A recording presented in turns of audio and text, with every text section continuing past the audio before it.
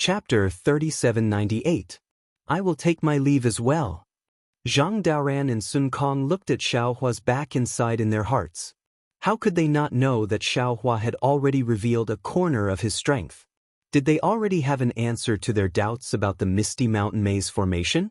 However, the four of them had already discussed the future matters. The two of them called out their disciples loudly and cupped their hands towards Zhai Xingzi and the others before flying far away. Shui Ping and the others came out a bit late and bowed deeply towards the direction Xiaohua left in. They knew very well that fate would sometimes end. This was that kind of moment. Perhaps they would have other opportunities in the future, but the fate between them and Xiaohua would end here. At this moment, an unusual treasure hunt had come to an end. However, Xiaohua's heart was still heavy as he flew in the air. That oppressive feeling that was like dark clouds didn't disperse for a long time. However, when he flew silently for half the time it took to brew a cup of tea, suddenly, without any warning, that heavy feeling suddenly disappeared. Even when Xiaohua formed hand seals to check, there was no trace of it. Forget it. At this moment, how could Xiaohua not know that he had already been noticed by others?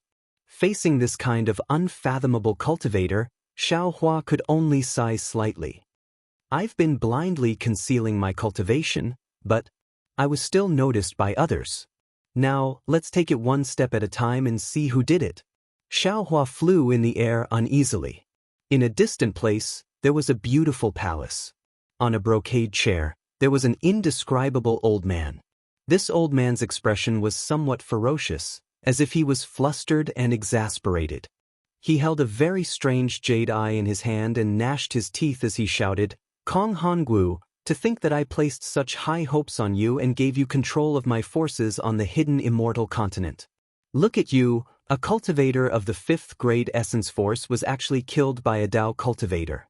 How can you still have the face to see me? Even if you come to see me, I will personally kill you. I asked you to collect the 9 cauldrons. How many did you actually get? You've really ruined this old man's plans. Who was it? Who killed Kong Hongwu? Who took away the 9 cauldrons? If this old man knows your name, I will definitely pull out your tendons and peel off your skin." Life is always like a sudden encounter. It's hard to avoid some kind of surprise. Xiaohua killed Kong Hongwu for the sake of his own survival, but the result exceeded his expectations. Not only had he attracted the attention of the Jasper Flower Palace, but he had also attracted the attention of the School of the Emperor Star, and then the Master of the Tai Ching Palace. Now, he had also attracted the attention of the mysterious cultivator. Therefore, there was no such thing as fate in this world. Everything flowed in the river of karma. When Xiaohua flew far away, he naturally took out his heavenly horse and flying carriage. He might not be able to find the direction himself, but with Fujiwen beside him, it only took him about a month to reach the vicinity of the Black Wind Ridge. However, when his Buddhist sense swept across the Black Wind Ridge, he couldn't help but be shocked again. Then, a cold frost hung on his face, and he seemed to be extremely angry. "Master?" Although Fujiwen's divine sense technique couldn't see that far, he could still feel Xiaohua's anger. He hurriedly whispered, "Could it be that there's been a change in Black Wind Ridge?" "That's not it," Xiaohua sneered. "How could the formation I laid down be so easily broken by others? It's just that I really didn't expect the temptation of the 5-dragon Imperial Jade Seal to be so great. The monarch of the Bronze Pillar country really deserves to die." Fujiwen didn't understand Xiaohua's words, but he didn't ask too much. Xiaohua only pondered for a moment before instructing, "Disciple, slowly fly over by yourself. Master will go and help Li Xiang out." Along the way, Xiaohua had already explained the general situation of the Black Wind Ridge. Fujiwen knew that Li Xiang was the nascent soul cultivator guarding the Black Wind Ridge. At this time, when he heard Xiaohua's instruction, he hurriedly nodded and said, "Master, go ahead. Disciple will be there soon." "Good," Xiaohua said as he put away the flying chariot and Pegasus. He looked into the distance as lightning surged around his body. Rumble. A burst of thunderclaps resounded. Xiaohua's figure was much faster than Fei Hong. He rushed forward and disappeared in the blink of an eye. Tsk tisk. Fu Jiwen smacked his lips. He wanted to urge the cloud to fly faster, but after thinking for a moment, he knew that with his flying speed, the excitement would have already passed by the time he reached the Black Wind Ridge. Thus, he simply flew slowly, comprehending the mysteries of his wordless heavenly book while flying. Hiss! The lightning element 3 realms is actually going to have a breakthrough? This is too fast, right? Xiaohua had just urged the lightning escape technique when he immediately felt that there was something wrong with it. He couldn't help but be surprised. He hurriedly probed the realm of his cultivation method, but after probing, Xiaohua frowned again. From the various signs of urging the lightning escape technique, there's nothing wrong with it. Even the true essence in the meridians, there's no problem with the mental cultivation method and realm. It seems that the lightning escape technique is really going to break through to the lightning transcendence realm soon. Ordinary cultivation methods, whether it's lightning escape technique, secret art, or secret art, would be extremely difficult to cultivate in the later stages. Without a great opportunity, one would not be able to succeed. Why is this Zhao's lightning evasion technique so fast? Thinking back to how difficult it was to cultivate in the past, until today, with almost every opportunity, this lightning escape technique can be improved. Isn't this too easy? However, after pondering for a moment, Xiaohua understood. In the past few years in Song Longzi's cave, Xiaohua had not only obtained Song Longzi's orthodoxy, but also the 5 elements escape technique. Now that Xiaohua had successfully cultivated these escape techniques, under the promotion of the 5 elements escape technique, it was inevitable that the lightning escape technique would improve. In particular, Xiaohua had also obtained the holy bloodline in the relic world. Now, although his body had not completely integrated with the holy bloodline, he was much stronger than ordinary monsters.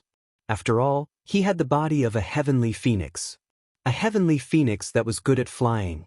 The lightning escape technique originally had extremely harsh requirements for the tempering of the body.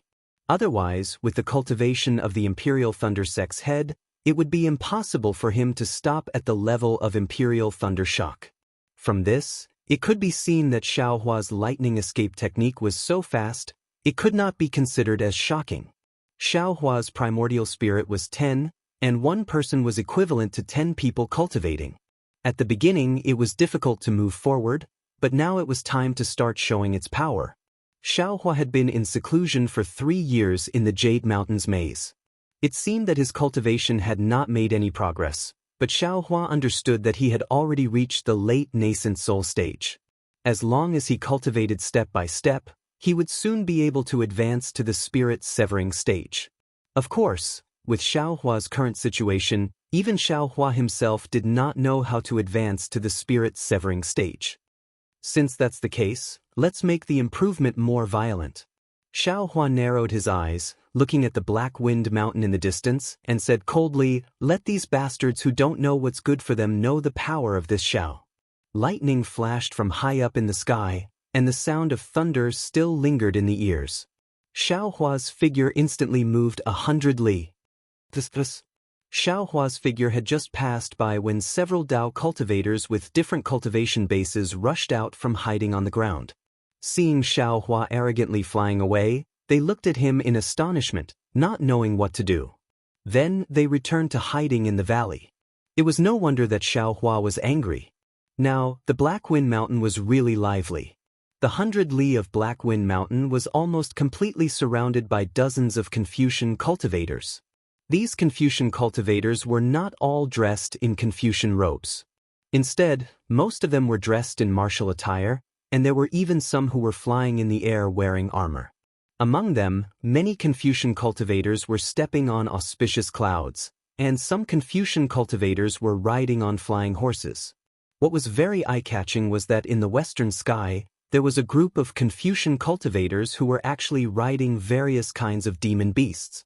Outside the Black Wind Mountains formation, at the center, nascent soul Li Xiang stood in the air, holding a long, diamond-shaped magic treasure in his hand.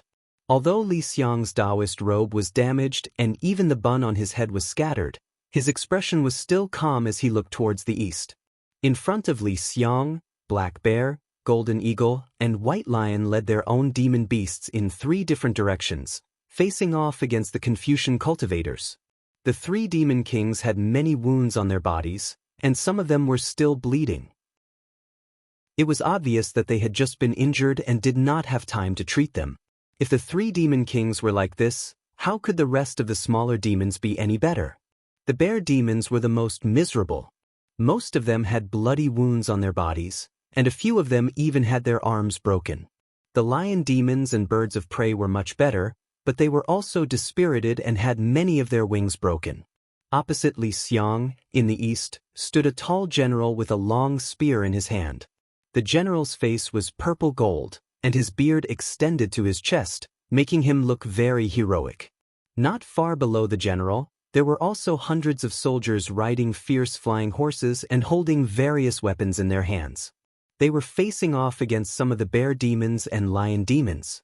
At this moment, the general smiled and said, "Hee, fellow Immortal, although you and I were evenly matched just now, to tell you the truth, this old man did not intend to kill you. If fellow Immortal insists on going about things the wrong way, then don't blame this old man for not showing mercy." Li Xiang said indifferently, "How ridiculous, Jiang Zhanghong, why do you care about feelings between life and death? Besides, if you could kill me, why wait until now? You don't know how many times you've said these words in the past 6 months. Even if you don't find it annoying, I do. I advise you, if you don't take this opportunity to kill me, then after a while, there will be other Confucian cultivators coming to drive your wind pavilion away. You should take advantage of this opportunity." Good.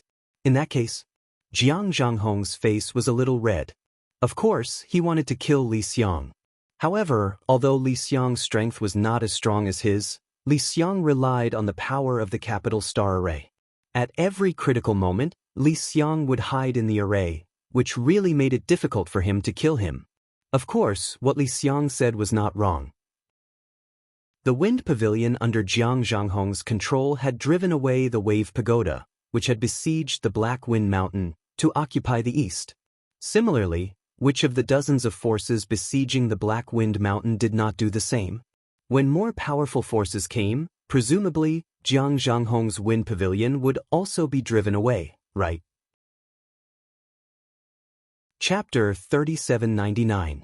Hey! Before Jiang Zhanghong could finish, a Confucian cultivator next to Changfeng Pavilion shouted, "Pavilion Master Jiang, your Changfeng Pavilion has already attacked. Is it our turn now?" Jiang Zhanghong looked at the sturdy Confucian cultivator next to him, who was wearing a dragon robe and holding a dragon spear. He said loudly, "Xie Han, I just fought with Black Wind Ridge. It hasn't even been a meal's time, and you're already so anxious? A meal's time is also a fight." Xie Han sneered, raised the dragon spear in his hand, and shouted, "Boys, kill for me, kill." There were more than 1,000 people behind Xie Han. These disciples were all riding strange beasts. Although the weapons in each disciple's hand were different, they all roared and activated their weapons. Inscriptions appeared one after another, attracting thousands of noble qi. These noble qi turned into dozens of dragon shapes, crazily pouncing on the lion spirits. As for Xie Han, he didn't even wait for Jiang Zhanghong's reply. When he raised the dragon spear, several noble qi pillars crashed into the spear. The dragon spear's body was covered with dense inscriptions. Under the activation of genuine qi, it also flew to Li Xiang's side like a huge dragon. Ha! This is the Confucian cultivator who rules the world with etiquette and law. Li Xiang wasn't surprised by Xie Han's sneak attack. He laughed and said, "What's the difference between this and a robbery? Fine. Li Xiang will return the favor."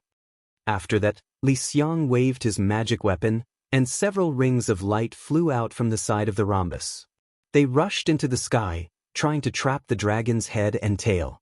The remaining ones hit the dragon's abdomen fiercely. "You dare to fight with me?" Jiang Zhanghong saw Xie Han attack and immediately shouted, "Disciples, kill, kill." The hundreds of disciples of Changfeng Pavilion also roared. All kinds of weapons flew out, creating huge clouds in the air, and pounced on the bear spirit, "Kill." The black bear glanced at the white lion, and the two demons roared at the same time. The bear spirit and the lion spirit activated their demon clouds and spat out demon chi. The weapons in their hands actually glowed as they charged forward. Jiang Zhanghong, Xia Han, just you wait. Seeing that the two of them had broken the rules and attacked at the same time, the Confucian cultivators around Blackwind Ridge began to clamor. Immediately, the air above Blackwind Ridge became chaotic again. However, this chaos only lasted for a moment. Kilko. The remaining dozen or so forces shamelessly activated their true chi and rushed toward the fairies in the center of the Blackwind Ridge. Li Xiang's halo had just landed on the coiling dragon's body when the coiling dragon swung its tail. King. A sharp cold light flashed from the coiling dragon's head, and the halo was shattered by the spearhead. As the coiling dragon swung its tail, the halo was also sent flying. Several halos hit the body of the coiling dragon, and the inscriptions on the body of the coiling dragon changed greatly, revealing the original engraved inscriptions. However, only for a moment, the coiling dragon swam again, and a sharp murderous aura forced into Li Xiang's protective true chi, causing the nascent soul in Li Xiang's body to become restless. Alas! Li Xiang sighed slightly. He knew that although Xia Han's character was not good, he was still a master of a sect, and his strength had already surpassed his own. Go! Li Xiang did not hesitate at all. He raised his left hand, and a small flag appeared in his hand. He shouted loudly and the flag shook. In an instant, the wind and clouds in the sky shook, and a stream of heaven and earth essence chi appeared out of thin air. This essence chi was like a giant wall, separating the bear spirit, the lion spirit, and the birds. It also blocked Jiang Zhanghong, Xia Han, and the other Confucian cultivators outside the wall. Boom! Xia Han's coiling dragon spear was too late, and it hit the chi wave. The coiling dragon spear stagnated in the air for a moment, and then a huge counterforce was generated from the tip of the spear. The whole coiling dragon spear flashed back like lightning and stabbed straight into Xia Han's chest. Its speed was even faster than the previous attack. Although Xia Han was somewhat prepared, he was still caught unprepared. Who? The end of the spear hit Xia Han's Confucian robe, and layers of inscriptions appeared and disappeared in a moment. The coiling dragon spear pierced through Xia Han's Confucian robe, and directly stabbed into the body of a Confucian cultivator behind Xia Han. Ah! That Confucian cultivator was only a scholar, and just as he was alerted, the end of the coiling dragon spear had already pierced through his body. The Confucian cultivator screamed miserably as his corpse fell from the sky. Moreover, before the corpse fell to the ground, its flesh and blood had already been torn apart, leaving only the eerie white bones. Xia Han was embarrassed, and Jiang Zhanghong was not much better. The other 10 or so Confucian cultivators also suffered under the capital star array. Even a 4th-level origin energy master was like this, not to mention their disciples. Thousands of people were counterattacked by the capital star array and suffered different degrees of injuries. Xia Han, Jiang Zhanghong said as he used the long spear to heal his injuries. Seeing that the sky above Blackwind Ridge was already empty, he knew that Li Xiang had already returned to the array with the 3 demons. He could not help but be furious. It wasn't easy for us to force Li Xiang to fight, but you didn't act according to our plan? Hee, do you think your plan will work? Xia Han also used the spirit medicine and unceremoniously retorted, isn't it just luring the snake out of its hole and killing it? Who doesn't know? We have besieged Blackwind Ridge for who knows how long. Do you think Li Xiang is a fool? He has never left the range of the Blackwind Ridge array. As long as this array exists, we can't attack Blackwind Ridge at all. Jiang Zhanghong immediately stomped his foot in midair and scolded, since you know this, why don't you take turns to fight? First exhaust Li Xiang's dermic power, and when he slacks off, you immediately take away his array flag? Why do you have to do it before Jiang Zhanghong? I was injured by him a few months ago. Today, I want to regain my face. Can I do that? Xia Han naturally would not tell Jiang Zhanghong that his coiled dragon spear had been tempered and poisoned. As long as the tip of the spear touched Li Xiang's body, Li Xiang would definitely be killed. He was afraid that Jiang Zhanghong would have the same idea as him to snatch the credit. In the distance, a short man with a fat figure also shouted gloomily, "Master Xie is too unkind. Once you attack, that Li Xiang will be scared again. He will hide in Black Wind Ridge and won't come out for a few months. You and I will have to wait here in vain again." So what if we wait in vain? If you have the ability, then break the array in Peng Country? Wang Pai, you are the imperial preceptor of Peng Country. Don't tell me you don't even have this method? Xie Han's face had a rogue expression of "bite me," which really made people feel helpless. If I had this method, why would I have to wait until now? Wang Pai snorted coldly from his nose. He was very displeased with Xie Han's "one piece of rat shit spoiling the whole pot of porridge" behavior. He said, "Besides, didn't Peng Country invite a few array masters to break the array last year? If they can't do it, how can I do it?" Sigh, everyone stop arguing. A Confucian cultivator wearing a crown flew over and waved his hand. There's no point in talking about this. It's better for us to think about how to break the array. How to break the array. Is there a need to discuss?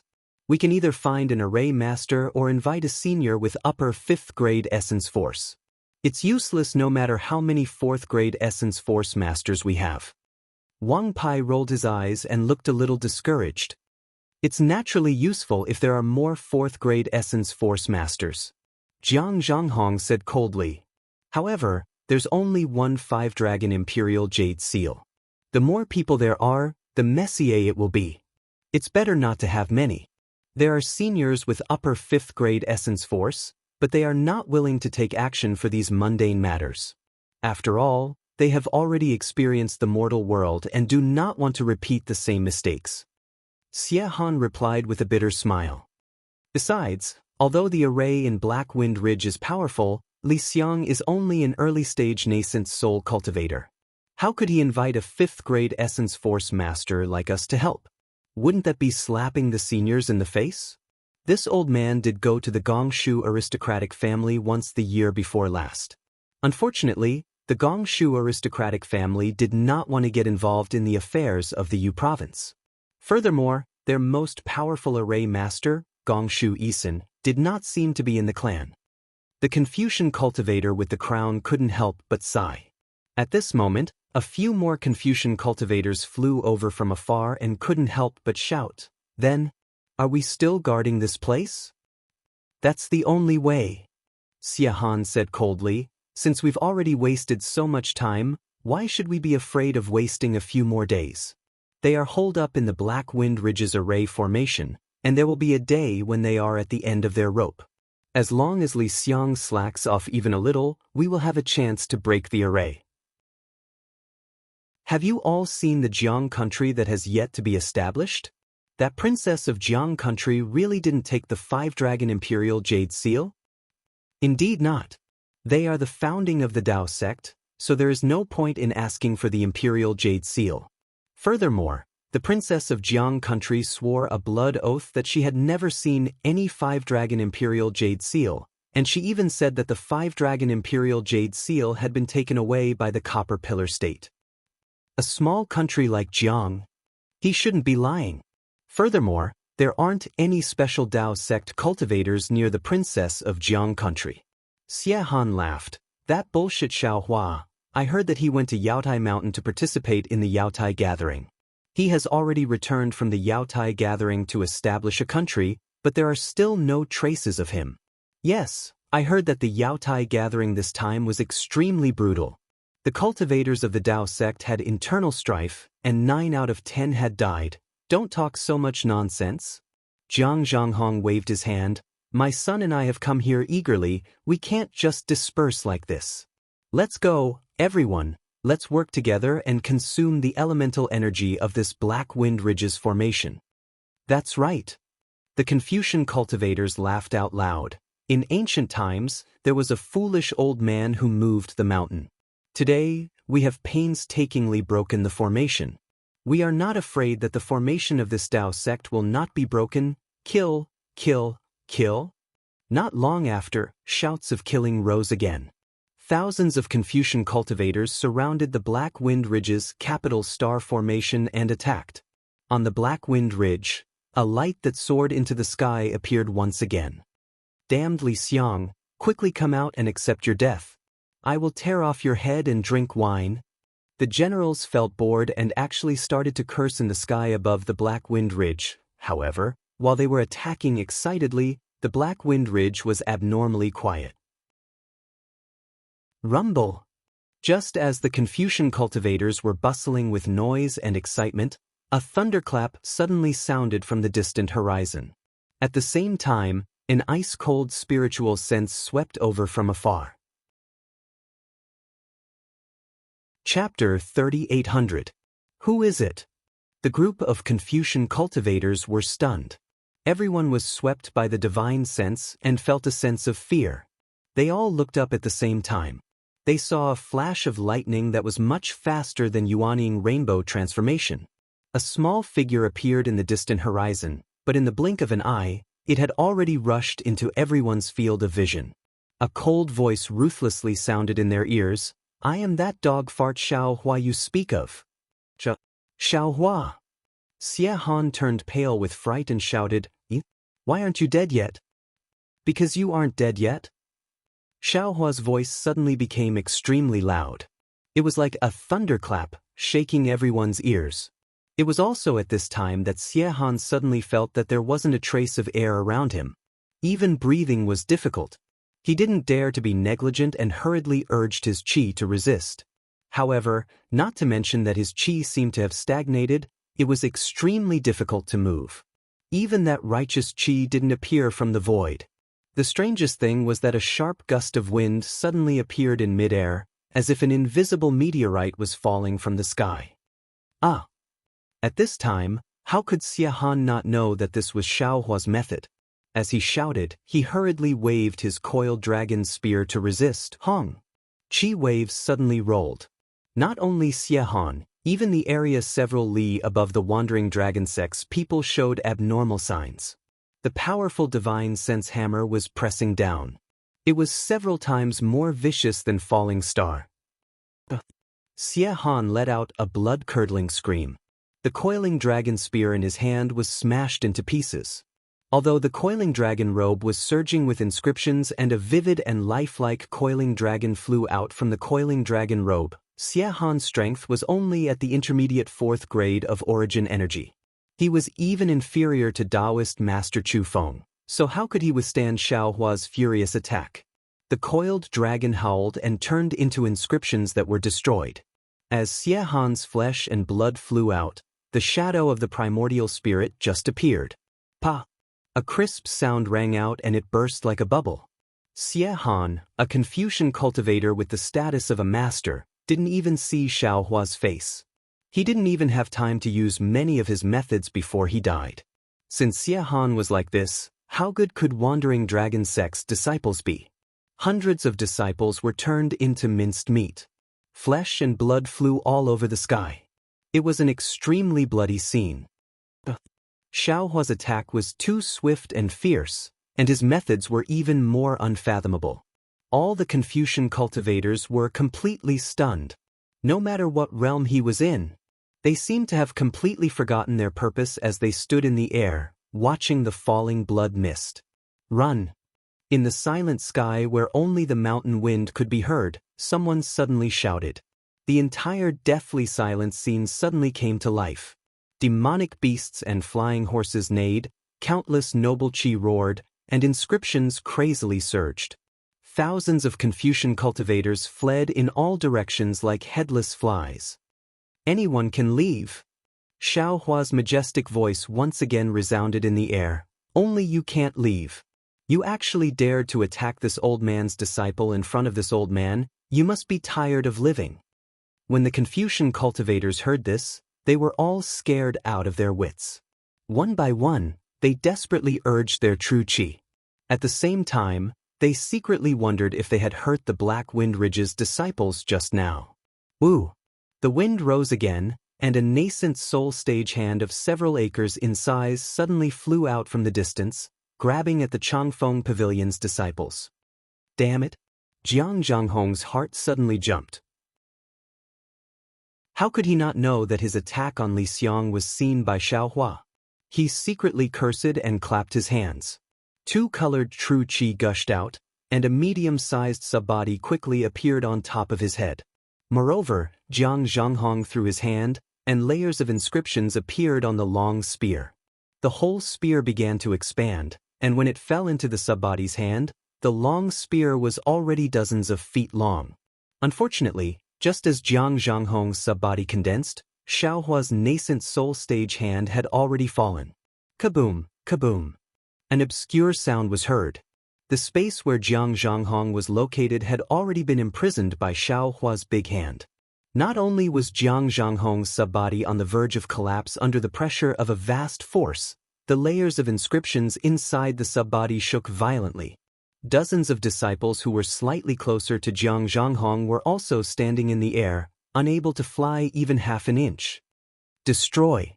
At this time, Xiaohua had already flown a few miles away, and he coldly growled. Boom! Jiang Zhanghong's sub-body collapsed with a loud bang. Countless inscriptions scattered and disappeared in the air. The long spear was also bent by Xiaohua's big hand within the inscriptions. Puff, puff, puff. A burst of oppressive sounds of flesh and blood exploding incessantly rang out. Masses of blood were like flowers blooming in winter, tragically blooming. As the rest of the fleeing Confucian cultivators fled for their lives, some of them still paid attention to the situation behind them. Seeing this, all of their faces turned ashen. Their hearts trembled in fear, and they secretly prayed that Xiaohua wouldn't start a massacre again. Buzz buzz. Just as everyone was shocked, layers of fine thunderbolts suddenly appeared in an area of more than 10 miles to the left of the Black Wind Ridge. Accompanying the thunderbolts were layers of green silk invisible to the naked eye. This green silk fell on the Confucian cultivators, and they all hugged their heads and growled. Their figures rapidly fell, and then the thunderbolts appeared again. Crack, crack, crack. They hit everyone, and at the same time, there were waves of screams. It wasn't until thousands of cultivators fell to the ground that Xiaohua's figure slowly appeared in the sky above the Black Wind Ridge like a god. Master, Master, Master is back. The movement outside the Black Wind Ridge was clearly seen in the capital star array. Seeing such a wonderful method, how could the Black Bear Spirit not know that Xiaohua had returned? He was blessed by the heavens. Holding a small flag in his hand, he tore open the capital star array and rushed out, shouting in joy, ignoring the resentful gazes of the White Lion and the Golden Eagle behind him.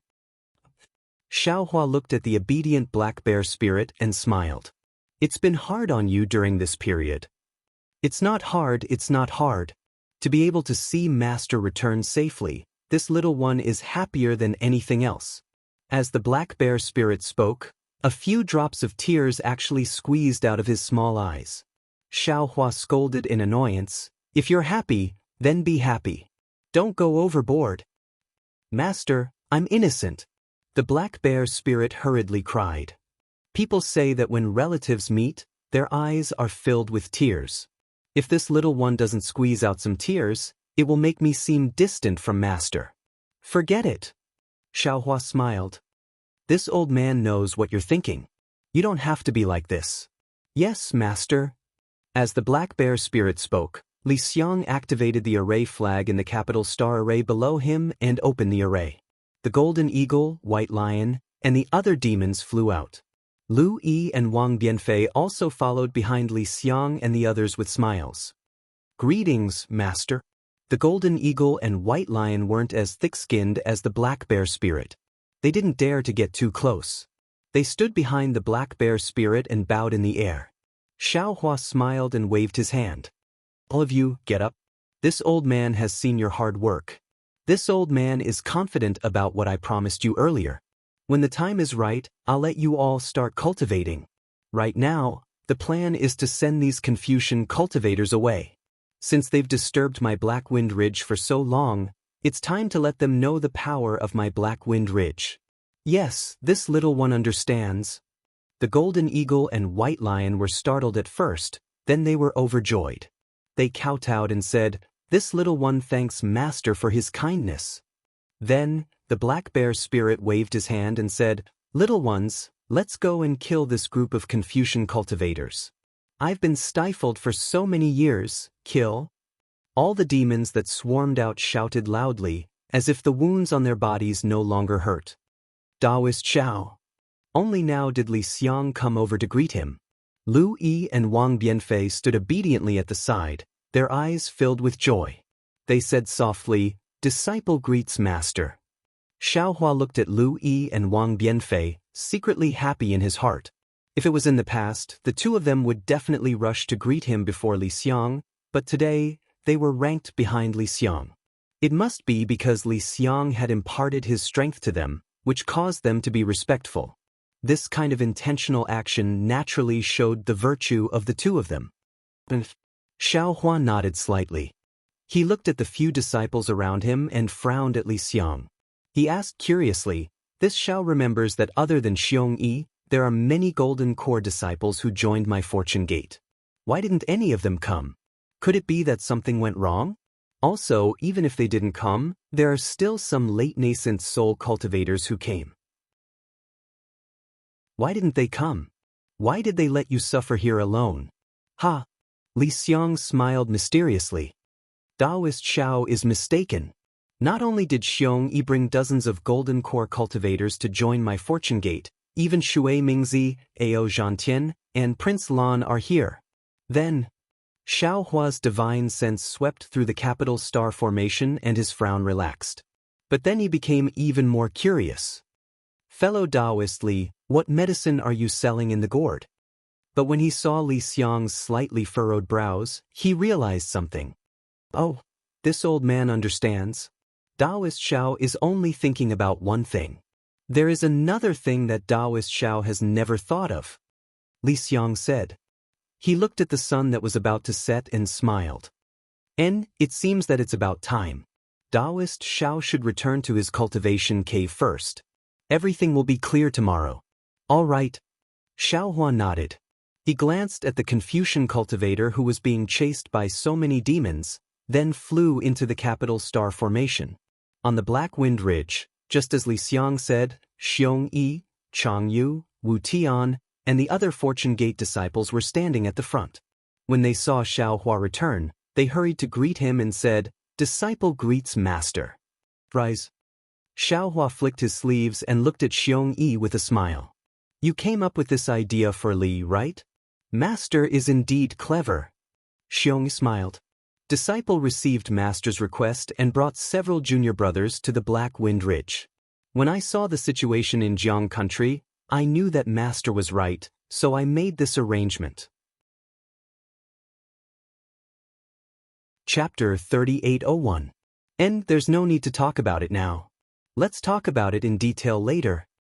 Xiaohua had already noticed that Xiao Jian, Yuan Ye, Qin Xiaoyao, and the rest were not present. The people from Jiang country were also not present. He already understood something and waved his hand. Yes. Xiong Yi didn't dare to say anything and retreated to the Black Wind Ridge. The late nascent soul stage cultivators Shui Mingzi and Ao Zhantian also flew over to greet Xiaohua. Xiaohua looked at these cultivators with a smile on his face and greeted them one by one. On the Black Wind Ridge, Li Xiang and Xiong Yi were considered family, while Shui Mingzi and Ao Zhantian were guests. Xiaohua still had enough patience to treat them. After the greeting, Xiaohua smiled and said, "The two of you are very trustworthy. You came to the Black Wind Ridge early. However, it seems that there are still quite a few of you who didn't keep your promise." Then Daoist Xiao is right. Ao Zhantian nodded. The number of cultivators gathered at the Black Wind Ridge today is 30% less than the other day. There are indeed some cultivators who didn't take the blood oath seriously. Shui Mingzi smiled and said, "Of course, they must have their own difficulties. I and the rest will have to discuss this matter with Daoist Xiao later." Alright. Xiaohua raised his head and looked at the Black Wind Ridge.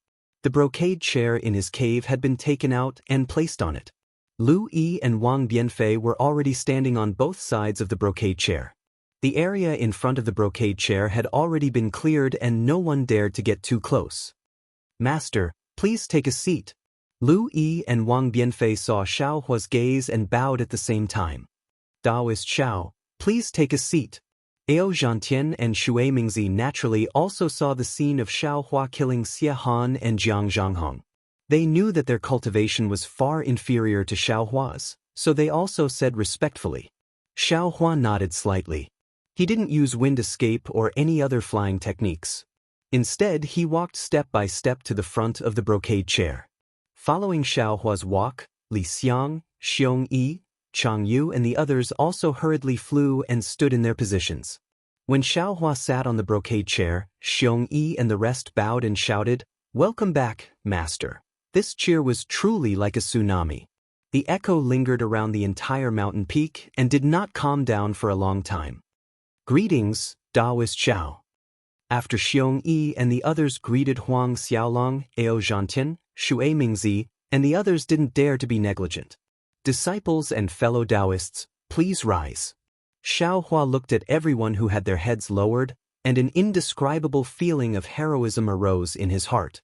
He raised his hand and smiled. While this old man wasn't here, I've made everyone work hard. Today, this old man has returned. In the future, my Black Wind Ridge will no longer have to worry about the harassment of Confucian cultivators. If one of them comes, we'll kill one. If two come, we'll kill two. Even if 1,000 come, we'll kill 1,000 of them. Master is mighty.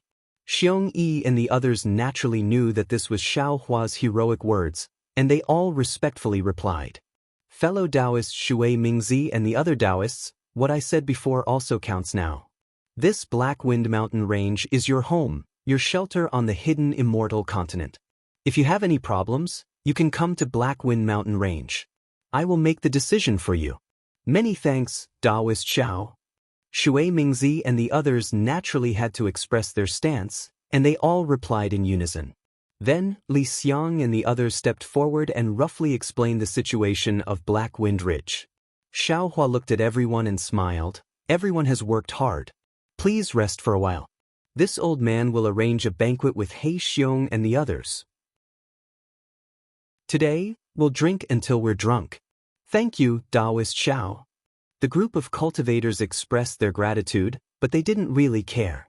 After all, they had already seen the situation of Black Wind Ridge. How could there be good wine and good food? After everyone dispersed to cultivate, Xiaohua led Shui Mingzi and the others into the cave. After everyone sat down, Shui Mingzi glanced at Ao Zhantian and said, Daoist Xiao, after this one bid farewell to you, I returned to my cave and made some arrangements before coming to Black Wind Ridge. However, on the way here, this one heard some things about the Star Lord Palace of Yaodai Mountain. I wonder if Daoist Xiao has heard of it? And this Xiao has naturally heard of it. Xiaohua nodded. However, this Xiao doesn't understand what happened to the Star Lord Palace of Yaodai Mountain. As for what exactly happened, even now, we still don't know. Ao Zhantian continued from the side. However, it seems that the matter is very serious. There are some rumors that Kong Hongwu has been killed. Kong Hongwu? Xiaohua was a little surprised. Kong Hongwu is a martial grandmaster with 5th grade essence energy. Among the cultivators who participated in the Yaotai Mountain gathering, who has such ability? Ao Zhantian and Shui Mingzi knew that Xiaohua was very strong, but they didn't think that Xiaohua could kill Kong Hongwu with 5th grade essence energy. Shui Mingzi's face was slightly embarrassed, and he said in a low voice, Daoist Xiao has just returned. I and the others had some thoughts before, but we shouldn't mention it now. However, the current situation is too strange. It's like the silence before the thunder. No one knows when the Confucian cultivators will make trouble. I discussed with Brother Ao, and we feel that it's better to tell Daoist Xiao as soon as possible. How could Xiaohua not understand? He smiled and said, Fellow Daoists, you mean? Cough, cough, our blood oath is still valid.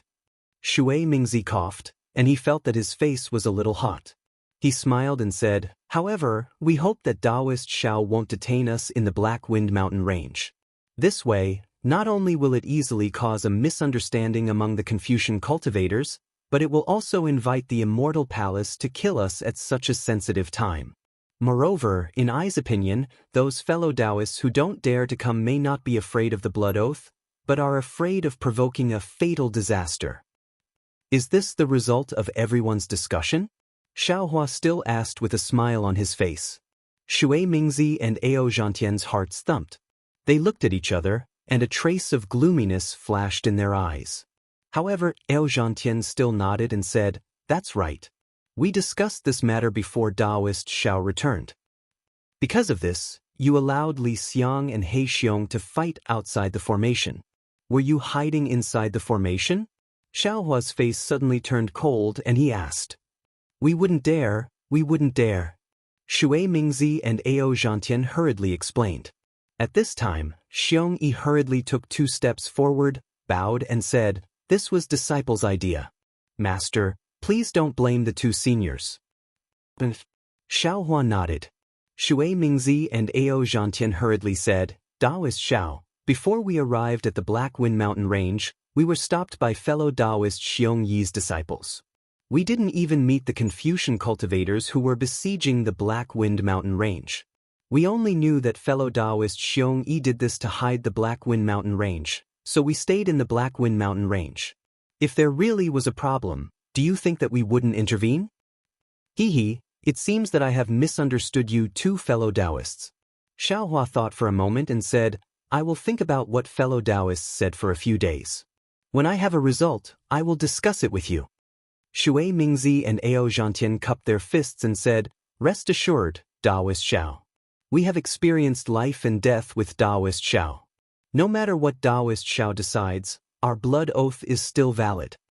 Xiaohua got up and sent them out, then sat back down. He looked around and said with a smile, "The outsiders have left, only my Fortune Gate's disciples are left. Xiong, tell me what is going on." At this time, another Xiaohua saw an unfamiliar disciple coming in from outside. He bowed and said, "Reporting to Master, there is a Confucian cultivator named Fu Jiwen outside the formation. He says that he is Master's disciple, and indeed, let him in." Xiaohua nodded and was about to speak to Xiong Yi when he saw the disciple's hesitant expression. Xiaohua asked curiously, "What's wrong?" "That." The disciple smiled bitterly. "The Black Bear King killed him because he thought that Fu Jiwen was also a Confucian cultivator and fought with him. Although Fu Jiwen said that he was Master's disciple, the Black Bear King didn't believe him. This Black Bear King, how could he be Fu Jiwen's opponent?" Xiaohua chuckled and released his divine sense, shouting a few words in a low voice. Sure enough, not long after, the Black Bear King walked in with a sad expression on his face. Behind him was a smiling Fu Jiwen. Fu Jiwen recognized Xiao Jian and Yuan Ye, but he didn't recognize the people in the Black Wind Ridge. He looked around and bowed, "Master, this is Lu Yi and Wang Bianfei. They are both your junior brothers. As for the other senior brothers, let them introduce you." Xiaohua nodded. "Yes, Master." Fu Jiwen looked at Lu Yi, who was waving at him, and smiled as he walked over to stand beside the 2. "Master, ah." The Black Bear King felt wronged and said, "You have accepted one disciple after another. When will you accept this little one as your disciple?" "What?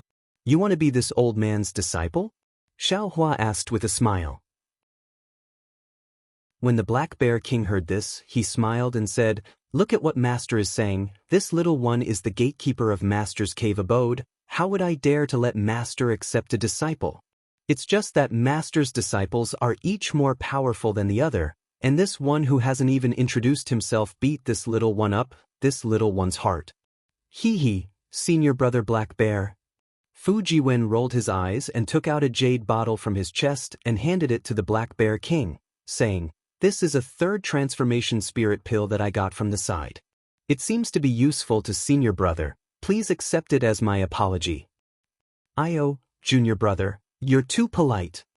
The Black Bear King took the jade bottle and held it tightly, but his mouth gave in and said, "If you do this, won't it make senior brother look too stingy?" Not at all. Fu Jiwen smiled and said, "Senior brother Black Bear brought the other junior brothers to guard the Black Wind Ridge for Master. With so much hard work, this little bit of spirit pill is nothing.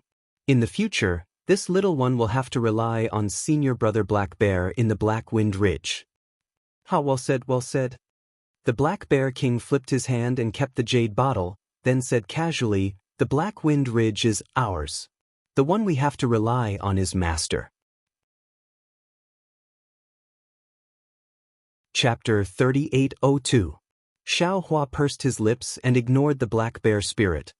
He looked at Xiongyi and said, I've been disturbed by this Black Bear. Xiongyi, tell me the situation. Yes, Master. Xiongyi hurriedly explained the situation after he arrived at the Black Wind Ridge. Xiaohua gradually understood. It turned out that Xiongyi had brought Wu Tian, Changyu, and dozens of other Golden Core cultivators to the Black Wind Ridge safely, but they were faced with the siege of several Confucian cultivators. Of course, with Xiongyi and Changyu's strength, as well as the help of Li Xiang and the Black Bear spirit, it wasn't too difficult for them to enter the Black Wind Ridge. But after Xiongyi entered the formation and told Xiaohua about the arrangements, Li Xiang was in a difficult position. Li Xiang had promised Xiaohua that he would consider leaving the Black Wind Ridge after the Jade Pavilion meeting. Since Xiaohua didn't return, he couldn't leave. This was somewhat different from his original intention. However, Li Xiang still chose to stay after being persuaded by Xiongyi's glib tongue. Although Li Xiang did not hand over the array flag that controlled the capital star array, he had handed over the planning of the Black Wind Ridge to Xiongyi. Soon after, Xiongyi discovered that Shao Jian, Yuan Ye, and the original forces of Jiang Country had left the Black Wind Ridge with Jiang Country's Chongling princess. Now, the Black Wind Ridge was filled with Fortune Gate disciples. Then, while Xiongyi arranged the manpower, he discussed with Changyu and Wu Tian, and then explained to Li Xiang what Xiaohua knew. Li Xiang was surprised, but he also listened to Xiongyi's arrangements. He still supported the entire Black Wind Ridge on the surface. Xiongyi and the others' arrival was not only hidden from the surrounding Confucian cultivators, but also from Shao Jian and the others. Then, Xiongyi arranged for the Fortune Gate disciples to break out of the Black Wind Ridge's encirclement and hide hundreds of li away. Whenever they saw a Dao cultivator heading to the Black Wind Ridge, they would come out to meet them. If they were going to the Black Wind Ridge to serve, they would also secretly enter the Black Wind Ridge with them.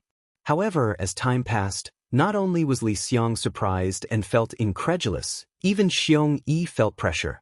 After all, Shui Mingzi, Ao Zhantian, Royal Highness Lan, and dozens of nascent soul intermediate stage cultivators were all here. Any one of them would be famous anywhere in the hidden Immortal continent and would attract the attention of the Immortal Palace. Now that all of them were gathered at Black Wind Ridge, that was simply courting death. Fortunately, the arrival of Shui Mingzi and the others was not completely noticed by the Confucian cultivators surrounding the mountain. Even if some of them felt that something was wrong, the strength of the people surrounding the mountain would change after a short period of time. There was no need to fear that someone would see the true strength of Black Wind Ridge.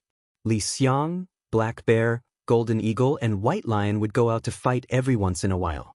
Usually, they would be defeated and return as a cover. Of course, this time, the Black Bear spirit and the others were prepared. Unlike the previous time, they had no fear or thoughts of escaping. Moreover, Xiongyi also made it clear that Xiaohua had some matters to attend to and had gone somewhere else. He would be back soon, although this soon would be several years in a flash. When Xiaohua heard the end, he finally understood Xiongyi's plans. He couldn't help but admire this astute disciple. He nodded with a smile and said, Xiongyi, you have arranged well. Master is very satisfied. You have worked hard. Master is too kind. This is what this disciple should do, Xiongyi answered humbly. Then the imperial tutor's lot? Xiaohua thought and asked with a smile. Today, I presume the Chongling princess has already revived her country? Good, Master knows. Xiongyi hurriedly answered. The imperial tutor's lot is still in junior sect brother Changyu's hands. This disciple has not given it to the Chongling princess. Oh? Xiaohua was surprised. Isn't the imperial tutor's lot used for the Chongling princess to establish a country? Could it be that the Jiang country still hasn't recovered? Xiongyi turned to look at the silent Li Xiang and said, Good, Master knows that the Imperial Tutor's lot needs the Imperial Tutor's essence blood to be used. If Master does not return, this disciple does not dare to act on his own. Essence blood? Hearing this, Xiaohua's eyes narrowed. He immediately thought of the life bond spirit tablets of the cultivation sects on the Dawn Rain continent. He thought to himself, damn, it seems this is a method the Immortal Palace uses to control the cultivators of the Daoist sections. How can this old man be fooled? It is this old man's mistake, I forgot about this. Xiaohua nodded. All right, the Chongling princess must be anxious from waiting. In a few days I will send the Imperial Tutor's lot over, and let you be the Imperial Tutor of Jiang country. This disciple does not want to be the Imperial Tutor of Jiang country. Xiongyi shook his head firmly. What is it? Is this old man the one who obtained the Imperial Tutor's lot, so only this old man can be the Imperial Tutor? Xiaohua asked curiously. Xiongyi said with a smile, that is not the case. However, after tomorrow, Master can make a decision. But Xiaohua was curious. This disciple will keep you in suspense first. Master will know everything tomorrow. Xiongyi replied mysteriously again. Xiaohua did not ask more about this matter, and asked again, okay, let's not talk about this for now. What do you think about Shui Mingzi, Ao Zhantian, and the others? Fellow Daoist Li, say something. Li Xiang seemed to be awakened by Xiaohua and said with a smile, this matter, actually, when Senior Shui Mingzi came, this one had already thought about it. The two old seniors are right. The so-called tall trees attract the wind. The situation of the hidden immortal continent is especially sensitive now. If you do not want to provoke the Immortal Palace, Jinren should not be too high-profile about this matter. It is better to let them go first. Since there is a blood oath as a restriction, they are still Jinren's help. They are scattered around the hidden immortal continent, and are also Jinren's forces. There are only benefits and no disadvantages.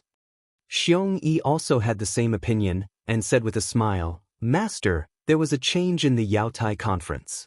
I think the Immortal Palace's arrangement must have been disturbed. Then, the Immortal Palace will definitely send people to investigate the world. Not to mention the Black Wind Ridge, even our Dao sect does not have the strength to challenge the Immortal Palace. We can only avoid the sharp edge. Perhaps Master does not want to let them all go. It is fine to keep some. And this old man understands.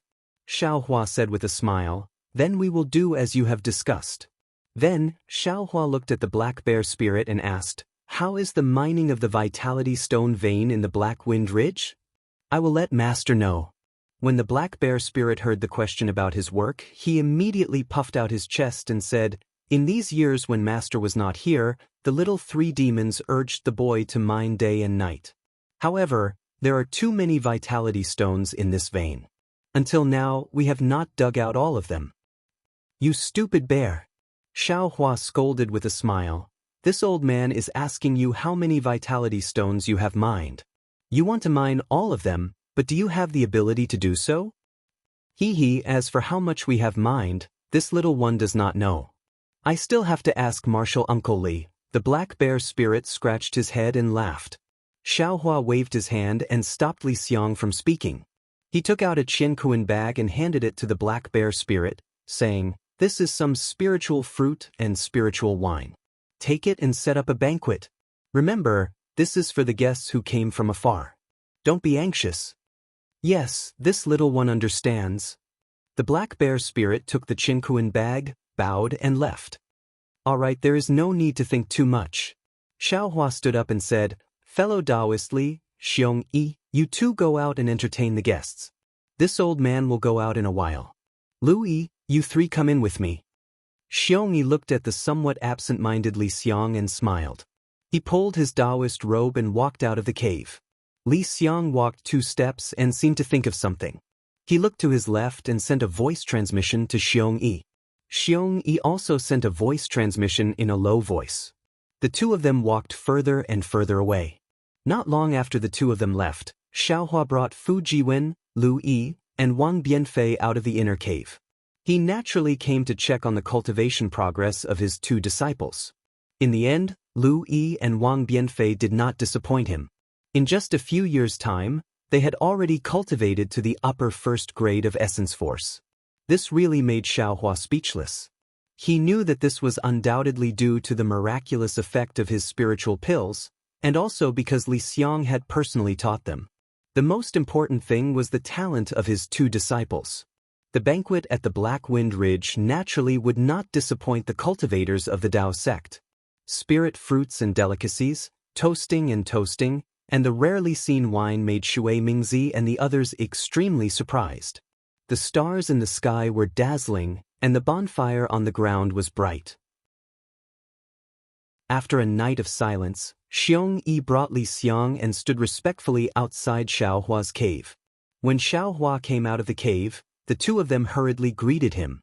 Xiong Yi smiled and said, "Master, please follow your disciple to watch a good show today." Xiaohua looked at Xiong Yi from top to bottom, wanting to ask something, but thinking about Xiong Yi's mysteriousness yesterday, he simply did not say anything. However, Xiong Yi did not need to say anything. Xiaohua already vaguely knew that this good show might be related to Xiao Jian. Sure enough, the three of them flew up into the sky, heading towards the Jiang country that Xiaohua had never been to before. Along the way, Xiong Yi would occasionally ask some questions about cultivation, but Li Xiang still had a pondering look on his face. It seemed like Xiong Yi's sound transmission yesterday did not help him solve his doubts. Xiaohua had just returned. Although he had some understanding of Li Xiang's thoughts, there were still a lot of things to do, so he did not directly ask, and only gave pointers to Xiong Yi's cultivation. The three of them were all nascent soul stage cultivators. Although they did not transform into rainbows, flying to the capital of Jiang country only took the time of a meal. Seeing a large city appear in the distance, Xiaohua naturally released his spiritual will, and it was at this moment that Xiong Yi suddenly laughed. "Master, don't disturb them, or else we won't be able to see today's show." Xiaohua frowned. He retracted his spiritual will and asked curiously, "Them? Who are they?" "Master, just follow me." Xiong Yi was still unwilling to speak, and heard Xiaohua shake his head in annoyance. Immediately after, Xiong Yi brought Xiaohua and Li Xiang, and did not directly fly into the capital of the Jiang country. Instead, they flew high into the sky, and when they were about 10 miles away from the capital of the Jiang country, they waved their hands and took out a magic treasure from their cosmos bag. Under the activation of their mana, the magic treasure turned into a pavilion. Chapter 3803. Master, marshal Uncle Li, please. Xiong Yi invited the two of them to ascend the pavilion, and then cast a spell. The pavilion was suffused with runes and clouds, and in a moment, it disappeared into the air. Xiaohua sat in the pavilion and watched the clouds dance beneath his feet.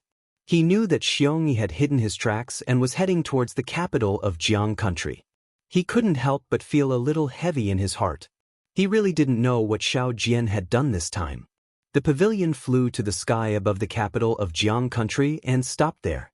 Xiong Yi said with a smile, "Master, do you still have spirit fruits and spirit wine?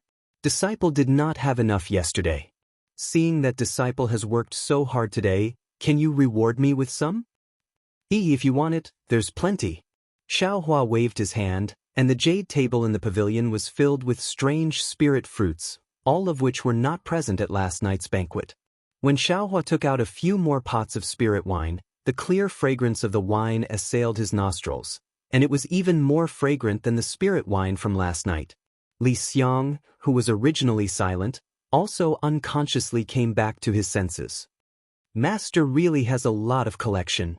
At this time, Xiong Yi was considered a junior, so he did not hold back. As he spoke, he reached out and took a spirit fruit, and unceremoniously took a bite. When the spirit fruit entered his stomach, Xiong Yi's eyes flashed with surprise, and the way he looked at Xiaohua also changed. He almost lowered his voice and said, "Master, this spirit fruit of yours. How old is it?" "Yours. Who cares how old it is?" Xiaohua smiled but did not say anything. He also picked up an oval-shaped spirit fruit and tasted it. This was something he had obtained at the bottom of the Saint River and was planted by Xiaogua. What a waste of resources! Xiongyi reached out and took a plate of spirit fruits and put them into his Jiankuan bag.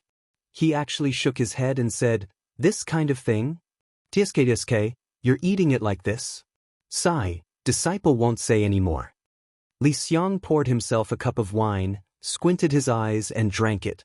He smacked his lips and poured another cup, but the mana around his body was slightly surging. It was obvious that he was refining the wine that had entered his stomach. Upon seeing this, Xiaohua took out a jade bottle from his bosom and handed it to Li Xiang. "Fellow Daoist Li, you've worked hard these past few years. These are some medicinal pills, which are quite useful for you to break through to the middle yuanying stage." This. Li Xiang looked at the jade bottle and couldn't help but look at Xiongyi. Unfortunately, Xiongyi only cared about eating the spirit fruit and didn't pay any attention to him. After thinking for a moment, Li Xiang smiled and said, "Daoist Master Xiao, I still have some things on my mind. Today's spirit pill? I ask Daoist Master to take it back first. It won't be too late to ask Daoist Master for it after I have made a decision." "Alright." Xiaohua nodded. Just as he was about to take back the jade bottle, he said, "Fellow Daoist Li, please feel free to ask." At this moment, Xiongyi stretched out his hand and said with a smile, "Master, Martial Uncle Li has worked hard. This disciple has also worked hard. Don't favor one and discriminate against the other." "You're right, here you go." Xiaohua was very fond of Xiongyi's generosity and handed the jade bottle to Xiongyi without any hesitation. Xiongyi took it and scanned it with his divine perception. He exclaimed, "Master, is this a heart fusion pill?" In this disciple's impression, it seems to have been lost in the hidden immortal continent. And indeed. Xiaohua nodded. "Master recently had some fortuitous encounters and obtained the lost pill recipe. Therefore, I casually refined some and you can try it." "Not only the pill recipe, Master, the spirit grass?" "Forget it, disciple won't ask. With Master here, disciple doesn't have to worry about these things in the future." Xiongyi wanted to say something but hesitated, as if he was guarding against Li Xiang, an outsider. Seeing this, Li Xiang's brows furrowed even more, and the spirit wine in his hand was also cup after cup. Of course, Xiongyi knew what Li Xiang was thinking, but he didn't ask. He accompanied Xiaohua to talk about some recent situations and the scenery of the hidden immortal continent. After another hour, seeing that the sun was high in the sky, Xiongyi waved his hand, and a thin layer of silver-white brilliance appeared in the pavilion. A large villa appeared in the brilliance. As Xiongyi made a gesture, the brilliance moved above the villa like a mirror, and the scenery inside the villa could be seen clearly. This villa was a majestic place. Not only was it surrounded by water on all sides, it was also surrounded by mountains and beautiful trees. Moreover, in the corner of the villa, the various pavilions were equally beautiful. The pavilions were also hidden between the lakes and mountains. It was obvious that they were not ordinary people. Seeing this scene, Xiaohua frowned. If this villa was in the wilderness, then it would be fine, but this was the capital of Jiang country, and there were actually mountains and ridges in this villa. What kind of extravagance was this? Li Xiang raised his head, looked at the villa, and said indifferently, "This is Qin Haoyue's residence in the Jiang country. It is called the National Master's Garden. Whenever he is not in the palace, he will cultivate here." Xiaohua smiled slightly. "Fellow Daoist Li, are you not cultivating here?" How can I compare to the #1 imperial advisor of the Jiang country? I have only been here once, and it was when I had just submitted to the Jiang country." Qin Haoyue. He is a little narrow-minded, and doesn't like others looking at his things. Li Xiang took a sip of spirit wine and said self-deprecatingly. While the two of them were talking, Xiongyi's mirror light landed on the left side of the mountain ridge, as if the three of them were standing on top of the mountain ridge. At the same time as Xiongyi's technique entered, there were actually some whistling sounds coming from the mirror. Xiaohua was surprised and asked curiously, "Xiongyi, your mirror technique can actually send sound over?" Master was wrong." Xiongyi laughed. "Of course the mirror technique can't send sound over, but disciple has already received the news and placed some magical equipment here. So that's how it is." Xiaohua laughed. So this old man was thinking too much. But on this mountain ridge, what kind of show is there to watch? Li Xiang was a little confused. When Li Xiang said this, Xiaohua was stunned again. He looked at Li Xiang and said, "Fellow Daoist Li, don't tell me that even you don't know about this excitement?" "Of course I don't know." Li Xiang smiled bitterly. "After fellow Daoist Xiong came, he was the one in charge, and I never asked. Moreover, to tell you the truth, I am not particularly proficient in these mundane affairs." "Shoo! Master, he's here." Xiong Yi, who had been staring at the mirror, hurriedly pointed and shouted, "Let's not talk. Disciples' technique is not necessarily reliable." Xiaohua nodded and looked up, only to see a skinny old man wearing a new Daoist robe flying over from the east side of the mountain range. On this old man's skinny face, two turbid eyes flashed with a trace of cunning. On his shriveled lips, two slightly white mustaches drooped down from the corner of his mouth like a mouse's tail. At this moment, the old man was pinching his mustache as he flew, and his face was filled with pride. Wasn't this old man Xiao Jian? Seeing Xiao Jian appear, Xiaohua was not surprised, but he felt a wave of disgust in his heart. Wasn't Xiao Jian's current appearance the same as the legendary scene of a villain intoxicated by success? This fellow's advancement is not bad either. He has actually recovered to the early stage of the foundation establishment. Looking at Xiao Jian's flying speed, Xiaohua secretly cursed, "What a pity. This old man's spirit pills are truly a waste." This is Yuanya? When Xiaohua's gaze landed on the west side of the mirror and saw the person's face clearly, he unconsciously felt a storm in his heart and almost cried out in alarm. He thought of Xiao Jian, and at the same time, he thought of many people and even thought of Qin Xiaoyao. However, he had never been to the abyss. Xiaohua's gaze swept across Xiong Yi, and Xiong Yi nodded at him, indicating that this was the show he wanted to watch. Xiaohua sighed slightly. He unconsciously straightened his body, pricked up his ears, and focused all his attention on the mirror. He really wanted to know what had happened in Jiang country in the years that he had not been here, and what had happened between Xiao Jian and Yuanya. Xiao Jian and Yuanya naturally didn't know that Xiaohua and the other two nascent soul realm cultivators were hiding in midair. Although Yuanya was standing on a green leopard, his attire was different from before. The black armor on his body seemed to fit him very well. There were faint traces of light on the armor, and within those traces, there were layers of blood. Clearly, Yuanya had killed countless generals of the Copper Pillar State. However, the demonic hammer in Yuanya's hand did not change, the vigilance in his handsome eyes did not change, and the faint worry between his brows did not change either. It was as if that worry had been born since he saw Diao Wu, and it had become even more obvious today. Without waiting for the green leopard to fly closer, Xiao Jian coldly called out, "Do you want to go against your master?" Yuanya urged the green leopard to land in front of Xiao Jian. He bowed and said, "Master, this disciple is not going against Master, it is Master is forcing this disciple." "How did this old man force you?" Xiao Jian's tone was extremely cold. "You were picked up by this old man from the arena, your life was originally this old man's, and this old man doesn't want your life now. As long as you leave Jianghua, what kind of coercion is this? If you make this old man angry, I will take your life." "Master?" Yuanya was not angry, but his eyes narrowed. He said, "You are forcing me to leave Jiang country, forcing me to leave Diao Wu. Are you not taking my life?" Xiao Jian spoke. "This old man has heard your story at least 80 times, if not 100. The Diao Wu you speak of is not the princess of Chongling. And didn't the princess of Chongling say it clearly? She has never been to the Xianyao Dark Forest. Do not forget, she is the princess of Jiang country. How could she have ended up in the Xianyao Dark Forest? You should wake up." "All right," Yuanya bit his lips and nodded. "Since the princess of Chongling does not admit that she is Diao Wu, this disciple will not think more.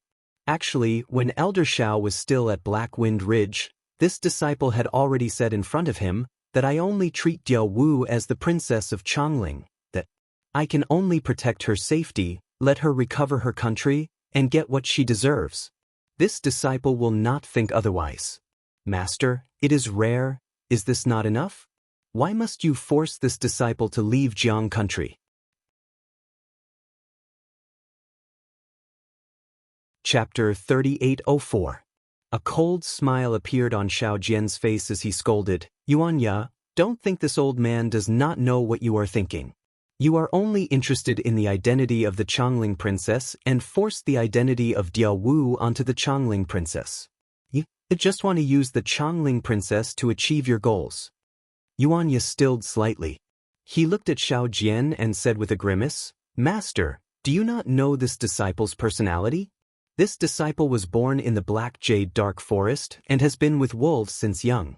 This disciple does not covet the worldly fame and wealth.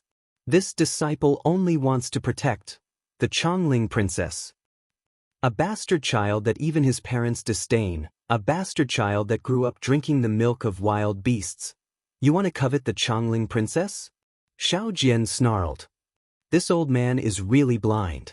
How did I save you from the fighting arena that day? I should have let you die there. Hearing Xiao Jian's vicious words, Yuan Ye's eyes flashed with anger, but it disappeared in a moment. He lowered his head and said, No matter what Master says, this disciple was invited by Master to come today to ask Master to take back his orders and not chase this disciple out of Jiang country. When did this old man invite you? Xiao Jian sneered. I did not expect that after so many years in the mortal world, you know how to scheme? Don't tell me that you did not invite this old man today because you knew of that matter. You want to settle things with this old man.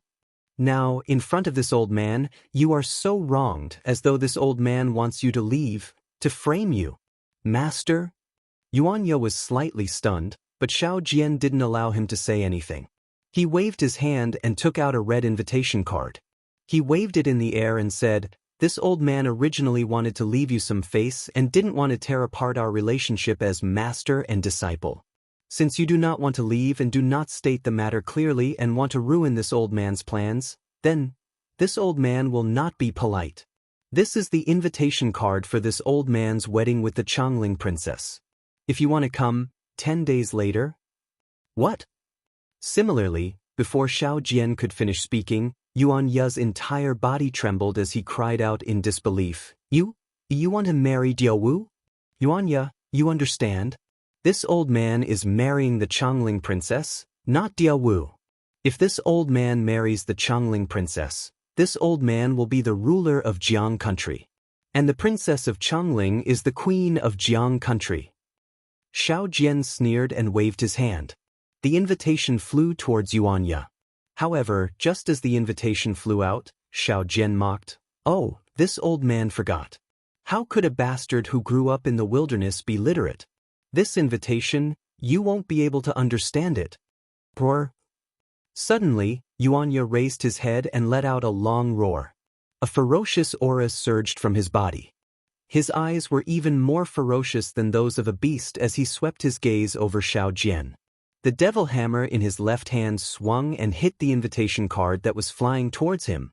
The thin invitation card was actually shattered by the demonic hammer, turning into broken butterflies, just like Yuan Ye's broken heart. I'm going to kill you. Yuan Ye looked at Xiao Jian and said word by word. His face was even more ferocious than a wild wolf's. Xiao Jian was startled when Yuan Ye's gaze swept over him. However, when he saw the demonic hammer in Yuan Ye's hand, he smiled and said, What? Had he finally spoken his mind? Didn't you come with the demonic hammer today to end things with this old man? Actually, this old man really didn't want to tell you the news of my marriage with the princess of Changling. However, you didn't leave. Then this old man can only end things with you. As he spoke, Xiao Jian slapped his hand. A magic artifact that looked like a plate appeared in his hand. As his power surged, the plate gave off a blue light. Whoever dares to steal my Diao Wu, I will take their life. The princess of Changling had always been seen as Diao Wu by Yuan Ye. He had never thought of Diao Wu marrying someone else. Especially, he had never thought that his master would marry Diao Wu. At this moment, the ferocity that had been hidden for a long time completely erupted. He did not hide the killing intent in his heart. Kill. Yuan Ye urged the green leopard to charge at Xiao Jian with the demonic hammer. Since you want to die, this old man will fulfill your wish. Xiao Jian smiled coldly.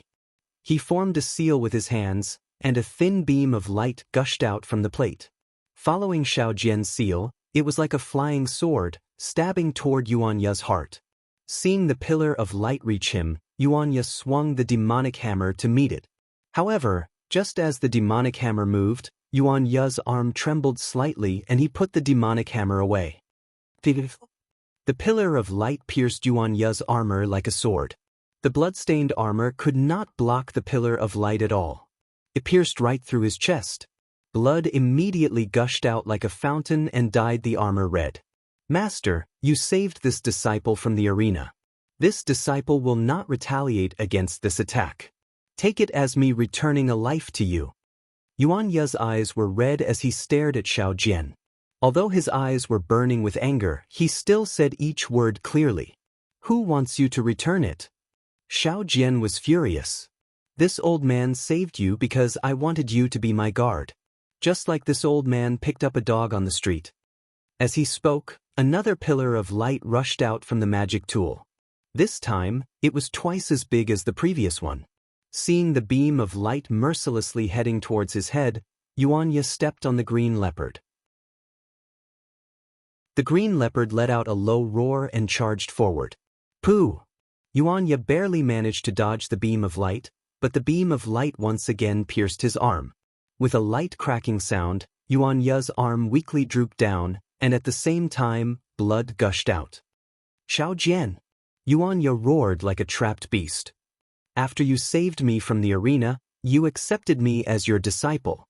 Although you yourself know that you are not my real master, since you and I have a master-disciple relationship, then I can't retaliate against this attack. From now on, you and I are strangers. Damn it! Damn it! Damn it! Xiao Jian did not expect Yuanya to not retaliate twice in a row. If he had known this earlier, why would he have used a feint? Wouldn't he have directly used the magic tool to kill Yuanya here? Xiao Hua was furious. He waved his hand and the disc emitted a dazzling brilliance. The edge of the disc seemed to have a sharp blade. It drew an arc in the air and flew towards Yuanya's neck. Brr! Yuanya roared and waved the demonic hammer with one arm. A strong wind blew towards the disc. Boom! An earth-shattering sound was heard. The disc collided with the demonic hammer. Yuanya's body was sent flying by the huge impact. The green leopard also trembled. It hurriedly urged the demonic cloud to chase after Yuanya.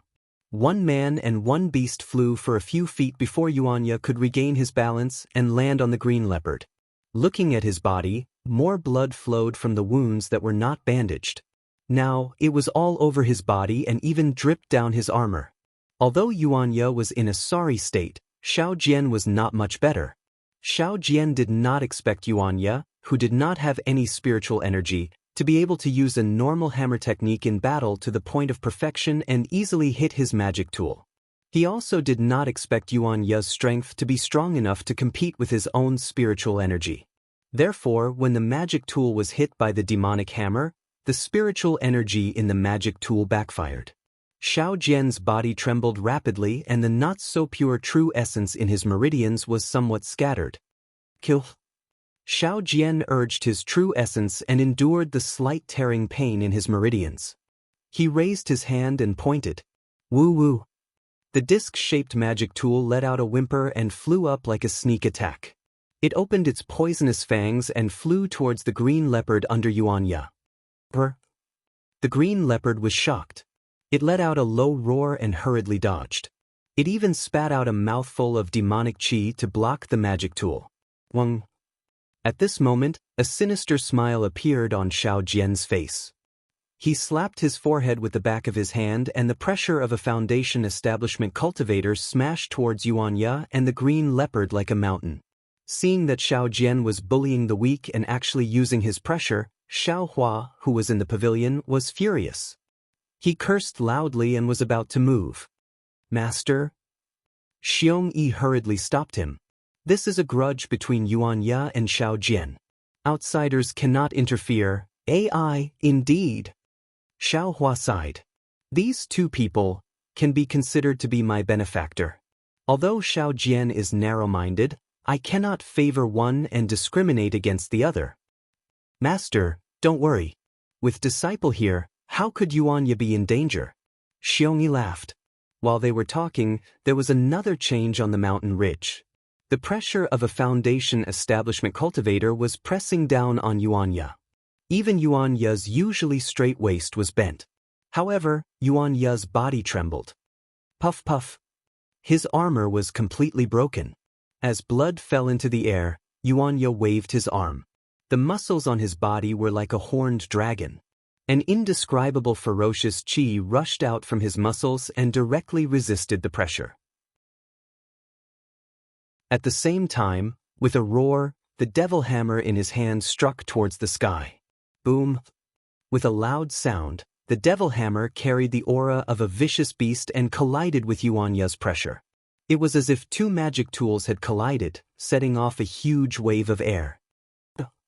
Xiao Jian screamed. Blood seeped out of his 7 orifices.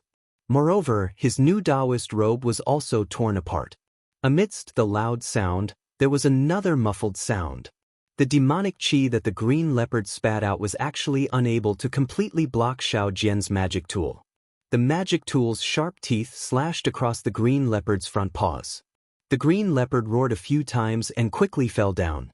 This Xiao Jian is really too insidious. Xiongyi, who was watching from the side, couldn't help but curse.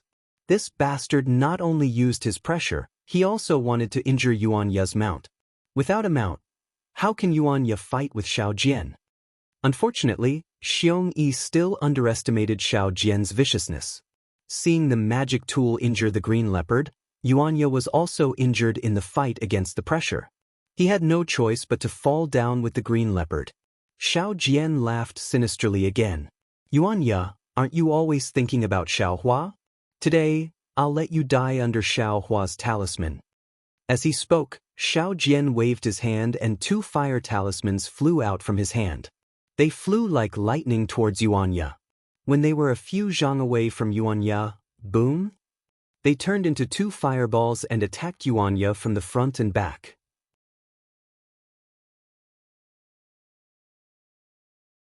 Chapter 3805. Where did this guy get the fire talisman from? Xiaohua was shocked and hurriedly released his divine sense, preparing to use the divine sense hammer to block the fire talisman. He clearly knew that with Yuanya's strength, it was impossible for him to block the fire talisman he refined.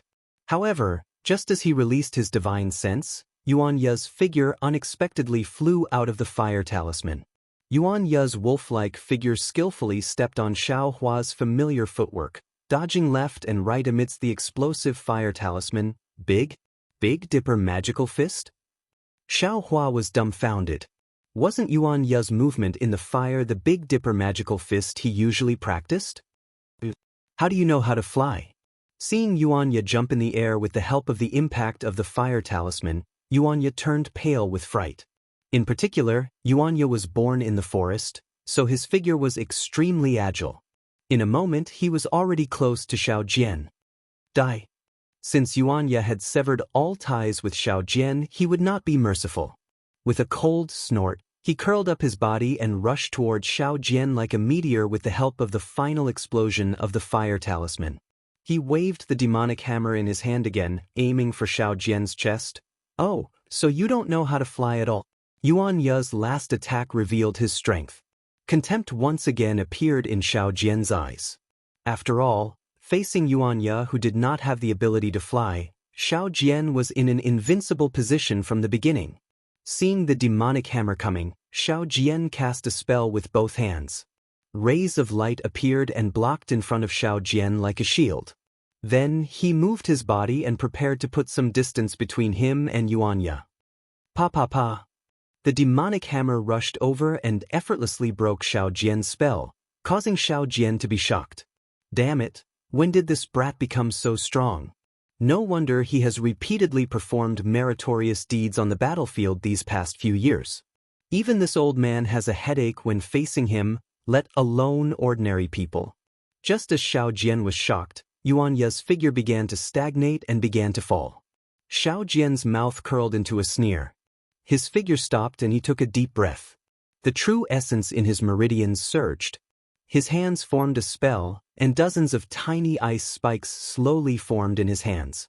The ice spikes flashed with a blue brilliance. Xiao Jian's hands were about to wave as he grinned evilly. At the same time, Yuanya roared, "Die!" This sound was so loud that it caused Xiao Jian's body to tremble and the magic power he was using to slow down slightly. It was also at this moment that Yuanya's body suddenly flew up from the ground. He gathered all the strength in his body on one arm and the demonic hammer in his hand smashed towards Xiao Jian's chest like a meteor. Ah! Xiao Jian turned pale with fright, because this time, Yuanya was really flying. Moreover, he was extremely close to Yuanya. When the demonic hammer struck, that suffocating force had already pressed down on his chest. Xiao Jian cried out in alarm. Seeing that it was not easy for him to dodge the demonic hammer and that Yuanya was already in front of the icicle, a look of madness appeared in his eyes. As he tried his best to dodge, the icicle in his hand shot out. Pooh!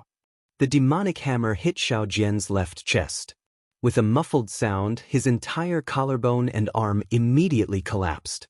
Xiao Jian was in so much pain that he almost fainted. At the same time, poo pew pew, several thin sounds rang out. Half of the dozen icicles nailed into Yuanya's body.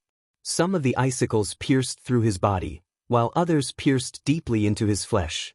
Yuanya was already losing some blood.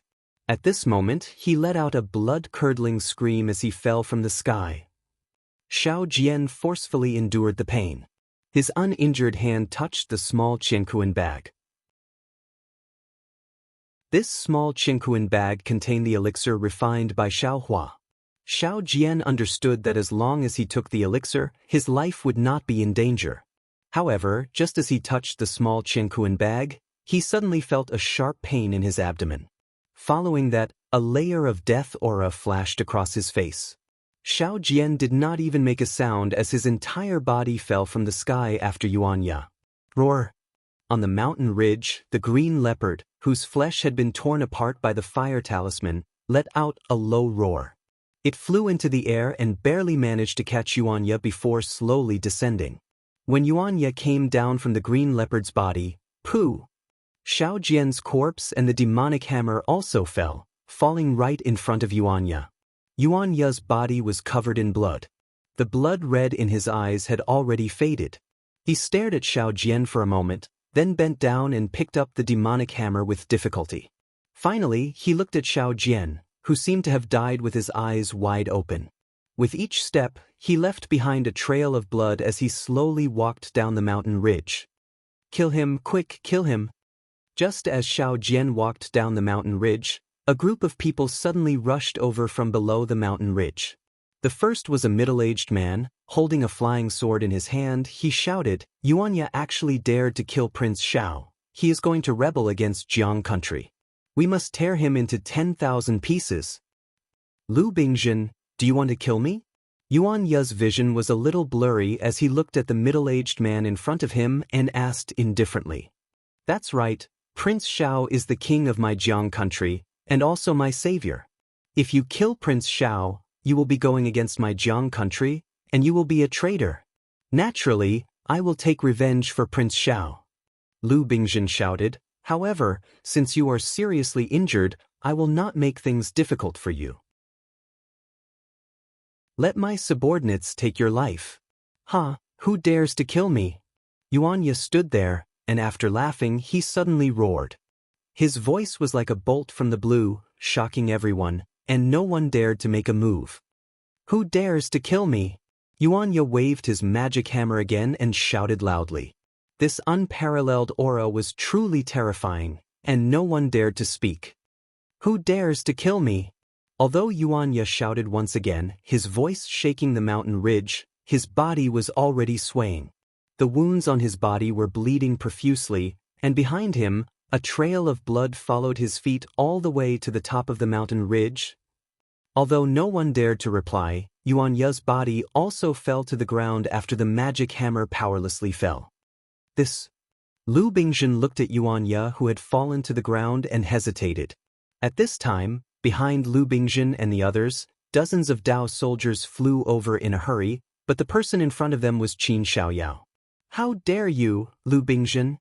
Seeing Yuan Ye's miserable state, Qin Xiaoyao was enraged and shouted, "You dare to injure my Jiang country's great general? Senior brother Qin." Seeing Qin Xiaoyao flying over, Lu Bingzhen anxiously retreated a few meters and shouted, "General Yuan Ye was not injured by me, he was injured by fighting with the town king." "What?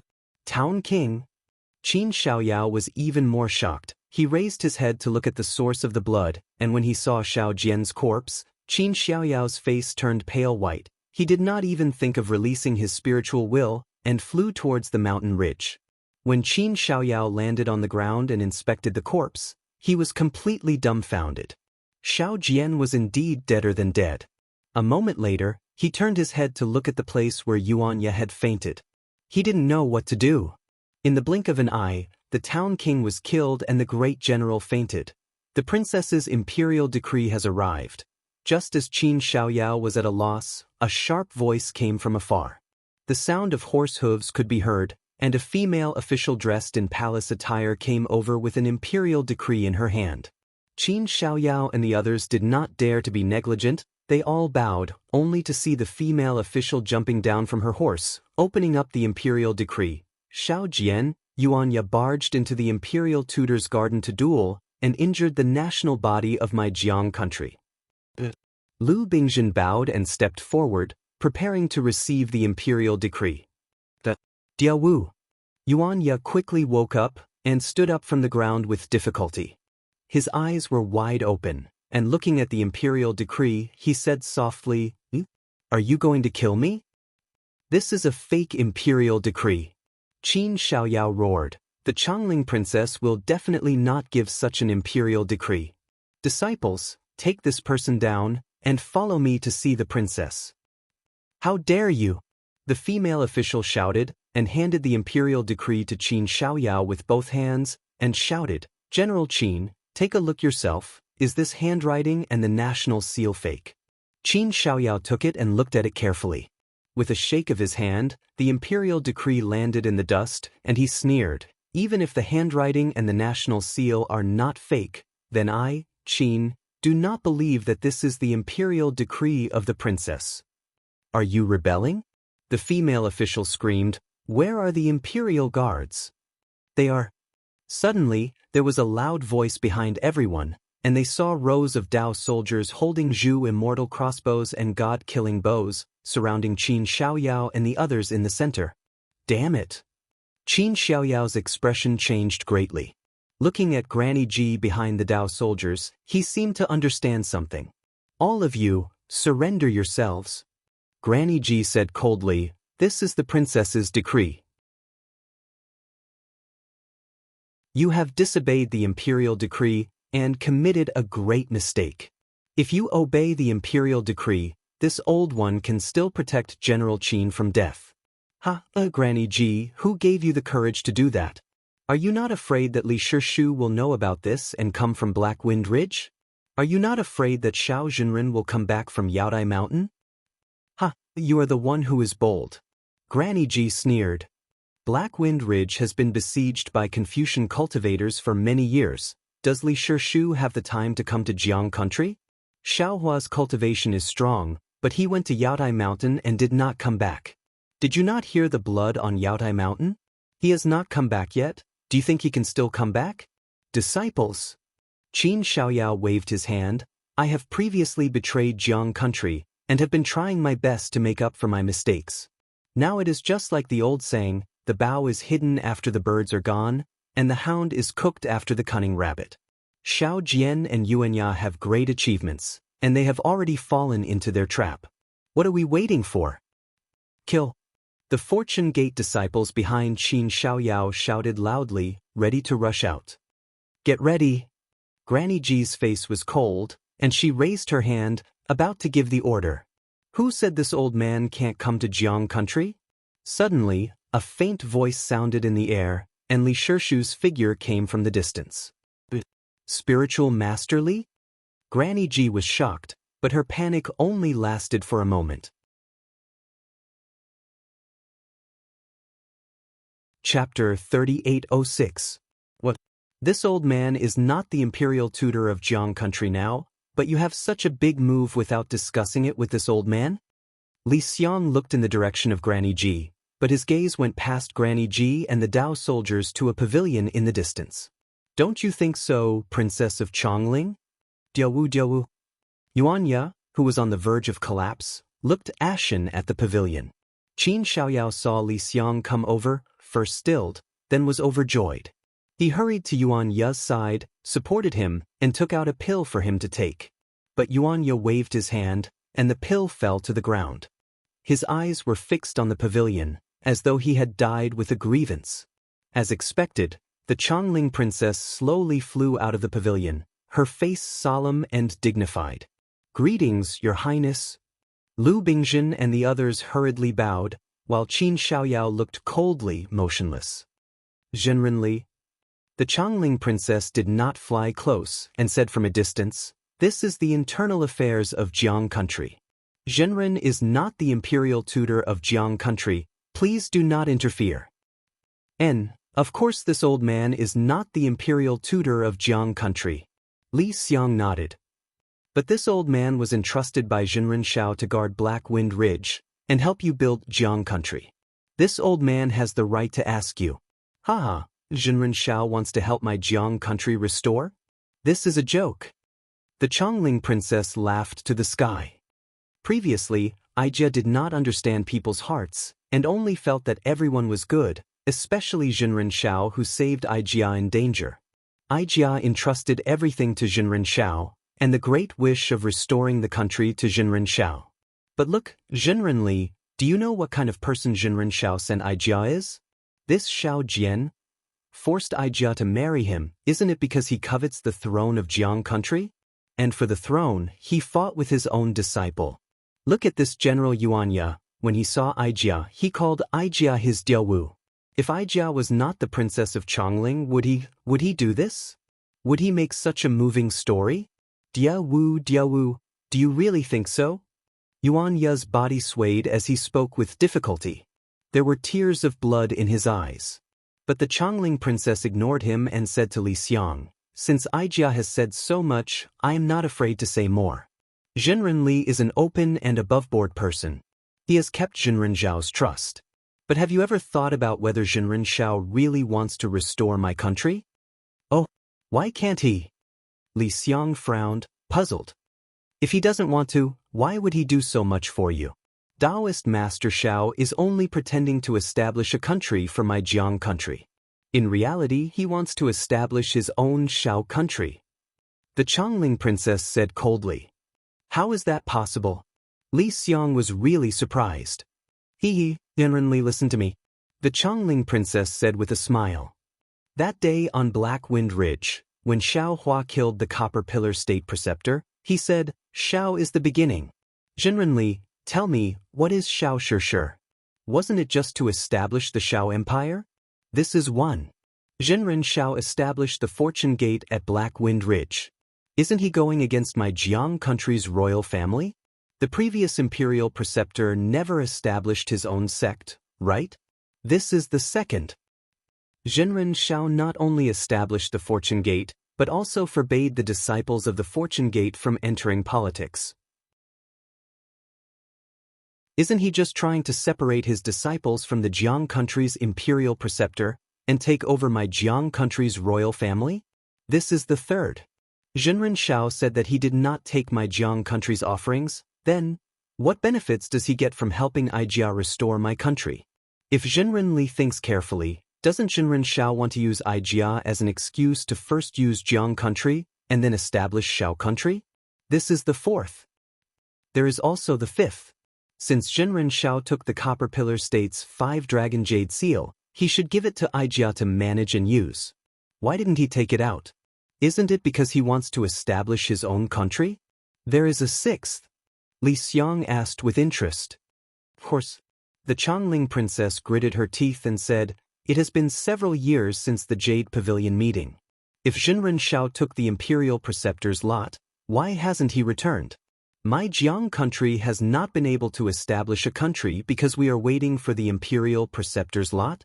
If Jinren Shao does not have any other intentions, Ijia will be the first to not believe it.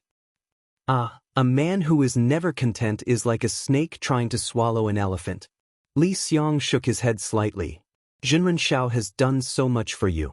If he listens to you, he will be disappointed. Even this Li feels it is not worth it for Jinren Shao. Fine, since we do not agree, then this Li will not say more.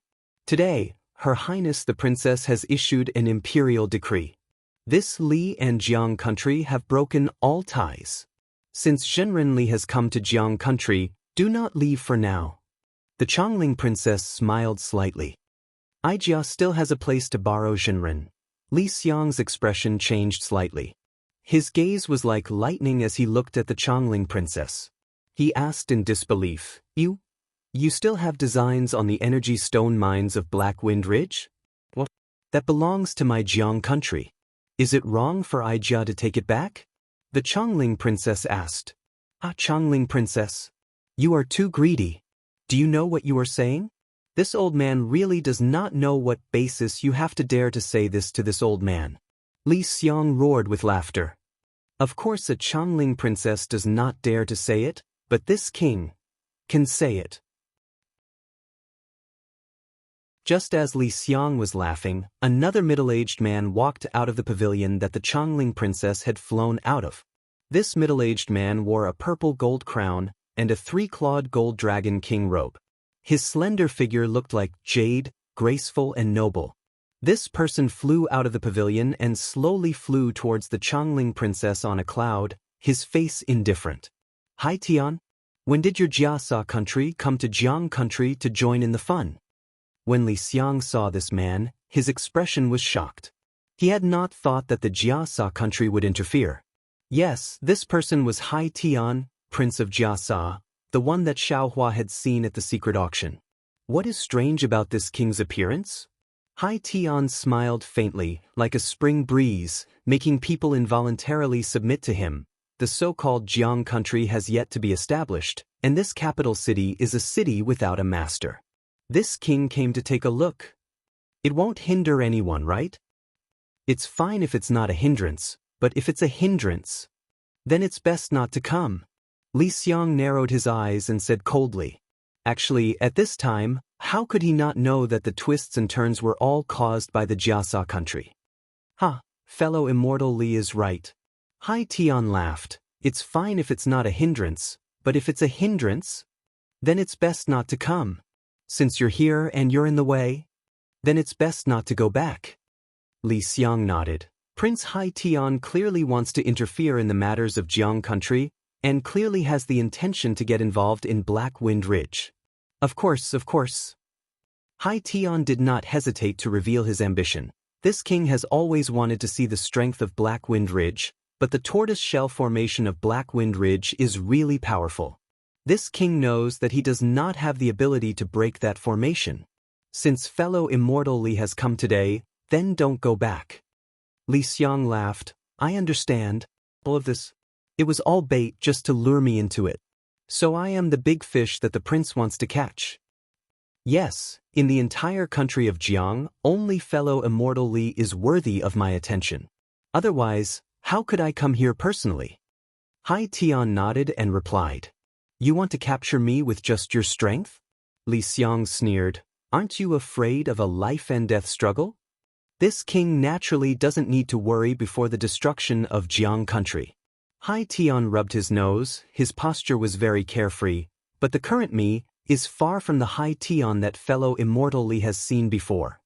As he spoke, Hai Tian's body flashed with Buddhist light, and streams of mind power surged from his body.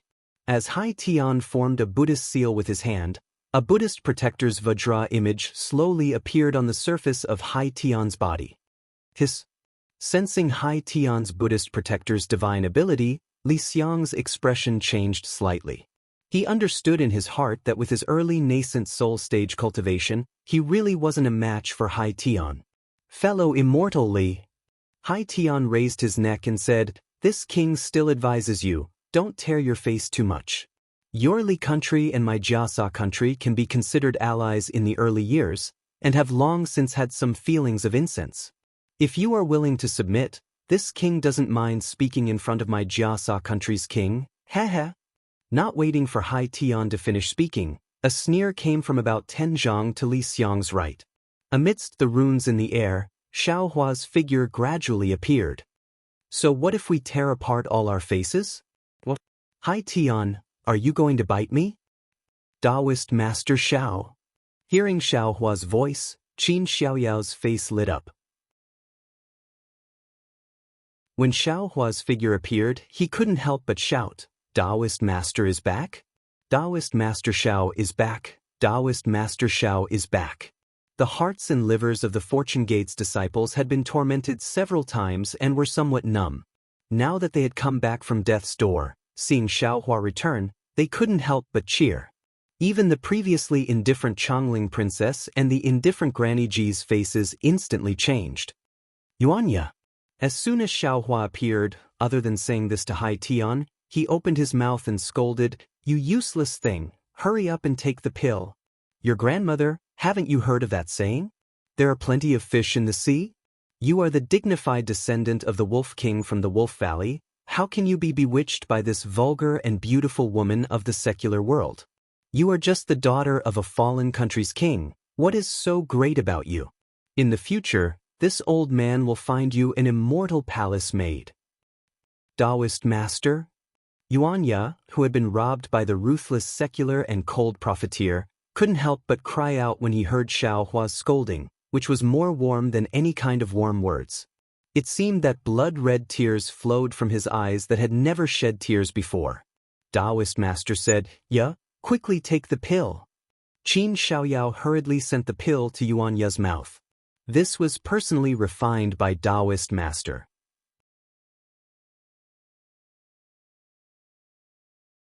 Chapter 3807. The stubborn Yuanya was now as obedient as a 3-year-old child. After taking the pill, his body, which was barely holding on, went limp and fell on Qin Xiaoyao's body. Ha, wonderful, wonderful. Hai Tian didn't seem to be angry at Xiaohua's words, nor was he surprised by the Fortune Gate disciples' cheers. He only laughed and clapped his hands, his voice echoing in the air like a giant. This old man thought I had caught a big fish. I didn't expect Daoist Xiao to walk right into my trap. This king is really happy. Daoist Xiao, we meet again. Do you know how much effort this king has spent to find your whereabouts? This old man is not Fairy Xiang Feng. I'm not interested in men. Xiaohua curled his lips. If you want to find her, this old man will give you a communication talisman. Fairy Xiang Feng? Hai Tian was stunned, as if he didn't understand, but he didn't care and laughed. This king is very curious. Xiaohua, that day at the secret auction, this king saw you with the 100 Flowers Valley's princess. At that time, your cultivation seemed very ordinary. How come after the secret auction, you met the light beast, and your cultivation improved by leaps and bounds? Could it be that the 1,000 Demons sacred ground really has a demon fruit that can increase the cultivation of human cultivators? Why should this old man tell you? If you want, you can kneel and lick the light beast. Xiaohua stroked his chin, looked at Hai Tian with a smile, and asked with interest, This old man has already appeared, you're actually not afraid at all. Could it be that you still have a backup plan? Hee, you actually saw through it. Hai Tian laughed. This king wanted to give you a surprise, but since you don't like surprises, I'll let you see now. As he spoke, a series of Buddhist chants sounded in the air. Amitabha. For old monks in monks' robes flew over with Buddhist weapons in their hands. Each of the old monks' bodies flashed with a strong Buddhist light. Hiss. Xiaohua sent an emoji of sucking in a breath of cold air as he exclaimed in astonishment. When did the Jiasa country have 4th level elemental power? State preceptors? Ha, ignorant fools. Hai Tian laughed and mocked. How can a barren mountain like you know the foundation of my Jiasa country? It's fine if you lied to Chongling and Li Xiang, but you dare to show off in front of my Jiasa country? You dare to go to Yaotai Mountain with your little cultivation? In this king's opinion, you're hiding on the side cultivating? Damn, when did this old man lie? Xiaohua was speechless. Looking at Hai Tian, he said, This old man killed Longqing at Black Mountain and forced Yan Jijin, was all fake? Do you think this old man doesn't even have the courage to go to Yaotai Mountain? Bronze Pillar State is nothing. Hai Tian sneered. A tiny country of Confucian cultivators was actually forced into a mess by a rogue Daoist cultivator. Jiang jiang jiang, jiang, jiang. Yi. At this time, this king will not hide it from you. If you had not interfered at Black Mountain, Chongling would not have been able to charge into my Jiasa country's territory. Otherwise, my Jiasa country would have destroyed Tongzhou long ago. Ha! Suddenly, Xiaohua seemed to think of something and laughed. Chongling? Chongling? Hai Tian, don't you feel you are too close? Do you have some secret you are hiding? Is the baby girl that was lost in the Xianyao dark forest decades ago not the daughter of the king of Jiang country? Hai Tian stilled slightly, a hint of shock in his eyes. Yeah. Xiaohua said with a smile, this old man will tell you, the baby girl you adopted in the Xianyao dark forest is this Chongling princess in front of you. However, she is not some princess of Jiang country. That princess of Jiang country must have died in the hands of Jiasa country long ago, and she is just a fake. As to why she was placed in the Xianyao dark forest, I think he was afraid there was a problem with her bloodline, so he wanted to use beast poison to cover it up. Coincidentally, you saved her from the side. This was out of the calculations of this prince of Tongzhou. However, your appearance allowed his scheme to flow more smoothly, and the king of Jiang country could not see any traces. As to the fake Chongling princess's Granny Ji, if I am not wrong, she is the culprit who stole the real Chongling princess back then, and a member of the Buddhist sect of Jiasa country. Granny Ji, what do you think of this old man's guess? When Granny Ji escaped from danger at Black Mountain Range, she once called Amitba. You must have forgotten. In the distance, Granny Ji's expression changed slightly, but she still did not speak. Oh, and that's Sun. Aya, quickly throw it away. In this old man's opinion, if it is not a token Hai Tian used to find the Chongling princess, then it is a token he will use when he goes deep into Jiang country to save the Chongling princess. But you took it away, and he miscalculated. Hearing Xiaohua's words, Yuanya took out the Sun with trembling hands. He looked deeply at the woman he had raised in the distance. As though he had abandoned everything in his heart, he casually threw it on the ground. This world had hurt him too deeply. Also, Hai Tian, I think that when the Chongling princess met this old man, she did not know of her past. Xiaohua turned to look at Hai Tian and asked. When she heard Yuanya's question, she went back to ask Granny Ji. Granny Ji then told her the reason. However, this old man is curious. Even if the Chongling princess knew of her past, there was this old man and Black Mountain Range. Even if she did not admit it, she could still be the ruler of a country. Why did she have to listen to your arrangements? Hai Tian smiled. He pointed at the Sun on the ground and said, that Sun is Ben Wang's beloved item. It was given to Ben Wang's beloved consort. Oh, the ancients say, one cannot trap a wolf without sacrificing a child. The Grand Prince is really willing to let his child experience life and death.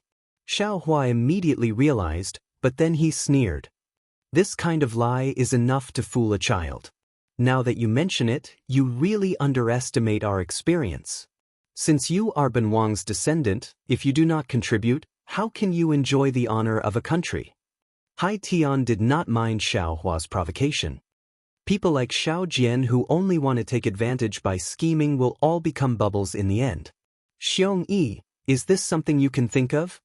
Suddenly, Xiaohua shouted into the air. Hai Tian was shocked and looked in that direction in disbelief. There was a flash of light, and Xiong Yi's figure appeared. When he saw that Xiong Yi was only in the early stage of yuaning, Hai Tian sighed in relief. Master, this disciple really did not think of it. Xiong Yi smiled bitterly and shook his head. This disciple only noticed Xiao Jian's movements and knew that he coveted the Chongling princess and wanted to kill Yuanya. But this disciple really did not think that there was such a great hand behind the scenes. Otherwise, this disciple would not have invited Master and Li Shishu to come and watch the show. Hearing Xiong Yi's words, Hai Tian was even more shocked. Xiong Yi not only called Xiaohua master, but also said that other than Xiaohua and the other two Yuanying, Black Wind Ridge seemed to have other Yuanying cultivators. Also, Xiongyi had time to go to Black Wind Ridge to ask for reinforcements, but Xiaohua did not let him go. Either someone had already returned, or Xiaohua had the intent to kill. Of course, no matter what, this was somewhat out of Hai Tian's control. How could Hai Tian allow such a thing to happen? He roared, "Kill!" His body expanded again. With a wave of his hand, a crescent shovel appeared in his hand. Buddhist clouds formed under his feet as he attacked Xiaohua. "Hee hee!" Xiaohua sneered and shouted, "Li Xiang Xiong, you and the others block the old monk in the east." "Yes, master." Xiongyi responded. He clapped his hands and used the hand of Yuanying, grabbing at the old monk out of thin air. Xiongyi moved. Li Xiang did not dare to be negligent. Seeing Xiongyi use the hand of Yuanying, he hesitated slightly and also waved his hand. An arm several zhang long rushed out of his Daoist robe and grabbed at the old monk with Xiongyi. Amitabha Buddha, the old monk's expression did not change at all. He only chanted the name of Buddha and waved the demon-subduing pestle in his hand. The Buddhist light around his body flashed and turned into a demon-subduing Buddha. Thousands of chanting sounds rose and met the two Daoist Yuanying hands. Looking at Xiaohua again, after instructing Xiongyi and Li Xiang, he held the wishful staff in his hand and smashed at Hai Tian's crescent shovel like lightning. Hai Tian had already seen Xiaohua's amazing divine power. Now, he did not dare to be negligent. He urged his telekinesis and a faint sky dragon and white elephant were born on the crescent shovel.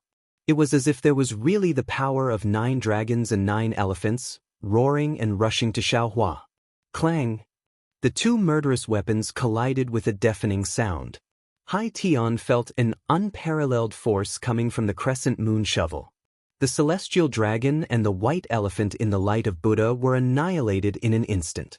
His arms were numb, and his body flew backward involuntarily.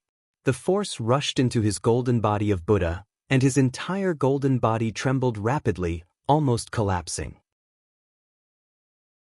"Grandma, this guy is really powerful, no wonder." Hai Tian was shocked and hurriedly tried to stabilize his golden body, but when he looked up at Xiaohua, the scene in front of him made him completely stunned. Because Xiaohua's figure had not transformed into a golden body before, at the moment when the wishful staff and the crescent moon shovel collided, Xiaohua's figure actually borrowed the force to fly upside down. Like a bullet, he rushed to the left side of Hai Tian in a hurry. Just as Hai Tian was looking at him, Xiaohua waved his arms. With a roar, his transcendence golden body appeared. Invisible star power surged into his transcendence golden body, and the transcendence golden body was instantly dozens of feet tall. It was more than twice the size of the old monk's Buddha statue. Moreover, the previously inconspicuous wishful staff had now turned into dozens of feet and was heavier than a mountain as it smashed towards the old monk. "Junior brother, don't worry, this old monk will help you." Hai Tian was surprised, and the old monks were even more surprised. The old monk closest to the old monk hurriedly shouted and waved his hand. A Buddhist staff turned into a dragon and roared towards Xiaohua.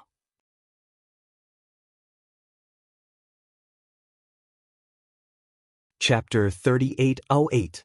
Piv. What shocked everyone was that Xiaohua suddenly opened his mouth and 9 sword beams shot out from his mouth. In the blink of an eye, they had arrived in front of the old monk. The strangest thing was that the 9 sword beams didn't seem to have any intention of blocking the monk's staff.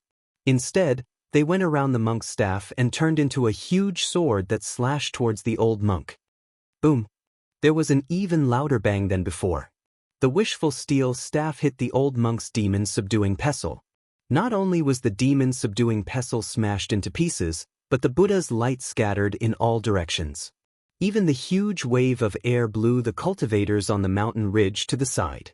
In particular, under the wishful steel staff, the old monk's golden Buddha statue was no match for it and instantly collapsed.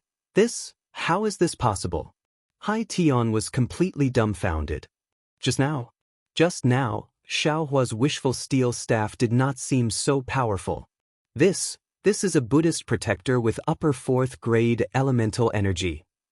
Of course, Hai Tian did not know that Xiao Hua's staff had the power of the spiritual willhammer. Not to mention a Buddhist protector with upper 4th grade elemental energy, even a 5th grade elemental energy would not be able to escape from Xiao Hua's attack.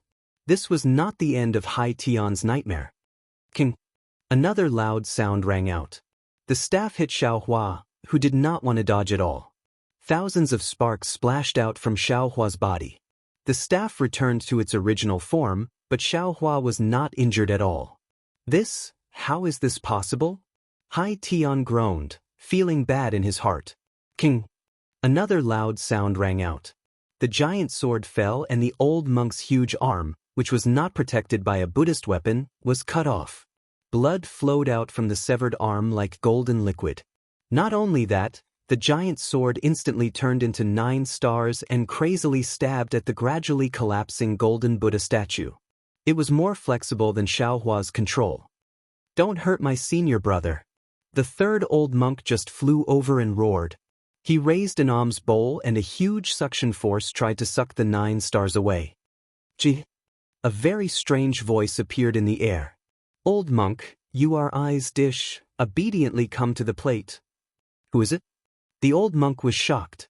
He quickly scanned the area with his Buddhist sense, but at that moment, a 6-colored pillar of light suddenly appeared behind him and crashed into his golden Buddha statue at an incredibly fast speed. Boom! Right in front of Hai Tian's eyes, the Kunlun mirror's beam of light blasted a huge hole in the old monk's upper body. The old monk's golden Buddha statue collapsed rapidly. It seemed that he would not be able to survive. I've been tricked. Hai Tian suddenly came to a realization. Xiao Hua first fought with him, using him as bait to force the 3 monks to come to his rescue. And the moment he was defeated, Xiao Hua took out a method to stop the 3 monks. Under this attack, the 3 monks' lives were in danger. Let's go! Hai Tian made a prompt decision, urging his telekinesis to flee into the distance.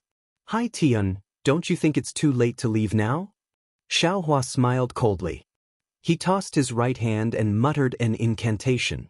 The soul execution yuan light immediately flew out from the sword gourd. Seeing something with a nose and eyes emerge from the sword gourd, Hai Tian's consciousness immediately blurred. He hurriedly slapped his forehead. Swish! A Buddhist lotus that was several feet in size appeared along with the Buddhist light, blocking the spirit-slaying origin light. Fall! Looking at the Buddhist lotus, Xiao Hua sneered. If he did not refine the soul execution yuan light from before, Hai Tian's protective Buddhist weapon might not be able to break through. However, after refining the essence of a strange beast's thigh, Xiao Hua had full confidence that it could break through the Buddhist weapon. Sure enough, following Xiao Hua's chanting of the incantation, Pooh! The soul execution vital light rushed past the Buddha lotus, and the Buddha lotus shattered into pieces. The soul execution vital light precisely landed on Hai Tian's neck. The soul execution vital light flashed, and Hai Tian's head soared into the sky, and a mouthful of hot blood flew out. Namo Maitreya Buddha?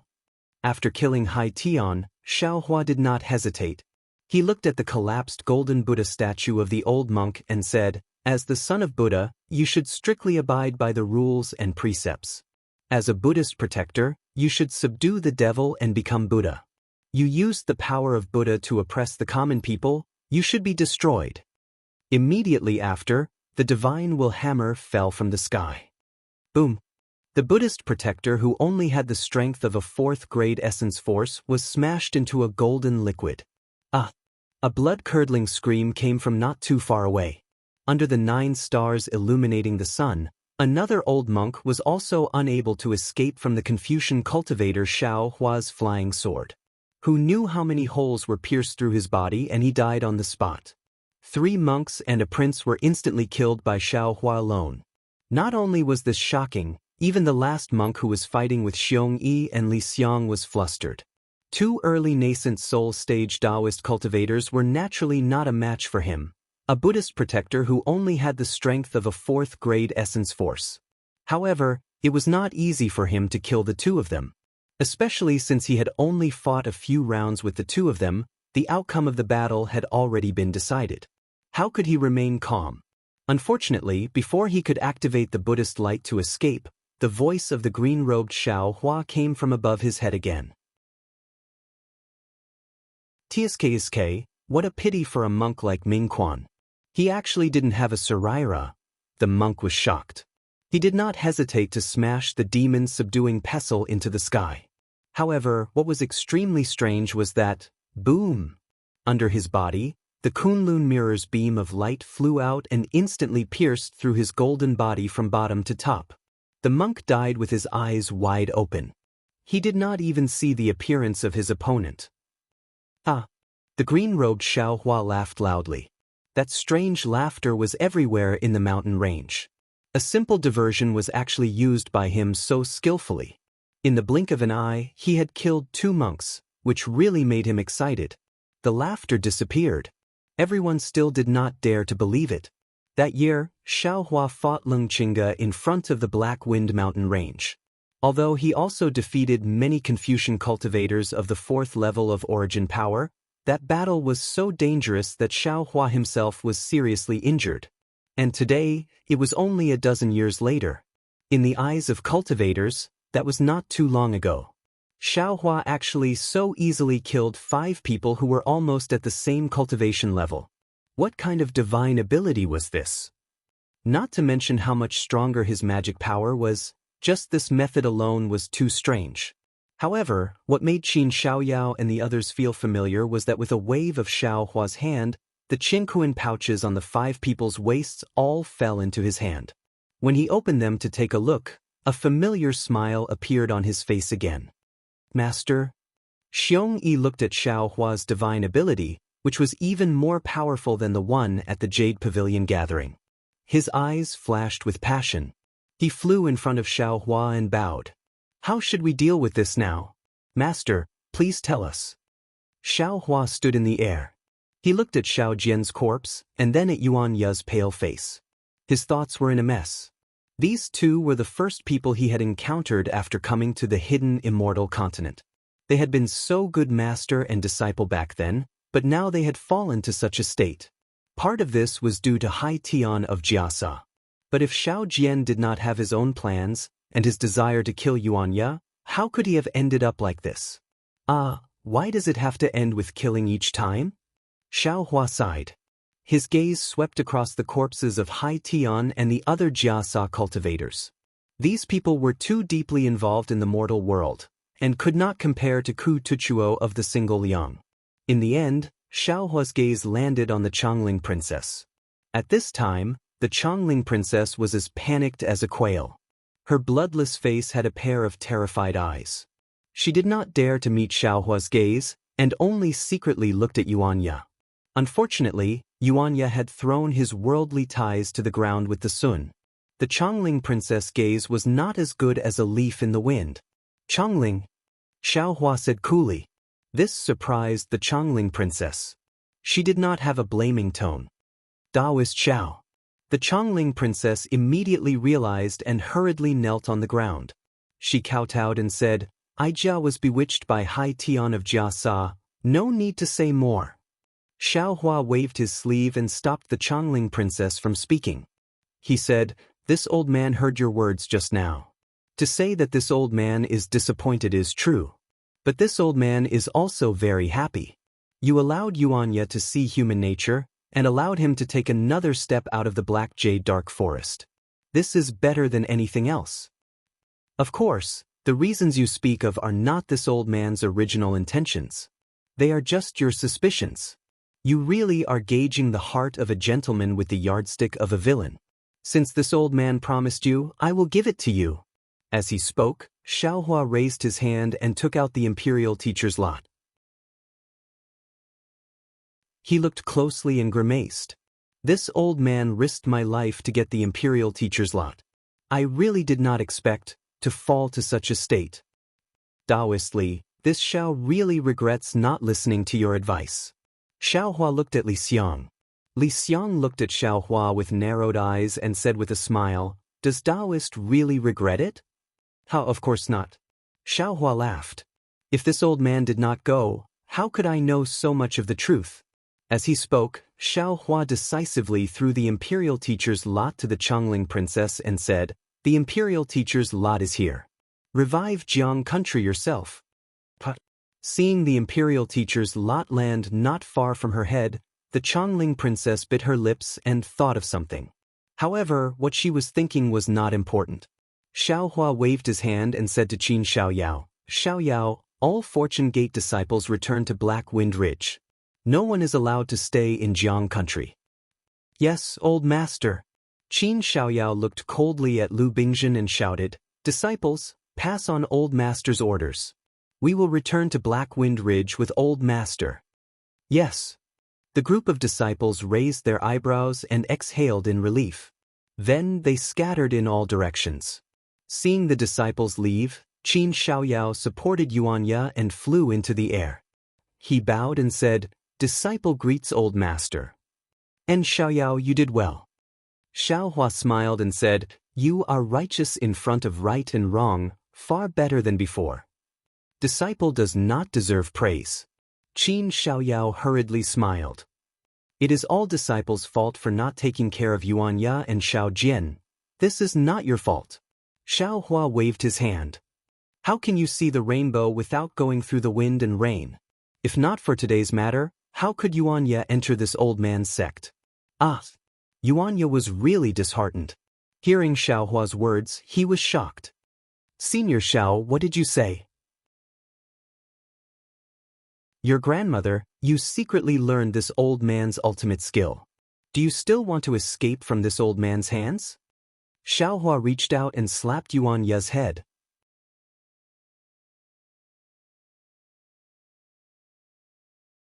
Chapter 3809. Yuanya's eyes heated up and he was about to kneel in the air.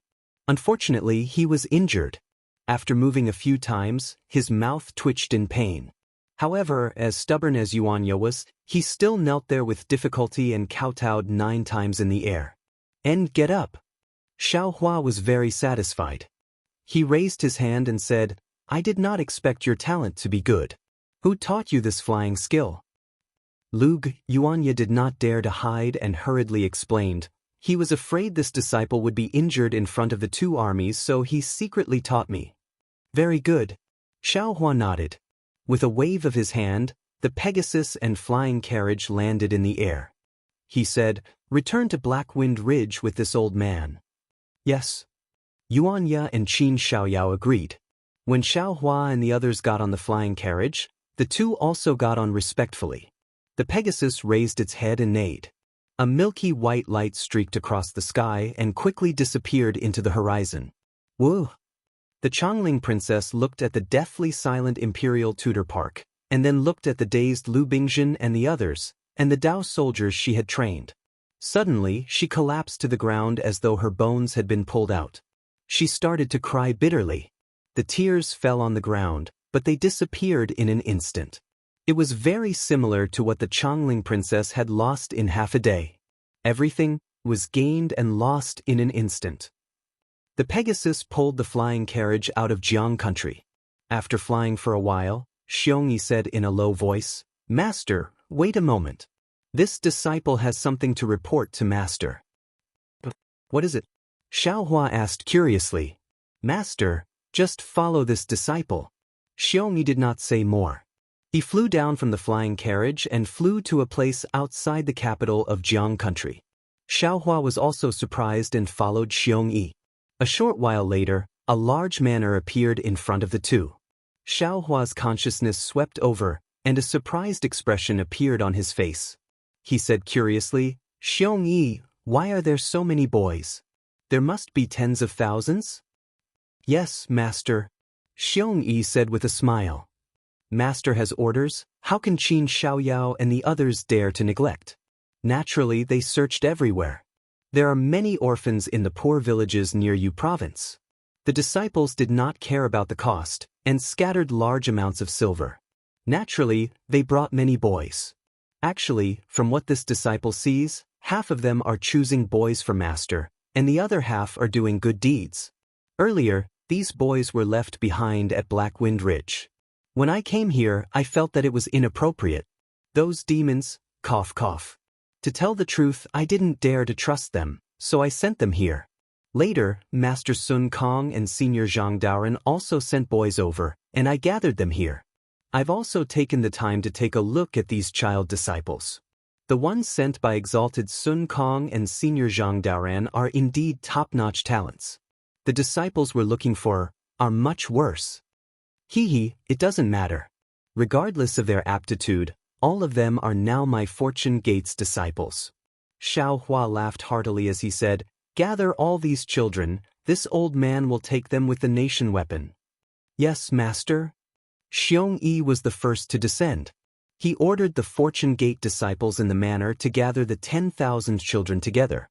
Xiao Hua pretended to take out the mountain river seal and sent these children into his space. Seeing so many children appear in his space, the green-robed Xiao Hua was grinning from ear to ear. With a wave of his hand, he sent these children into an illusion inside the space. It seemed like he was going to do something big. On the flying carriage, the worry on Li Xiang's face had disappeared, as if he had made a decision in his heart. He only sat there with his eyes closed and didn't say anything. As for Yuanya, he was heavily injured and had already fallen asleep. Qin Xiaoyao frowned. He looked at the clouds below the flying carriage, as if he was thinking about something. After all, what happened today was too strange. Although Qin Xiaoyao had always been in the Jiang country, and even followed Xiao Jian and the others to recover the Jiang country in the palace of the Jiang country, he had never thought that things would develop to this point. Not long after, Xiao Hua and Xiong Yi turned back and drove the flying carriage back to Blackwind Ridge. Neither of them said anything, so Li Xiang and Qin Xiaoyao naturally did not ask.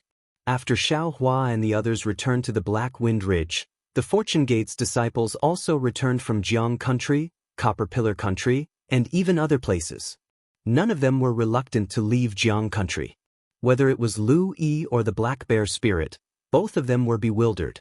When they saw Yuan Ye's injuries and heard Qin Xiaoyao's description, all of them were filled with righteous indignation. Thinking about how much effort they had put into reviving Jiang country, yet in the end, this was the result, anyone would be furious. However, Lu Yi was glad that the bitter Yuan Ye had escaped from Xiao Jian's control and had finally entered his master's tutelage. This was a great fortune amidst all the unhappiness.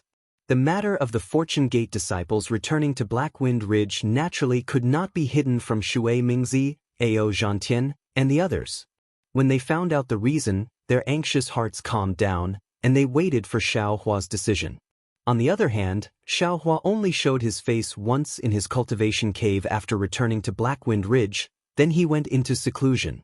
No one knew what he was doing. Only Xiong Yi was in charge of the Blackwind Ridge's affairs. What could Xiao Hua do in seclusion? Naturally, it was to help green-robed Xiao Hua establish a sect in the space. When Jade Archive Xiao Hua entered the space, he saw green-robed Xiao Hua with his hands behind his back. He proudly stood in the sky. Below him was an abnormally tall mountain range. Jade Archive Xiao Hua had arranged for more than 10,000 children to settle down on this mountain range. Layers of lightning flashed around green-robed Xiao Hua's body, and an indescribable fluctuation rippled out from his body. The lightning-devouring bead that Xiao Hua had stored in the space had long been swallowed into his stomach. While he was nourishing the lightning-devouring bead with his space force, he was also carefully comprehending the changes in the lightning inside the lightning-devouring bead. Xiao Hua's lightning escape technique had improved by leaps and bounds due to his comprehension of the lightning-devouring bead. Seeing Jade Archive Xiao Hua enter, green-robed Xiao Hua hurriedly cupped his fists and said, "Fellow Daoist is here, quickly, give I some advice." Seeing this, Jade Archive Xiao Hua chuckled. That's right, although green-robed Xiao Hua was ambitious to establish his own force, there would be many problems if he really wanted to do it. After all, green-robed Xiao Hua's divine ability was not small, but he knew very little about establishing a sect just like Xiao Hua. Moreover, other than the 10 great primordial spirits, Xiao Hua would not divulge the secret of the space to anyone else. Thus, Xiao Hua could only do it himself. Fortunately, in the space, other than Jade Archive Xiao Hua and green-robed Xiao Hua, Confucian cultivator Xiaohua was also quietly thinking about something. He volunteered himself to come out, glorifying it as training. Jade Archive Xiaohua naturally knew that Confucian cultivators had to train in the hidden immortal continent before reaching the 5th grade of elemental energy. Understanding the arts and etiquette, and even managing a region, this had an extremely subtle effect on Confucian cultivators' understanding of the noble qi. However, the problem was that Confucian cultivator Xiaohua's 5 qi's unifications seemed to be different from ordinary Confucian cultivators. He shouldn't need any training, right? When Confucian cultivator Xiaohua haggled with green-robed Xiaohua, Jade Archive Xiaohua already understood that Confucian cultivator Xiaohua also wanted to get a share of the profits from these 10,000-plus children. Seeing Confucian cultivator Xiaohua's eagerness to give it a try, Jade Archive Xiaohua agreed very much. After all, Confucian cultivators had a large number of ancient books and scrolls. Among them were academies, sects, and even the constitution of a country. The 2 primordial spirits only needed to follow these diagrams to establish a sect. However, these children were all young. Jade Archive Xiaohua didn't know what this so-called sect would look like in the hands of green-robed Xiaohua and Confucian cultivator Xiaohua. However, Jade Archive Xiaohua didn't care about this. Within the space, everything was under his control. He simply let the 2 primordial spirits pair up. Jade Archive Xiaohua's figure landed on the huge white bones below the immortal beheading stage. Xiaohua obtained an extremely large number of white bones on the altar of the legacy realm. Now, these white bones were all stably gathered together, forming a huge human figure. However, this human figure was very strange. It actually had 3 heads and 6 arms. It's really strange. Could it be that these are the skeletons of 3 people? Jade Archive Xiaohua pinched his chin and looked at the white bones that were being tempered under the lightning water. Xiao Lei's body flashed with lightning as he lay among the white bones in a deep sleep. He couldn't help but think to himself. But if it's the skeletons of 3 people, these broken bones are tightly knit together without any extra parts. Moreover, in the lightning water, the bone spurs between these white bones are gradually healing. It must be a giant with 3 heads and 6 arms. Oh no, it's still missing a piece. Jade Archive Xiaohua's gaze swept over. His figure swayed and he appeared on top of the giant's head. Sure enough, he saw that the top of the giant's head was missing a 1-foot square triangular white bone. This triangular gap was very neat, as if it was pierced by an extremely sharp weapon. Damn, is this the legendary failure at the last hurdle? Jade Archive Xiaohua's previous joy was extinguished by more than half. However, he also knew that this missing piece of white bone was certainly not in the legacy realm. He was afraid that it was the same as the other white bones he obtained, lost in a different place. Let's leave it to fate. Jade Archive Xiaohua thought for a moment and shook his head. I still have important things to do. When Xiaohua's mind left the space, he waved his hand and took out the Kunlun mirror, releasing Xianxia's nascent soul. Xianxi didn't dare to be negligent and hastily bowed to greet him. Xiaohua smiled and helped the little Xianxi up.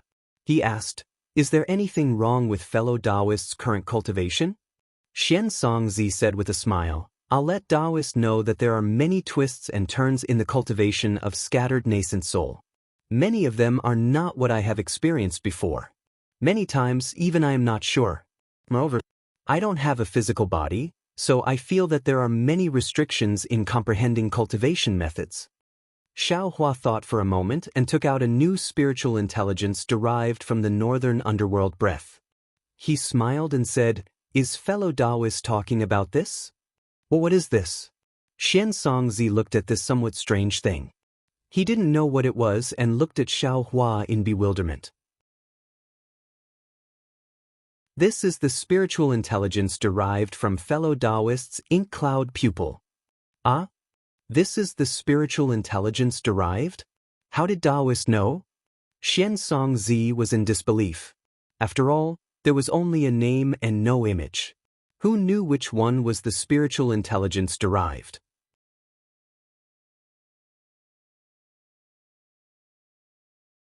Chapter 38:10. If I say so, then so be it. Xiaohua smiled. I called you out just to ask you, are you going to take it now? Or do you want to take it later? I also want to take it. But without Renjing, what's the use of taking it now? Xianxia was very dejected. Xiaohua smiled again and took out the mother-child spirit fruit. Fellow Daoist, look at what this is. This is Renjing? Xianxia was stunned. Looking at the Renjing that looked exactly like a pregnant human, how could he not know? Daoist. After Xianxia woke up, he hurriedly bowed. Daoist has given me a new life. I don't know how to thank Daoist. There's no need for this. Xiaohua hurriedly helped Xianxia up. You and I were originally fated. Saving you was a small matter for me. Helping you now is also beneficial to me. This matter is easy for Daoist, but for me, it's a huge matter. Xianxia sighed. Back then, other than my master, speaking up to here, Xianxongzi's eyes lit up. Looking at Xiaohua, he respectfully bowed on the ground and said, Disciple Xianxongzi wishes to become master's disciple. Would master accept disciple as disciple? Ah? Xiaohua was a little surprised. He originally wanted to discuss with Xianxongzi how to use Renjing and derived spirit wisdom so that he could let the 100 or so nascent souls in his dantian cultivate. Who would have thought that Xianxongzi would actually do something like this? Daoist, this nascent soul cultivation method was originally taught to me by Daoist. What's the difference between this and teaching? Moreover, I'm now a lonely soul. Without Daoist's protection, I wouldn't be able to survive. Being able to become Daoist's disciple is actually my fortune. Xianxongzi kowtowed. Daoist, please have mercy. Xiaohua pondered a bit. He knew that Xianxongzi was right. Although his heart was magnanimous, what would Xianxongzi think? This was also a heart demon and karma. Only by accepting this karma could he truly help Xianxongzi. Okay. Xiaohua nodded. Xianxongzi was overjoyed. Just as he was about to kowtow, Xiaohua hurriedly waved his hand. Wait a moment. Yes, master.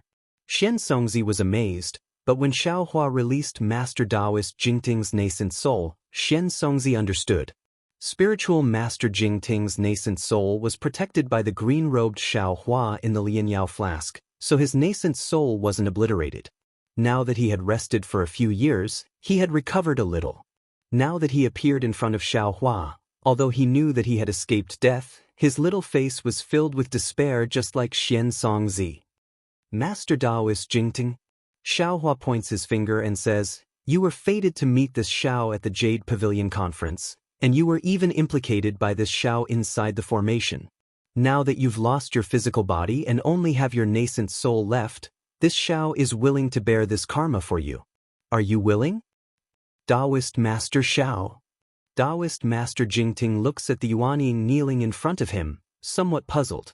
What if I'm willing? What if I'm not? Hee, Xianxongzi, get up and break it down with Reverend Jingting. Xiaohua didn't say much and let Xianxongzi explain to Master Daoist Jingting. Seeing Master Daoist Jingting like this, Xianxongzi's heart was filled with sympathy. This was the so-called sympathy for fellow sufferers. In a moment he had already explained the cause of the matter clearly. Although Master Daoist Jingting's reaction was slow and his luck wasn't good, his mind wasn't inferior to Xianxongzi's. At this time, how could he not know that there was an unprecedented road in front of him? Disciple Master Daoist Jingting is willing to become Master Daoist's disciple. Master Daoist Jingting knelt in front of Xiaohua with Xianxongzi. Good. Xiaohua nods. Although this old man has some knowledge about the cultivation method of scattering nascent soul, after all, I can't often teach it to you. Now that the two of you are cultivating together, we can exchange knowledge and discuss it with each other. Yes, disciple understands. Xianxongzi and Master Daoist Jingting understood Xiaohua's painstaking efforts.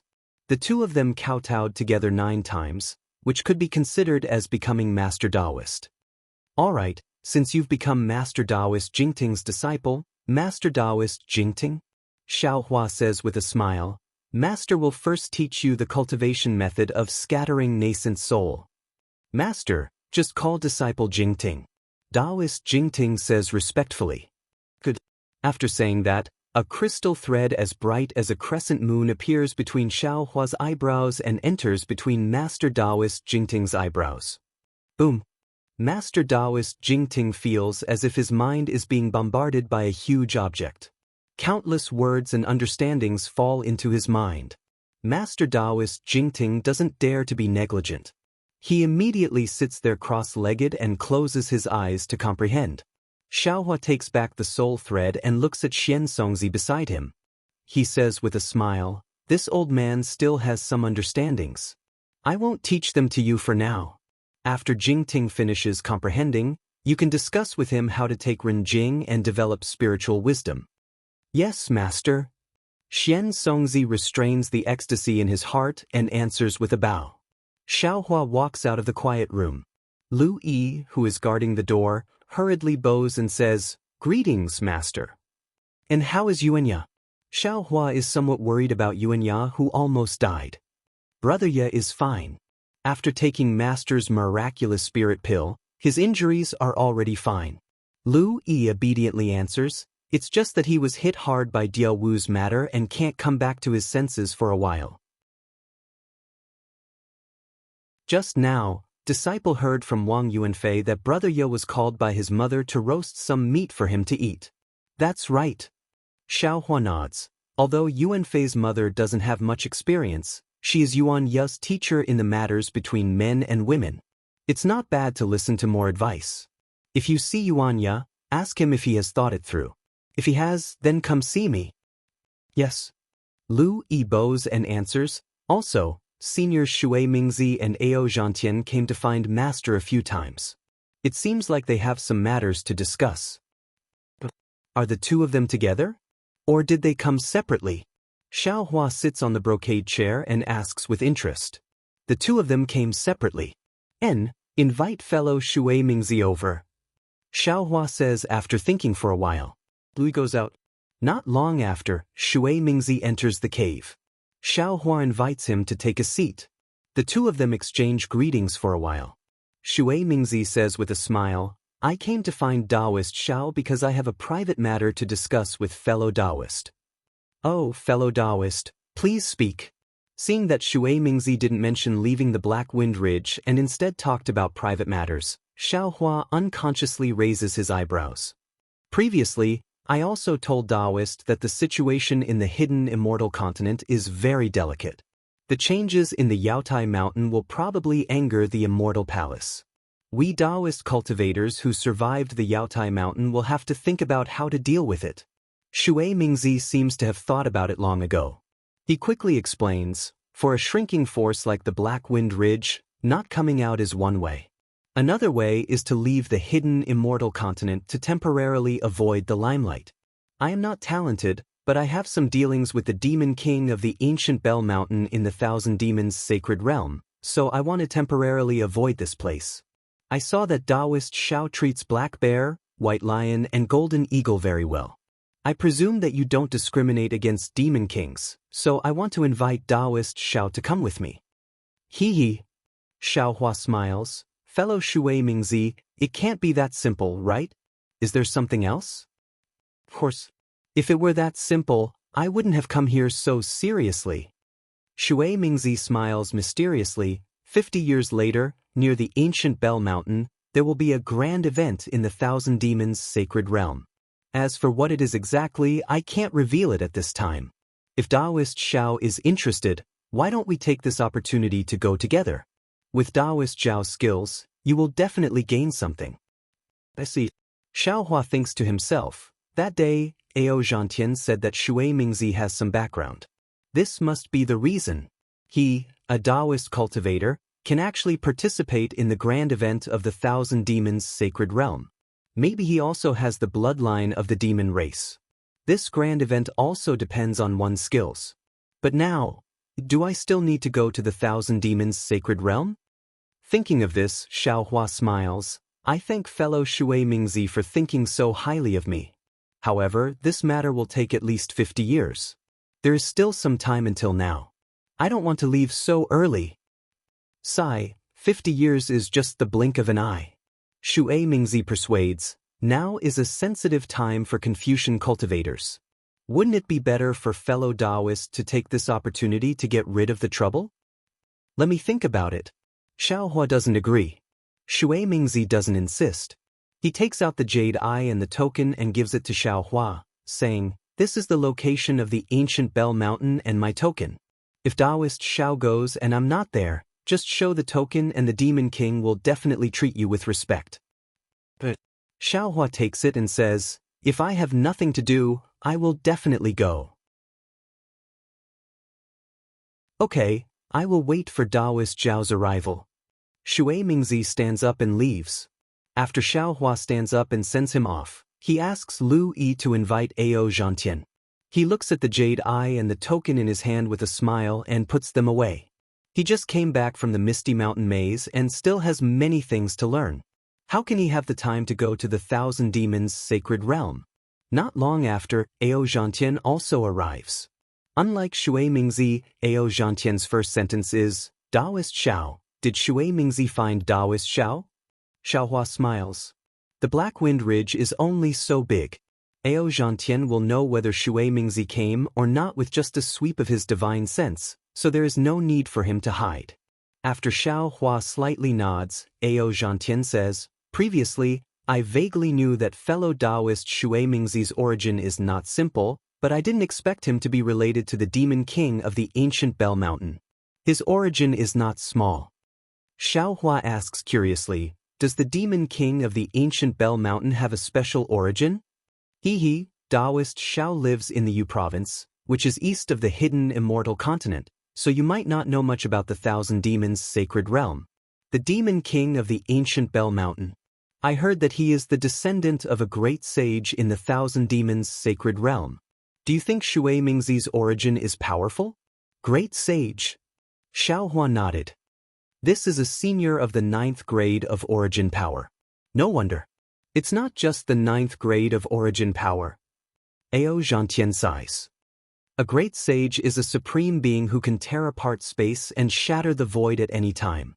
It's not something a Confucian scholar can compare to. What? Fellow Daoist Ao was also invited by fellow Daoist Shui Mingzi? Xiaohua asks with a smile.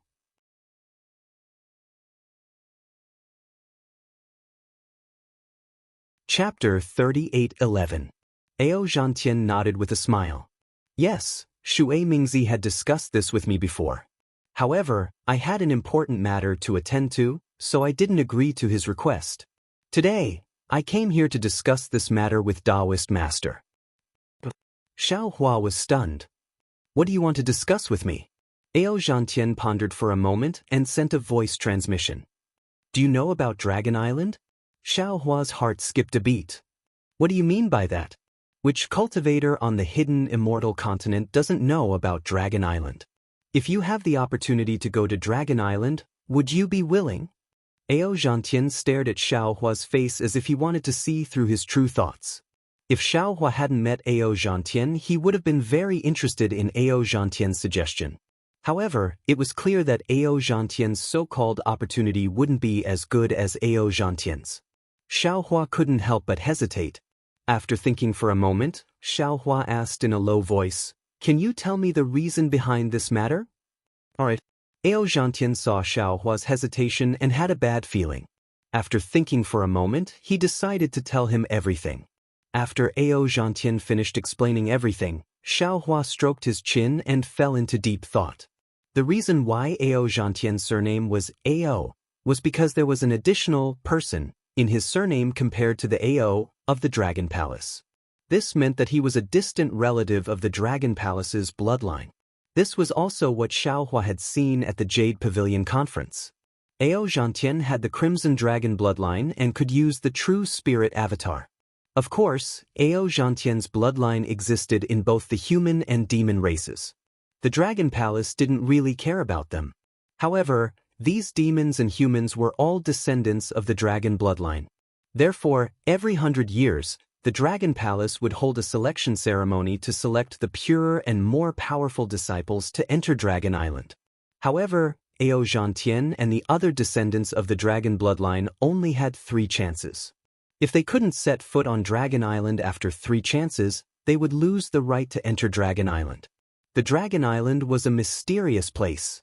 It was as famous as the Immortal Palace, the Thunder Temple, and the Great Sage Hall. There were countless treasures on the island. If an ordinary cultivator could obtain even one of them, they would be able to take a huge step forward in their cultivation. Although this Dragon Island's training area wasn't the core of the Dragon Island, in order to obtain this opportunity, these descendants with the dragon's bloodline would fight until their heads bled every time. And what made them satisfied was that as long as they could survive the Dragon Island, without exception, they would reap great rewards. There had never been an exception. Coincidentally, 10 years later, it would be the time for the 100-year selection. Ao Zhantian had already participated in the selection ceremony twice, and he had failed to obtain the right to enter the Dragon Island. This was his last chance. Moreover, if Ao Zhantian passed the selection ceremony, even if he didn't gain anything from the Dragon Island, his name would be recorded in the register of the Dragon Palace. Even if he reached the out-of-aperture stage in the future, the Immortal Palace wouldn't force him too much out of consideration for the Dragon Palace. Thus, Ao Zhantian placed great importance on this selection, which was why he had come to ask Xiaohua for help. Xiaohua thought for a moment, and thought to himself, I can use Ao Zhan to enter the Dragon Island, but the problem is whether Ao Qian can be rescued. Even if Ao Qian is rescued, the East Sea Dragon Palace will definitely look for the culprit behind Ao Qian's assassination. In that case, they will inevitably look for me. I have a history with the Heavenly Cave River, and I know the ins and outs of the Dragon Island. If I go to Ao Zhan, not only will he betray me, but the people of the Dragon Palace will also interrogate me. Wouldn't I be walking right into their trap? Rather than taking that risk, I might as well follow Ao Zhantian. Either way, there are humans and demons here, and it'll be easier to avoid them. Daoist Ao? Xiaohua asked. This selection is an opportunity for your dragon bloodline descendants. What does it have to do with me? Of course it has to do with me. Ao Zhantian laughed. I can bring my guards to participate in the selection. This is the rule of the Dragon Palace. Once I pass the selection, my guards can also follow me to the Dragon Island. Damn it, you're a nascent soul cultivator of the Dao Gate. Why do you need guards? Xiaohua asked, not knowing whether to laugh or cry. Ao Zhantian shrugged and replied, I have no choice. This is the custom of the Dragon Palace. If the descendants of the Dragon Palace don't bring guards, then they're not descendants of the Dragon Palace. Even if I don't bring guards, those arrogant demons and Confucian cultivators will. And I understand. Xiaohua nodded. But where will the selection be held this time? The North Sea Dragon Palace is hosting the selection this time. Ao Zhantian explained. As for where it is, we'll only know when we arrive at the designated place. The North Sea Dragon Palace. Xiaohua smiled. As long as it wasn't the East Sea Dragon Palace or the West Sea Dragon Palace, Xiaohua was willing to go. Alright. Xiaohua nodded. If that's the case, I'll go with you and try my luck. Good. Ao Zhantian clapped. I knew that Daoist Master Xiao would definitely lend me a hand. Now, I'll go with you. Ah? So soon? Xiaohua was a little surprised. Why don't we hurry up? Ao Zhantian asked curiously. The hidden immortal continent is currently in a dangerous situation. Who knows when the heavenly Immortal Palace will send their fury down? If we rush to the North Sea Dragon Palace's territory now, even if the heavenly Immortal Palace wants to vent their anger on us, they won't be able to do anything to us. Besides, I've already prepared a lot for this selection. Fellow Daoist doesn't need to prepare anything. You just need to follow me. Although Xiaohua knew that Ao Zhantian and Shui Mingzi were right, he really couldn't leave. After thinking for a moment, Xiaohua smiled. How about this? Fellow Daoist Ao, you tell me the designated place of the North Sea Dragon Palace and I promise to arrive in 10 years. How about that? Oh, alright. It seems like that's the only way. Seeing that Xiaohua had already made up his mind, Ao Zhantian didn't force him. Just like Shui Mingzi, he took out his own token and a jade eye ring and handed them to Xiao Hua before turning to leave. However, before Ao Zhantian left, he didn't forget to turn back and say, "Also, Daoist Master Xiao, we've gathered here for too long. Perhaps we've already attracted the attention of the Confucian cultivators. If we fall into the heavenly immortal palace's ears, it will definitely be detrimental to the Black Wind Ridge. You should prepare early." "And I understand. I'll have to trouble fellow Daoists to inform the other fellow Daoists that I'll be holding a farewell banquet tomorrow morning and invite all fellow Daoists to attend." Xiao Hua had already thought of a plan. But the last stone in Ao Zhantian's heart was lifted and he left with a smile. There was no need to mention the farewell banquet. Xiao Hua raised his cup and the other cultivators also raised their cups. According to the blood oath, as long as Xiao Hua needed them for 1,000 years, they would be at his beck and call. Of course, other than the early nascent soul cultivator Royal Highness Lan, there were many golden core cultivators who decided to stay in the Black Wind Ridge after seeing how prosperous the Fortune Gate was. After the banquet, the group of cultivators bid farewell and flew out in batches. However, there were too many Daoist cultivators working for Xiao Hua.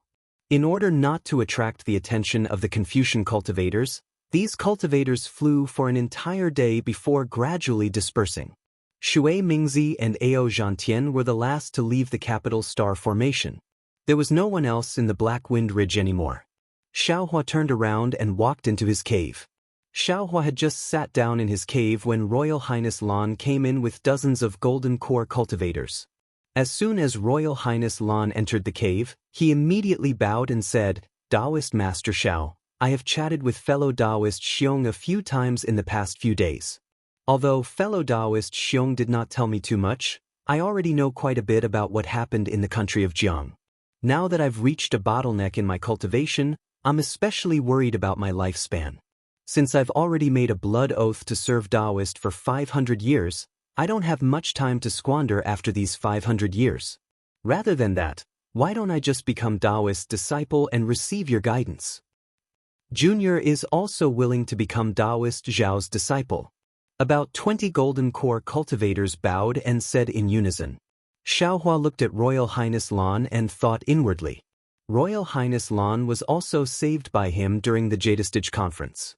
This cultivator's shrewdness was above Xiong Yi's, and his ability to judge the situation was even better than Xiong Yi's.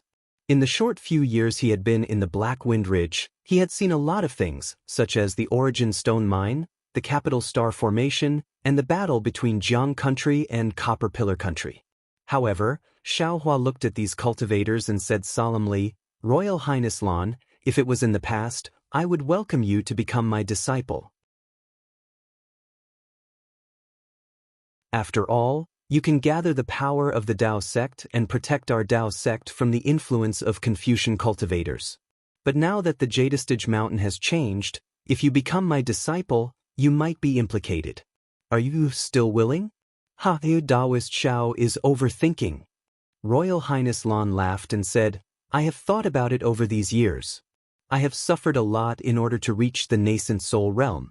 I have also suffered a lot under the pressure of Confucian cultivators. If Daoist Xiao hadn't saved me during the Jadestage conference, I would have died long ago. People who have died once can see things that ordinary cultivators can't compare to. Daoist Zhao's mind is broad and his magic power is boundless. If I can receive Daoist Zhao's guidance, not only can my cultivation improve, I can also hide from Confucian cultivators under Daoist Zhao's protection. Why wouldn't I be happy? This disciple is willing to become Daoist Zhao's disciple." Royal Highness Lan knelt on the ground. The 20 Golden Core disciples also knelt and shouted, "Junior is also willing to become Daoist Zhao's disciple." "Good." Xiao Hua nodded. Just as he was about to speak, he heard someone call out from outside the cave, "Wait, oh." Xiao Hua was stunned and raised his head to look. He saw Li Xiang rushing into the cave with dozens of his disciples behind him. Li Xiang entered the cave and immediately knelt beside Royal Highness Lan and said anxiously, "Daoist Xiao, I am also willing to enter the Fortune Gate."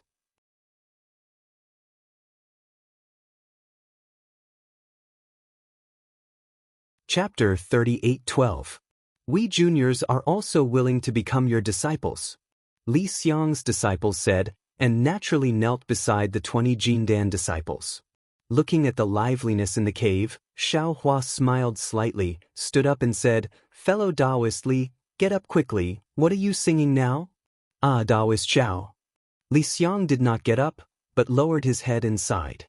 "Speaking of which, I, Xiong Yi, and this fellow Daoist have all received great kindness from Daoist. Perhaps one of them was saved, but I, along with all my disciples, were saved from the death prison by Daoist. And I have been with Daoist Xiao the longest. Normally speak, I should have said it long ago. However, Daoist must have known long ago that I did not get along well with the previous imperial tutor of Jiang country, Qin Haoyue. I have lingering fears about this. Especially when Daoist wanted to go to Yaodai Mountain, I did my best to stop him. In reality, I also had selfish motives. I knew that if Daoist went, if he died, if he returned, it would not be the ending I wanted. If Daoist took the imperial tutor's lot, he would definitely fall into the mortal world, and his mind would definitely be affected. I do not want to repeat the same mistake. So after Xiongyi returned, even though fellow Daoist Xiong did not say anything, I already understood that Daoist Xiao most likely already received the imperial tutor's lot, and the development of the matter has already fallen in a direction I do not want to see. So I simply did not care about the matters of Black Wind Ridge, and handed them all to fellow Daoist Xiong. As for the peculiarities that fellow Daoist Xiong found, I did not detect them at all. I am far inferior to fellow Daoist Xiong in this regard. This is also one of the reasons why I had the thought of leaving. Before Daoist returned, I had already made a decision. If there is a chance, I will bid farewell to Daoist. However, Daoist's performance in Jiang country really exceeded my expectations. Not only did Daoist save me again, you also generously gave the imperial tutor's lot to the Chongling princess. At this moment, I understand that Daoist is going to the Yaotai conference for that promise, and not just to establish a country. Daoist is not the Daoist I thought. Daoist should go to the Yaotai conference. A cultivator like Daoist who treats promises as gold, is that not what I want to follow? At this point, Li Xiang bowed down again and said, "Therefore, I would like to ask Daoist to allow this disciple to become Daoist's disciple. We are all willing to become your disciples and listen to your teachings." Dozens of golden core cultivators shouted in unison. Their voices were rather majestic. Xiaohua smiled and waved his hand. "Good, since everyone has come under this old man's tutelage, then, on behalf of my Fortune Gate disciples, this old man welcomes everyone." "Thank you, Dao Master." The cultivators were overjoyed and kowtowed as they entered the Fortune Gate. "Today is another joyous day. Looks like this old man will have to hold a big banquet again." Xiaohua sat down and laughed heartily, then ordered, "Black Bear, quickly go and prepare." "Yes, I understand." The Black Bear spirit was overjoyed when he saw so many Golden Core Realm cultivators joining the Fortune Gate. He hurriedly ran out. "Xiong, Li Xiang, Prince Lan, stay behind. The other disciples go back and rest first." Xiaohua instructed again, with the bearing of a sect leader. "Yes." All the Golden Core Realm and Foundation Establishment Realm disciples answered in unison and walked out one after another. Only Lu Yi, Fu Jiwen, and Wang Yifei stood in front of Xiaohua without moving. "Lu Yi, prepare a seat for the 3 senior brothers." Xiaohua instructed. "Yes, master." Lu Yi's expression did not change. He glanced at Fu Jiwen and Wang Yifei. Then the 3 of them took out 3 chairs from the side and placed them beside the 3 nascent soul realm cultivators. Xiaohua smiled and said, "Senior brothers, please sit." "Many thanks, junior brothers." Xiong Yi and the others knew that these 3 were the disciples that Xiaohua had chosen. Although their cultivations were still shallow, their future was immeasurable, so they did not dare to neglect them. When the 3 nascent soul realm disciples were seated, Xiaohua smiled and said, "You all have seen it. Previously, this old man only wanted to accept a few disciples to train. The so-called founding of a sect was not something that I had thought of, but now, even you 3 nascent soul realm cultivators have come under this old man's tutelage. This lineup has exceeded this old man's expectations. Of course, to tell you the truth, this old man has no problem guiding your cultivation. This old man's strength is far beyond your imagination. His Xiongyi, Li Xiang, and Prince Lan all sucked in a breath of cold air. They looked at each other with astonishment in their eyes. After all, in their eyes, the strength that Xiaohua had shown was already extremely shocking. They had never imagined that Xiaohua's far beyond your imagination would be like Loki. Xiaohua smiled and said, if you all had not come under this old man's tutelage, this old man would not have told you. Yes, this disciple understands. Xiongyi and the others smiled and nodded. Cultivation techniques, medicinal pills, magic treasures. Wait. You all don't need to think about it. This old man has confidence in all of these. Xiaohua said again. However, this old man does not have much experience in establishing a sect. Now that my fortune gate has more disciples, these are all things that you all need to consider. Yes, in the space, although the green-robed Xiaohua and the scholarly cultivator Xiaohua were establishing a sect, they were close to gods in the space. Moreover, there were more than 10,000 disciples that they could do whatever they wanted. But in the Black Wind Ridge, it was different. Not to mention the 3 nascent soul cultivators, even those golden core disciples, which one of them had not lived for hundreds of years, experienced the ways of the world and experienced all kinds of hardships.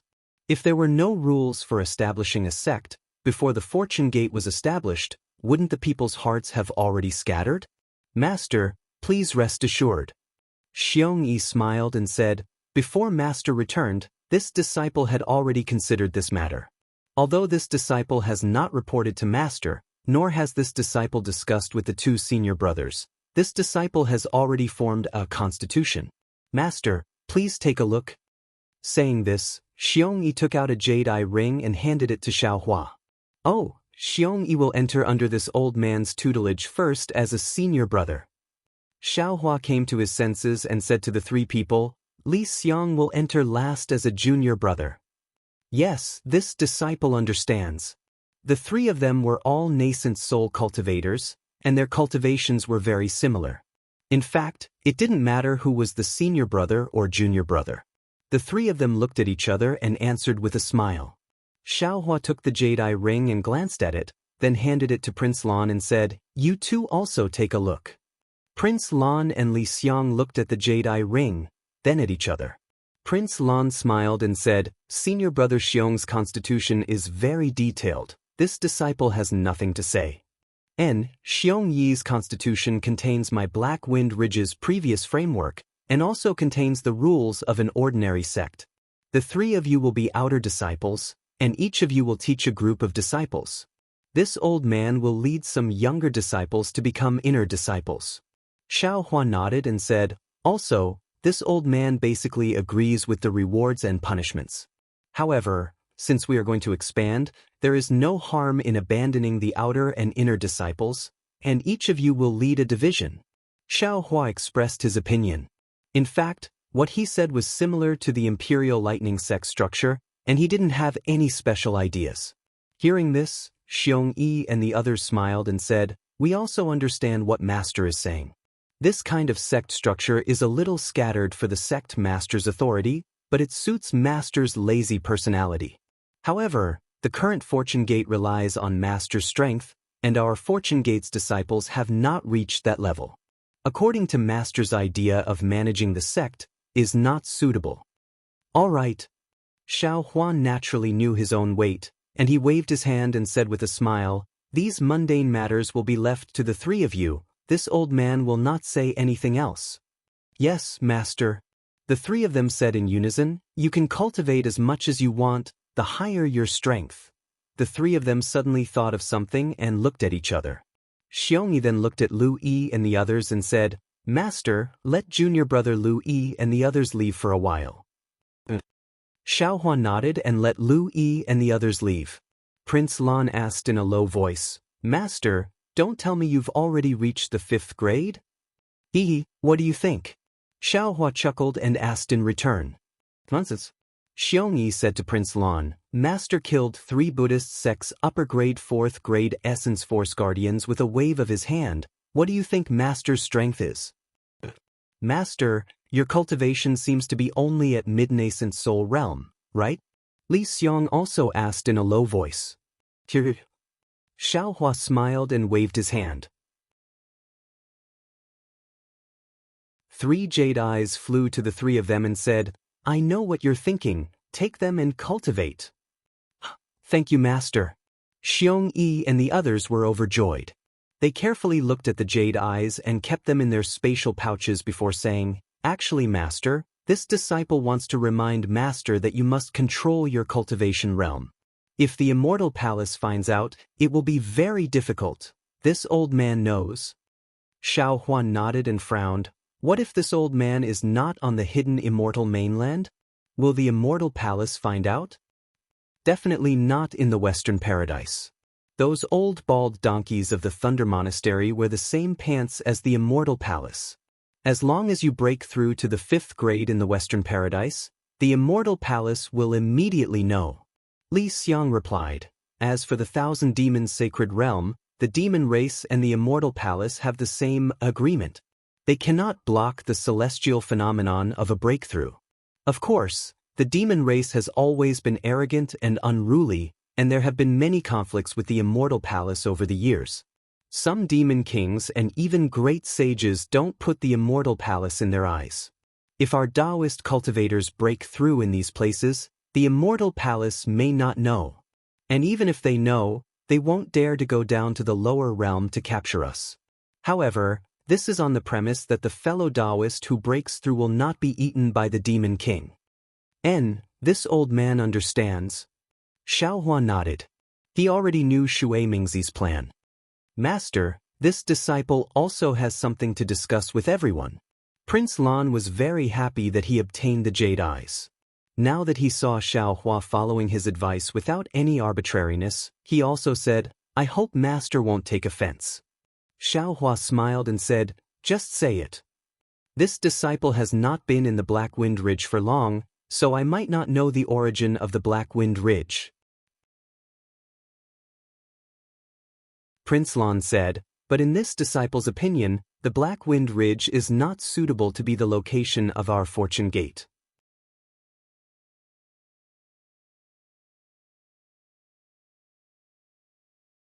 Chapter 38:13. Oh, what do you mean? Xiao Hua frowned slightly, but he soon regained his composure and asked with interest. Master, disciple has 3 reasons. His heart tightened as he carefully said, First, the Black Wind Ridge is not big enough for a sect to develop. Second, the Black Wind Ridge is located at the border of 3 countries. No matter how it develops, Jiang Country, Jiasa Country, and Copper Pillar Country will pay attention. These 3 countries have Dao sects, Confucian cultivators, and Buddhism behind them. Even if our fortune gate unifies the 3 countries, the Confucian cultivators will be alerted. Since Master wants to do something that no one has done before, this idea of establishing a country should be abandoned. Third, the Black Wind Ridge's origin energy is not particularly abundant, and it is only because of the Origin Stone Mine underground. Now that the Origin Stone Mine is known by others, it will be a big problem in the future. Oh, since you mentioned it, Disciple has another drawback. Black Wind Ridge has already fallen into the Confucian cultivators' eyes. If Master wants to establish a sect here, it is tantamount to walking into a trap. Senior brother Lan is right. Li Xiang knew Xiao Hua's temperament. He looked at Xiao Hua and smiled. Master's cultivation is profound, but he is indeed lacking in this aspect. In these years, Disciple has considered that the Black Wind Ridge's reputation is not good, and our Fortune Gate's reputation will also be bad if we establish a sect here. Who says this old man has not thought about it? Xiao Hua of course would not admit it. A crafty rabbit has 3 burrows. How could this old man not consider this matter? It's just that this old man has not had time to discuss it with you. What does Master think we should do next? Xiongyi asked with a smile. You can decide on this matter. Xiao Hua casually waved his hand. All right, disciple will speak first. Seeing that Xiaohua was not angry, Lan Huan relaxed and said, when disciple was traveling in Jing province, disciple saw a mountain range that was vast and rich in origin energy. If master's formation can be placed in that mountain range, it will not attract the attention of Confucian cultivators. Disciple also knows that there is a blessed land in Yu province that is very suitable for establishing a sect. Li Xiang added, furthermore, I feel that this place doesn't have to be too far away from Black Wind Ridge. Let's take a closer look first. Xiao Huan nodded and said, in fact, to our fortune gate, this protective grand formation is the most important. Only a place where we can set up the formation can establish a sect. All right, disciple has some understanding of arrays. Prince Lan volunteered. Disciple will first go to the mountain range that junior brother Li mentioned. Good, you take Fujiwen with you. Xiaohua stood up and said, this old man will wait for your news. In addition, this old man has some matters to attend to today. Xiong Yi, come over tomorrow morning. This old man wants to see your cultivation progress. Li Xiang is temporarily in charge of the affairs of Black Wind Ridge. Thank you, master. Xiong Yi was overjoyed. Li Xiang and Lan also stood up to accept the order. Xiaohua was naturally concerned about Daoist Jingting and Xianxia. Although the Fortune Gate currently had 3 nascent soul cultivators, Xiaohua's Dantian had more than 150 nascent souls. If Xianxia and Master Daoist Jingting succeeded in cultivating their scattered souls, then Xiaohua could absolutely control more than 150 scattered souls. What kind of strength was this? Xiaohua couldn't afford to be careless. When Xiaohua arrived at the quiet room, Daoist Jingting had already woken up and was whispering with Xianxia. Their discussion was lively. When they saw someone enter, both of them were startled and vigilance flashed through their eyes. When they saw Xiaohua, they were immediately overjoyed. They bowed and said, Master, good. Xiaohua sat cross-legged on the praying mat and asked, have you finished your discussion? Yes, master. Xianxia nodded. Disciple and junior brother Jingting have discussed it. There is no difference between the two of us. Now we can consume the mortal essence. Good. Xiaohua waved his hand and took out a mortal essence that was several 100,000 years old. Who are you waiting for? Master. Xianxia and Daoist Jingting looked at the mortal essence and seemed to be afraid. They hurriedly dodged and cried out, this mortal essence is too old.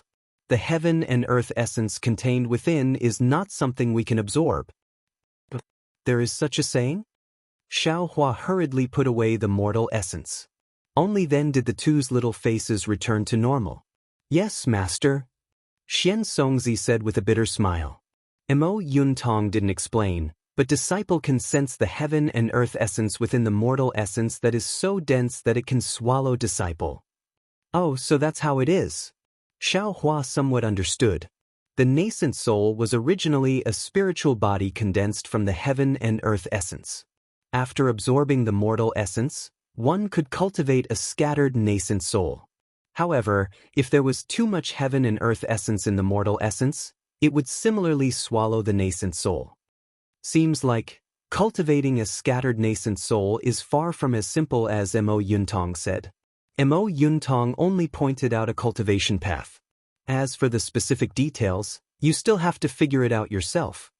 Daoist Jingting replied with lingering fear. Xiaohua took out several mortal essences that were several tens of thousands of years old, 100,000 years old, and a few 100,000 years old. He said, Xianxia, go first. You have more time to comprehend, so you have a higher chance of success. Good. Xianxia chose a mortal essence that was about 120,000 years old and said, Master, guard disciple at the side. If there is anything inappropriate, Master can make the decision. Master understands. Xiaohua nodded and put away the rest of the mortal essences. He rubbed his hands together and launched a series of mysterious seals. As the seals were launched, strands of crystal threads as thin as hair condensed in midair and slowly fell into the mortal essence. The mortal essence melted like ice and snow, turning into a ball of yellow liquid. Within the liquid, balls of golden threads rolled up and down. Moreover, as the whole ball of liquid violently swelled, after the crystal threads entered the liquid, layers of tiny ant-like runes seeped out from the golden threads. These runes emitted a slight rumbling sound, like thunder and also like a low chant. When the runes fell into the yellow liquid, the liquid emitted strange fluctuations from time to time, and the whole liquid actually slowly shrank. After the liquid shrank, it turned into a human figure. Although the appearance was unclear, a fist-sized whirlpool appeared on the top of the door. Ghostly howls resounded in the air. Xiaohua growled, "Xianxia, if you're not forming your body now, when are you going to wait?" "Yes, master." Xianxia was already eager to give it a try. When he heard Xiaohua's order, he hurriedly rushed towards the mortal essence. Woo! Xianxongzi's nascent soul was only a few feet away from the mortal essence when a huge suction force was produced from the vortex, pulling Xianxongzi into the mortal essence. Ah! Xianxongzi's nascent soul fell into the mortal essence and immediately let out a heart-wrenching howl. Xiaohua narrowed his eyes and remained unmoved. He already understood that this was the essence of the mortal essence attacking Xianxongzi's nascent soul. This kind of pain was tantamount to tearing apart and rebuilding every inch of Xianxongzi's body. Xiaohua had also experienced this kind of pain in the past. When the heavens are about to bestow a great responsibility upon a man, it must first torment his will, toil his muscles and bones, starve his skin, empty his body, and disturb his actions. Xiaohua's mouth faintly recited a Confucian text, and the hand seals in his hand continuously struck out. With the passage of time, 3 faint invisible brilliants slowly emerged from the top of his head. This scattered nascent soul cultivation method was truly heaven-defying. Even someone as strong as Xiaohua's cultivation base was now beginning to produce a vision. Looking at the mortal essence again, the human figure gradually revealed Xianxongzi's face. However, his face was really ugly. His grimacing appearance was completely deformed. Moreover, the mortal essence's 4 limbs and even its entire body were trembling violently. It seemed that the fusion was very difficult. Go! In the end, Xiaohua took a deep breath and the magic power in his body surged. The 3 lights above his head suddenly flashed and the flower shape instantly disappeared. As Xiaohua pushed with his hands, the last hand's seal slowly fell into the mortal essence. Boom! There was an indescribable vibration and a strange hiss. The mortal essence's body once again appeared with strange and obscure runes. As the runes tumbled, waves of fluctuations rushed out. Amidst the fluctuations, hundreds of thumb-sized whirlpools appeared in the quiet room at the same time. Waves of unknown air swarmed out and fell into the mortal essence that was already very similar to Xianxongzi's nascent soul. Phew! Xiaohua let out a sigh of relief. His gaze fell on the mortal essence. The runes had already begun to solidify and a Xianxongzi similar to an ordinary person was gradually forming. Finally, it went smoothly. Xiaohua faintly smiled, but a moment later, his smile disappeared again. He muttered, "It seems, it's still missing something." "Exactly, it's this height." Xiaohua looked at Daoist Master Jingting, who was hiding in the corner of the quiet room in the distance. He was somewhat envious and somewhat worried. Suddenly he realized, this height is very similar to a 4- or 5-year-old child. Thinking of this, Xiaohua was just about to close his eyes and carefully ponder over the strangeness inside, but suddenly, a tremor suddenly emerged from the bottom of his heart. This is? Without waiting for Xiaohua to think more, a peerless pressure descended from the sky and enveloped the entire quiet room. An explosive aura instantly filled the entire quiet room. Lightning tribulation? This aura was so familiar that Xiaohua almost didn't need to think before he jumped up from the ground. Cultivating a nascent soul requires 3 gold lightning tribulations? Just as this thought appeared, Xiaohua unhesitatingly rolled up his sleeves and brought Xianxongzi, who had already finished forming his body, and Daoist Master Jingting, who was beside him, who was extremely frightened. His figure flashed and he turned into lightning and rushed out of the quiet room. When he arrived outside the cave, he saw that the sky was already densely covered with dark clouds at an extremely fast speed. Streaks of dragon-like lightning had already begun to brew behind these dark clouds. Damn it, I understand now. This is a loose immortal's helpless action after failing the lightning tribulation. Cultivating a nascent soul also requires a lightning tribulation. This is probably the initial tribulation of a nascent soul. In the future, after a period of time, every realm will have a lightning tribulation. How can my heavenly stars formation withstand 3 gold lightning tribulations? Once this lightning tribulation falls, not to mention the formation turning into ashes, even more than half of the people and demons in the Black Wind Mountain range will die. Xiaohua was somewhat panicked. Why didn't Mo Yuntong even mention this?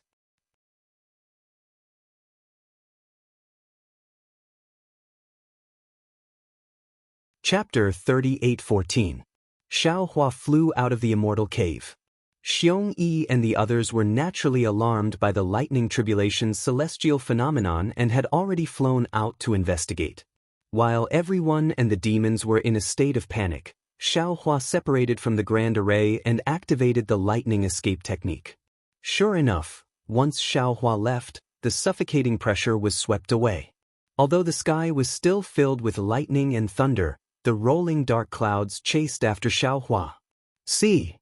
Xiongyi, Lan Wang, and Li Xiang stood in the air, watching the lightning tribulation leave.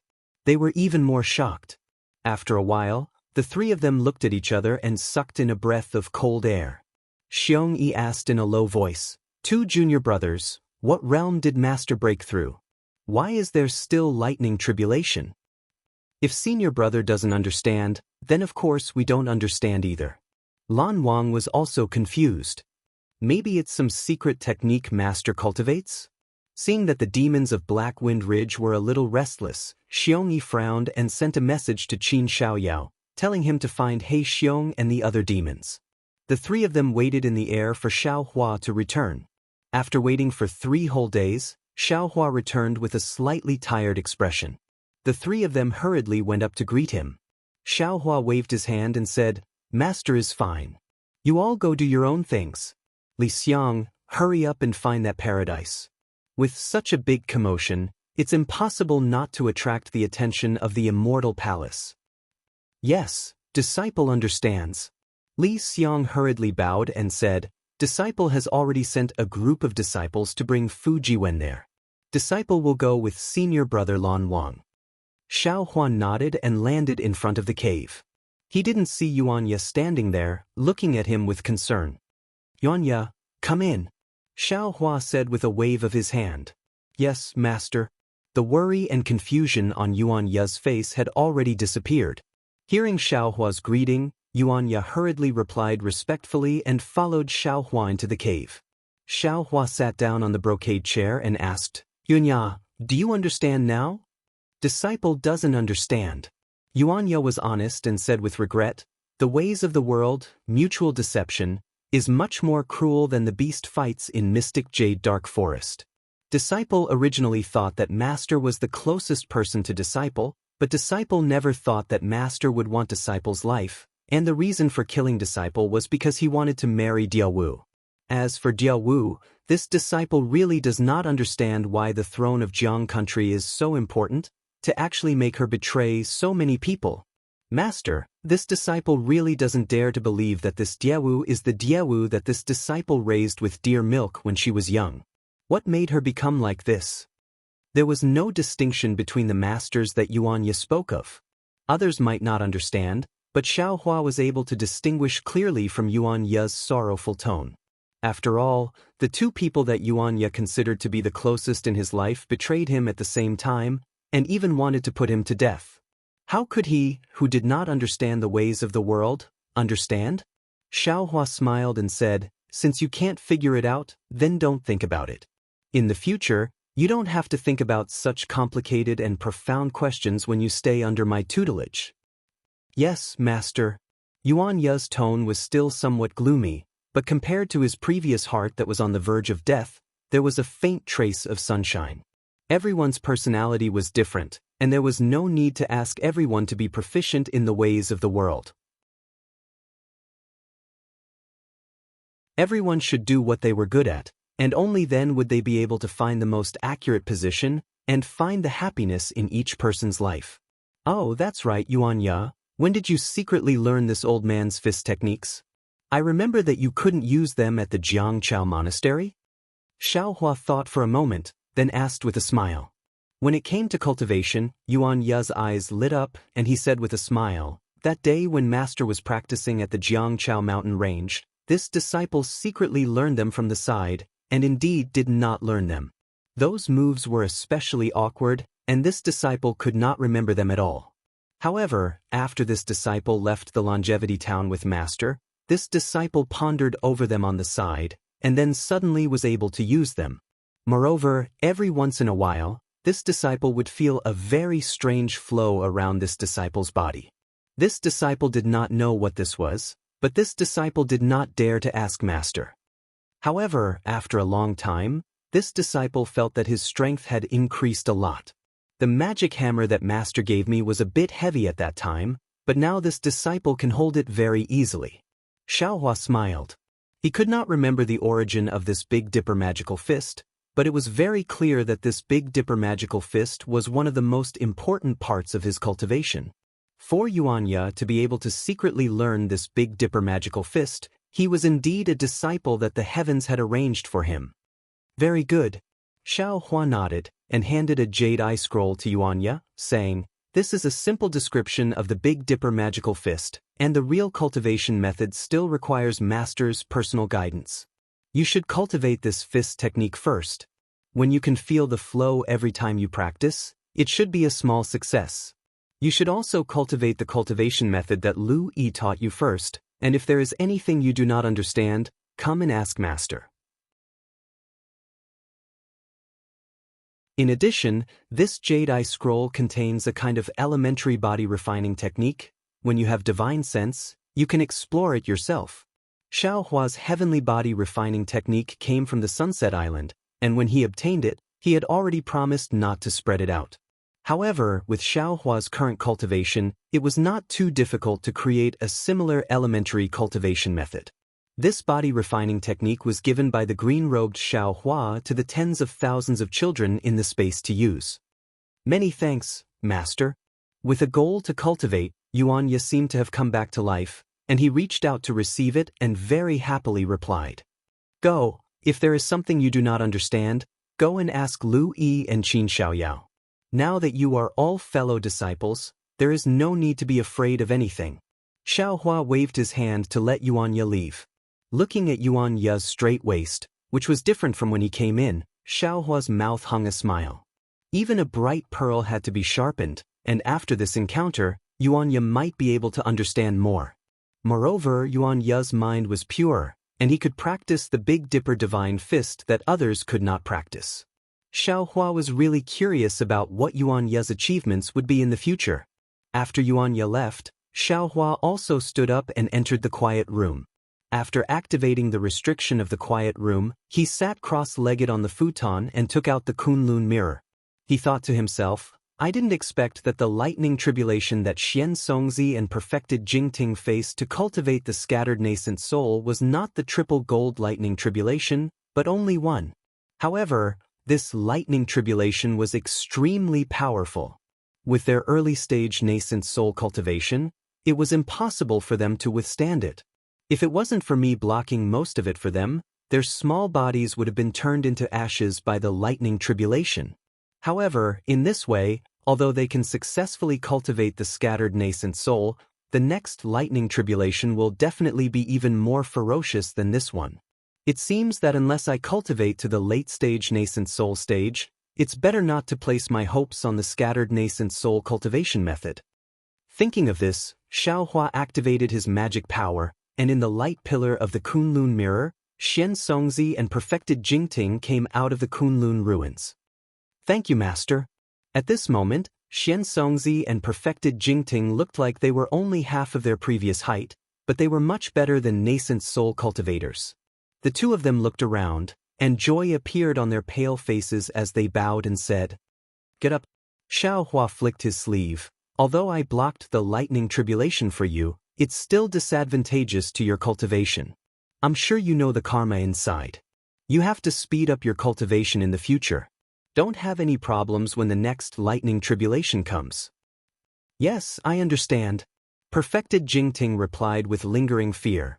"The next lightning tribulation will be the scattered nascent soul lightning tribulation.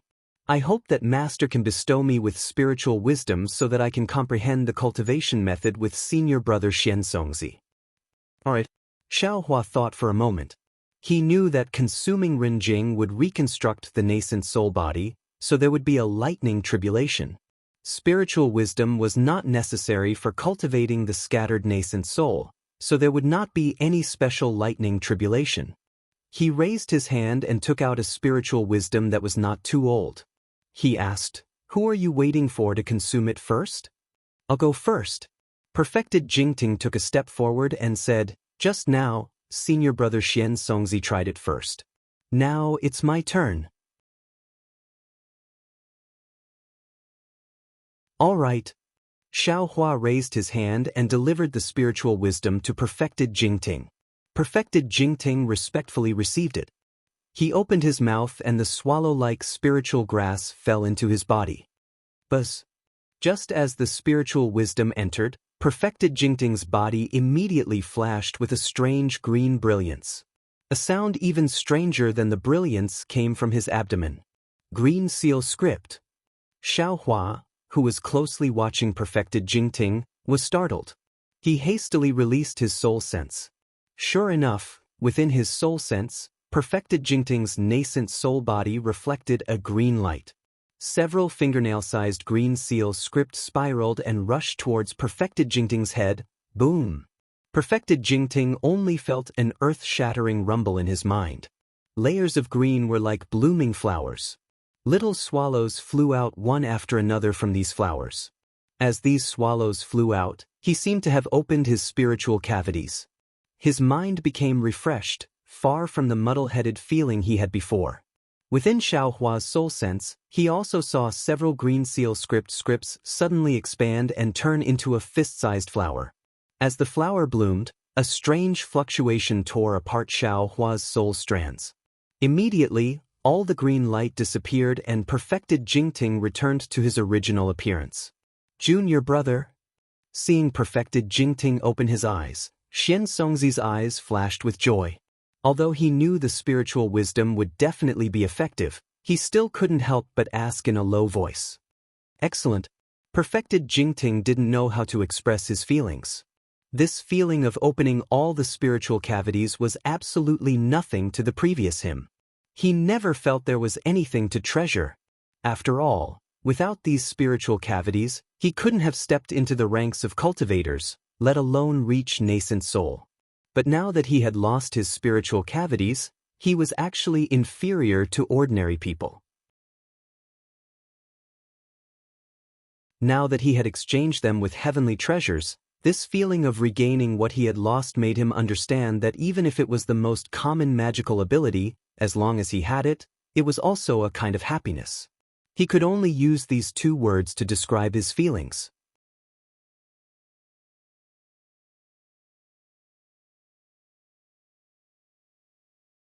Chapter 38:15. Xianxongzi You Too. Xiaohua waved his hand again and took out another spiritual wisdom amplification and sent it to Xianxongzi. When Xianxongzi used the spiritual wisdom amplification, his eyes also flashed with a strange emotion. Only after using it did he truly know the importance of the spiritual wisdom amplification. Xianxongzi glanced at Perfected Jingting and then looked at Xiaohua deeply. Then, the two of them bowed at the same time. "Master, disciple is truly grateful for Master's kindness of rebirth. There's no need to say anything more. Quickly go and cultivate. You're my disciples. What I can do for you, I'll do according to your requests." Xiaohua smiled and sent the two nascent souls into the Kunlun ruins. After putting away the Kunlun mirror, Xiaohua sat cross-legged on the futon and took out a mother-child spirit fruit. As he looked at it carefully, he thought to himself, Xianxia and perfected Jingting are nascent souls with primordial spirits. It's natural for them to use the mother-child spirit fruit and spiritual wisdom amplification. After all, they know the degree. However, the 100 or so nascent souls in my lower dantian are already damaged. I'm afraid it's difficult for them to distinguish the degree of use. It'll be difficult for me to cast the spell. Moreover, this spiritual wisdom amplification actually contains green seal text.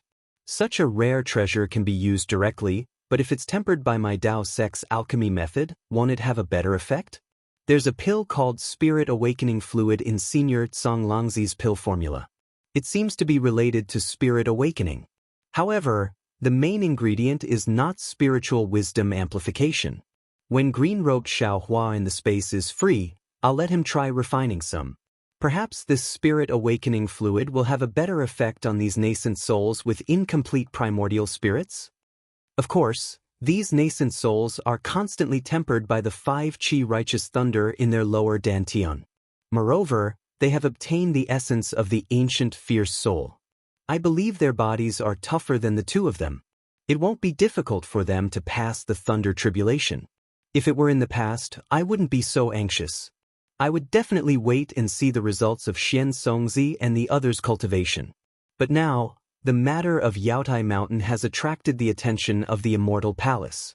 Perhaps they won't think of me now, but there's no such thing as a secret.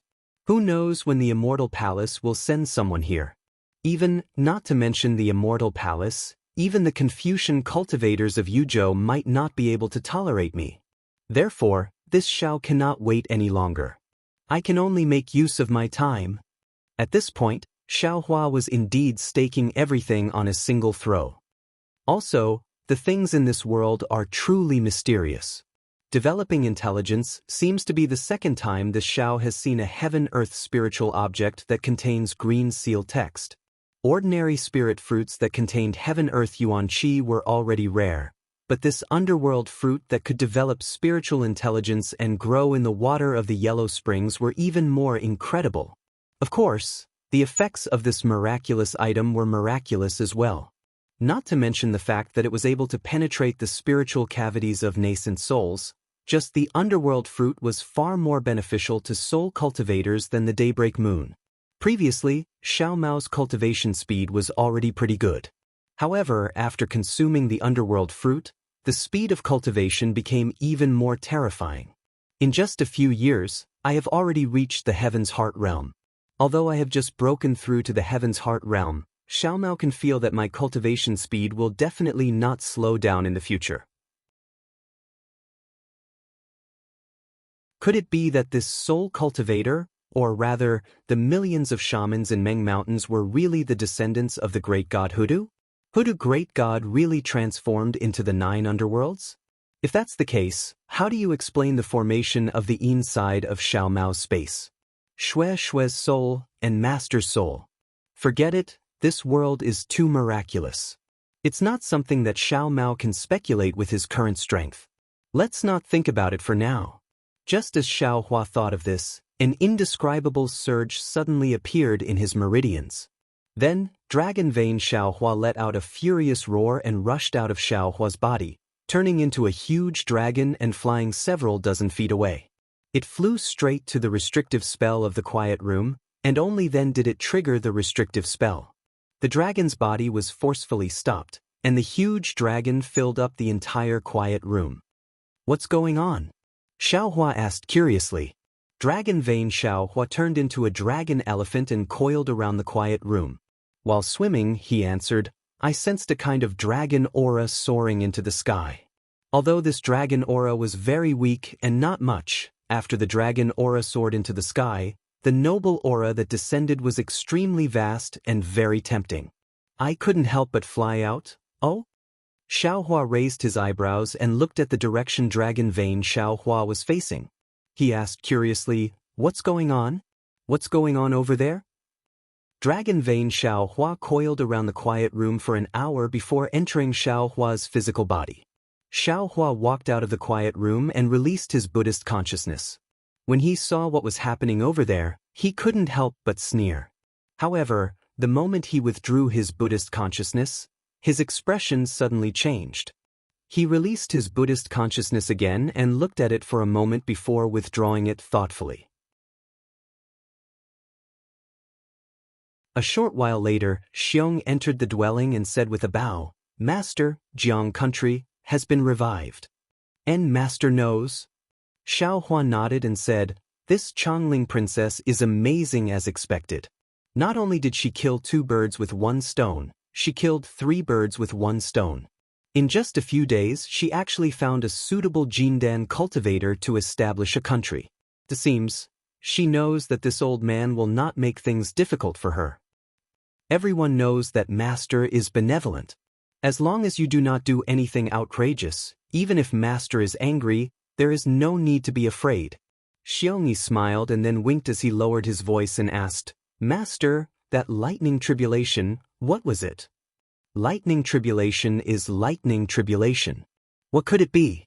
Xiaohua waved his sleeve in annoyance and said, "This lightning tribulation is not this old man's, don't think so much." Xiongyi blinked. Seeing Xiaohua stand, he hurriedly stood and sent Xiaohua into the quiet room. However, before Xiaohua entered the quiet room, he stopped and turned around. "Also, Master is going into closed-door cultivation for a period of time. If there are any earth-shaking movements in the future, all of you don't have to be too surprised." "All right." Xiongyi hurriedly agreed. "Also, urge Black Bear to have all the Yaos, and the outer sect disciples go down the veins. Empty the veins as soon as possible." Xiaohua thought of something again and instructed, "When Master makes a move, there won't be any meat left for you." He understood. "Master, this disciple will roll up his sleeves and go to work." Xiongyi giggled and left. After Xiongyi left, Xiaohua did not enter the quiet room. Instead, his figure flashed and disappeared into the void. When Xiaohua reappeared, he was already outside the Black Wind Ridge. This place was about 40 li away from the Black Wind Ridge. Xiaohua's figure appeared in midair. He frowned as he looked down at the mountain rocks below. He seemed to be thinking about something. However, after a short while, Xiaohua stretched out his hand. A huge palm silhouette of several tens of zhang in size fell from the sky and plunged into a pile of rocks. When the big hand turned over, that big hand was holding a scholarly cultivator in a yellow robe. This scholarly cultivator's robe was very strange. It was somewhat similar to the outer robe of a secular person, but there were some flashing inscriptions on the robe. There were also mountains and rivers printed on the chest and back of the robe. It looked similar to the official robe worn by the secular government officials. "This cultivator is a bit strange?" Xiaohua looked at the cultivator imprisoned by him and thought to himself, "Not only is his appearance different, but his cultivation is also strange. It seems that he is only proficient in the earth escape technique and concealment technique. He should be very proficient in the earth essence technique. But he is also very weak in other aspects. Under the attack of this Zhao's magic power, he didn't notice at all. There seems to be some kind of aura on this robe." Thinking of this, Xiaohua's expression suddenly changed. He whispered, "Where is fellow immortal Confucian cultivator?" Pung. 4-colored true qi gushed out from Xiaohua's chest. That Confucian cultivator Xiaohua landed in the air. When he saw everything in front of him clearly, the Confucian cultivator Xiaohua's expression was also grave. He nodded and said, "Fellow Daoist worries are correct. This Confucian cultivator's robe has the same aura as the Imperial Star Thrust and the Imperial Shield. This scholarly cultivator must be the eyes and ears of the Immortal Palace." "Thank you, fellow Immortal." Xiaohua nodded slightly and sent Xiaohua back. Then, he thought for a moment and slowly extended his finger. He was extremely careful as if he was afraid of breaking the cultivator's forehead. Then, he quickly withdrew his finger. "Earth Lord." Xiaohua's face showed an astonished expression. The Immortal Palace really has Earth Lords all over the hidden Immortal continent? Granny, no wonder the Immortal Palace can control the entire hidden Immortal continent's information. Oh, that's not it. Not every place on the hidden Immortal continent has Immortal Palace's eyes and ears. Although in name, the Earth Lord supervises the entire hidden immortal continent's information, these Earth Lords can't always pay attention to all the movements. Only the places that the Immortal Palace pays attention to have Earth Lords truly investigate. It turns out that the Black Wind Ridge doesn't enter the Immortal Palace's eyes at all. It seems that because of this Xiao, it attracted Earth Lord. But this is troublesome. Xiaohua shook his head slightly. If my Fortune Gate's disciples leave the Black Wind Ridge, won't all traces be seen by Earth Lord? Then, won't the newly found cave be exposed to the Immortal Palace's surveillance? Hee. Xiaohua pondered for a moment and a smile appeared on his face. Several extremely small soul strands were released from between his eyebrows and landed on the Earth Lord's forehead. After a while, Xiaohua put the Earth Lord back into the ground and flew away with a smile on his face. After dealing with the Earth Lord's surveillance, Xiaohua formed an incantation and used the Earth Escape technique to escape towards the Black Wind Ridge. On the first day he returned to the Black Wind Ridge, he had tried to sense the metal and wood essence blood that had seeped into his body. Unfortunately, no matter how many times he tried, it was to no avail. Now that he had dealt with everything, he began to busy himself with the most important matter in his heart. At this time, Xiaohua's Earth Escape technique had already reached a high level. Not to mention that he could move extremely nimbly underground, even in places without Earth attribute origin energy, he could rely on his own Earth attribute energy to move. Therefore, this time it was very easy for him to reach the location of the black fog.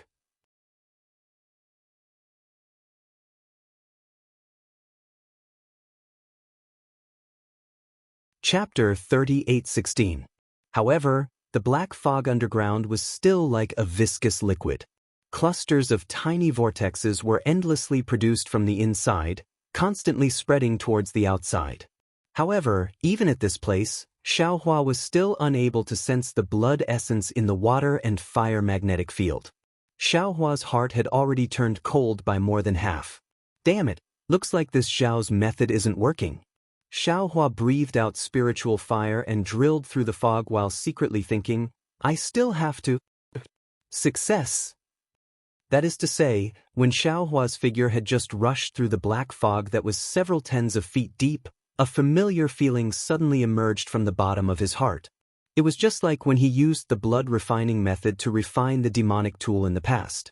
The entire magnificent water and fire magnetic field space had yet to appear, but the situation inside the space had already fallen into his heart.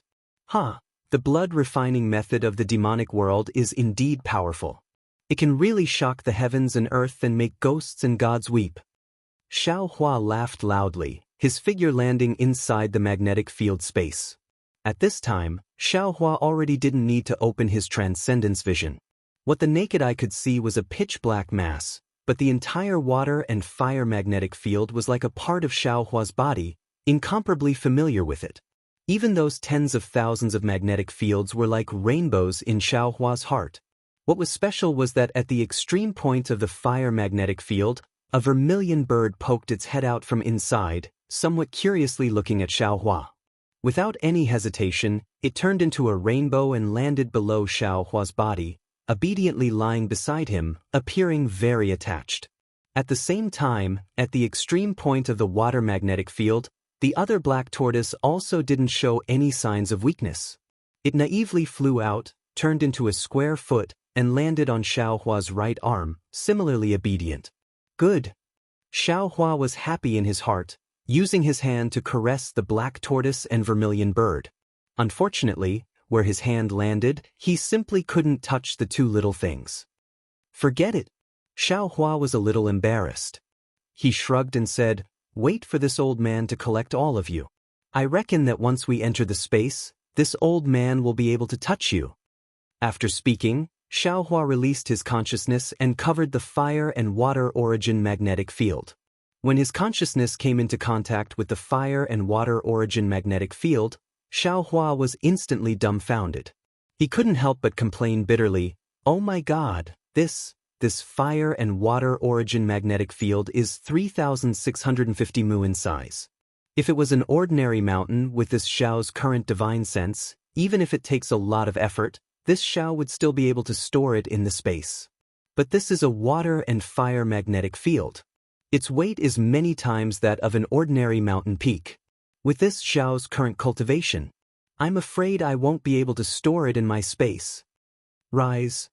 At this moment, Xiaohua's mind was mixed with his divine sense and could already wrap up the entire water and fire magnetic field.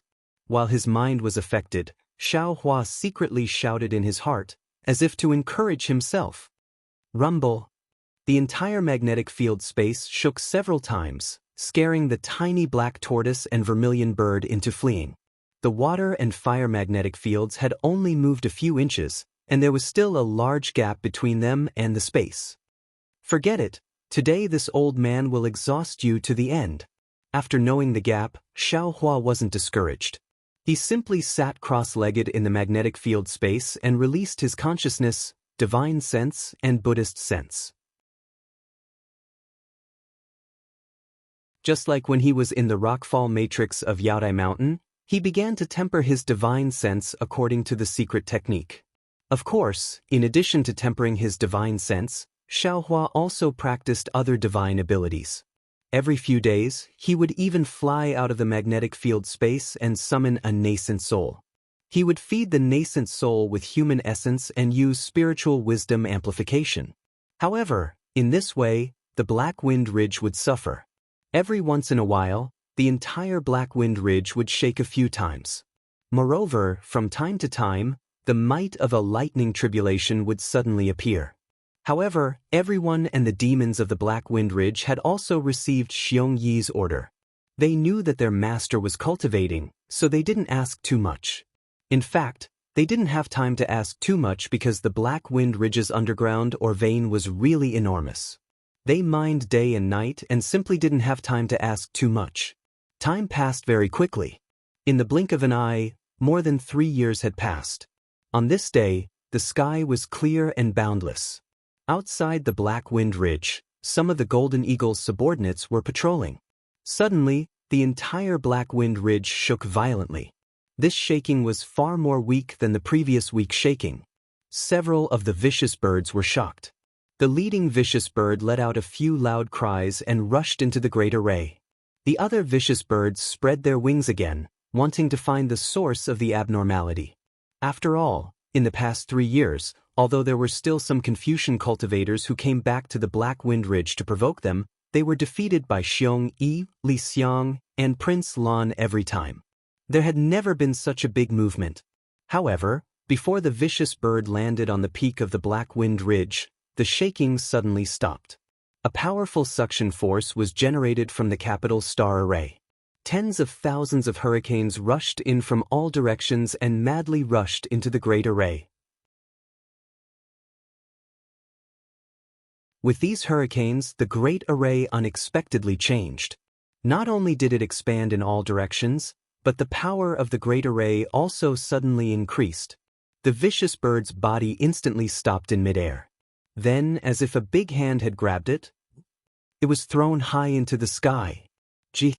The vicious bird was shocked. It flapped its wings in midair, but it still couldn't stop its body. It didn't stop until its body was thousands of feet high in the sky. Ha! As soon as the vicious bird stopped, Xiaohua's laughter came from the cave. Then, a powerful divine sense that the vicious bird had never seen before suddenly grabbed it and pulled it down from the sky.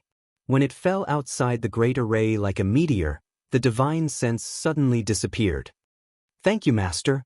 Thank you, Master. How could the vicious bird not know that this was Xiaohua's divine sense? It shouted loudly and flew into the distance to patrol. After the water and fire magnets were absorbed into the space, the capital star array's power actually increased by 40% without the interference of the water and fire magnets.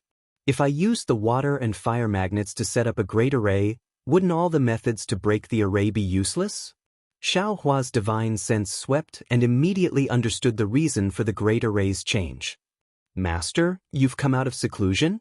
A moment later, Xiong Yi, Prince Lan, and Li Xiang flew out from the primordial stone vein and came to meet him. Yes, it's over. Xiaohua smiled. Xiongyi was a little strange and whispered, "Master, you've only been in seclusion for 3 years, right? Just 3 years?" Xiongyi didn't say anything else. Yes, ordinary nascent soul cultivators would enter seclusion for decades or even centuries. How could they come out in 3 years? You think I don't want to?" Xiaohua snorted, "But I'm a little uneasy, and I just finished a big thing, so I came out to take a look." "Master isn't in seclusion," Li Xiang said with a smile. "Disciple occasionally sees Master going in and out of the Great Array." "Indeed." Xiaohua nodded. "Master is just making some preparations to prevent the Confucian cultivators from attacking my Black Wind Ridge. Right? Have you heard of the Immortal Palace's eyes and ears?" "Earth? Earth?" Li Xiang was stunned and shook his head. "Isn't the Earth Geyser a character in legends and stories?" "Not necessarily." Prince Lan immediately understood and smiled. "There's no smoke without fire. Maybe the characters in the stories are copies of reality. Could it be that Master saw the Immortal Palace's land?" Xiongyi's eyes turned and asked. Xiaohua nodded. "Master has already seen it. Master has also taken care of this matter, so you don't have to worry. However, who knows how much land there is in the entire hidden immortal continent. You all have to be careful and don't give yourself away." "Master is worried." Royal Highness Lan seemed to have thought of something and hurriedly reported. "Disciple received some information. After the Jade Pavilion meeting on the hidden immortal continent, including the Jiang country next to it, there were a total of 10 Daoist countries that received the imperial tutor's signature to establish their own countries. And in the past year, there were actually 4 countries that were annihilated by the Immortal Palace. 2 of these 4 countries were in the Jing province, and the other 2 were near the Jing province. If this disciple's guess is correct, the remaining 6 countries, including Jiang country, will be destroyed by the Immortal Palace sooner or later. This is probably due to the contribution of this so-called land. Master, this matter is very strange. Your intuition is also reasonable." Li Xiang said from the side. "The Immortal Palace has never interfered with the affairs of the hidden immortal continent on the surface. Unless a great demon of the 1,000 Demons Saint realm appears, the Immortal Palace may send troops. How could they send troops to annihilate the Daoist country this time? The premonitions of Shui Mingzi and Ao Zhantian are indeed reasonable." Xiongyi said with a frown. "The current hidden immortal continent is really sensitive." Xiaohua's heart skipped a beat, and an extremely bad feeling arose. Others might not know the intentions of the Immortal Palace, but how could he not know? Granny, maybe the Star Sovereign Palace really did something. Xiaohua thought inwardly. The Immortal Palace probably couldn't find the culprit who killed Kong Hangu, so they simply killed all the suspects. Who knows when it will be the Black Wind Ridge's turn? "Let's go, we'll enter the cave to discuss." Xiaohua looked around and turned to enter the cave. Xiongyi and the others followed in.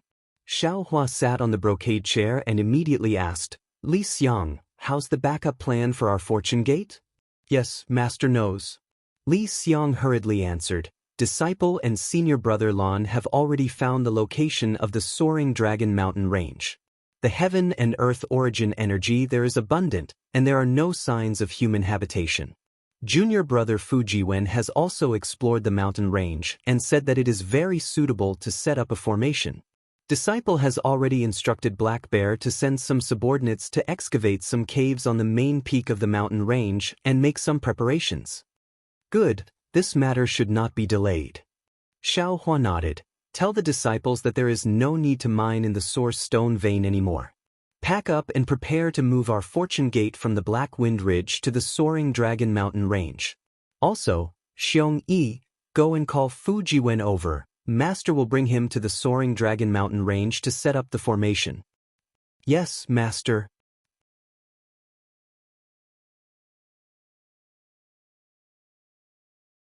Xiongyi agreed, and just as he was about to leave the cave, he suddenly turned back and said, "Master, actually, there is no need to be so anxious."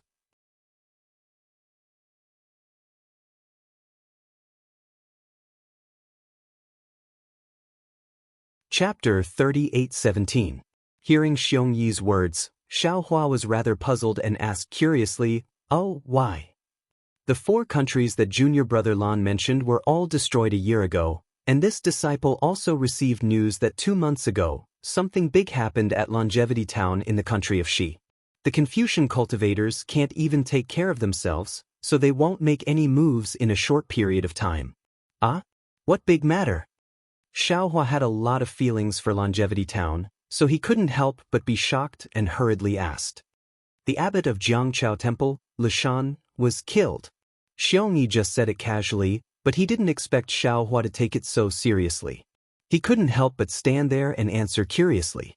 Xiaohua frowned and asked curiously, "Jiangchao Temple? Lishan?"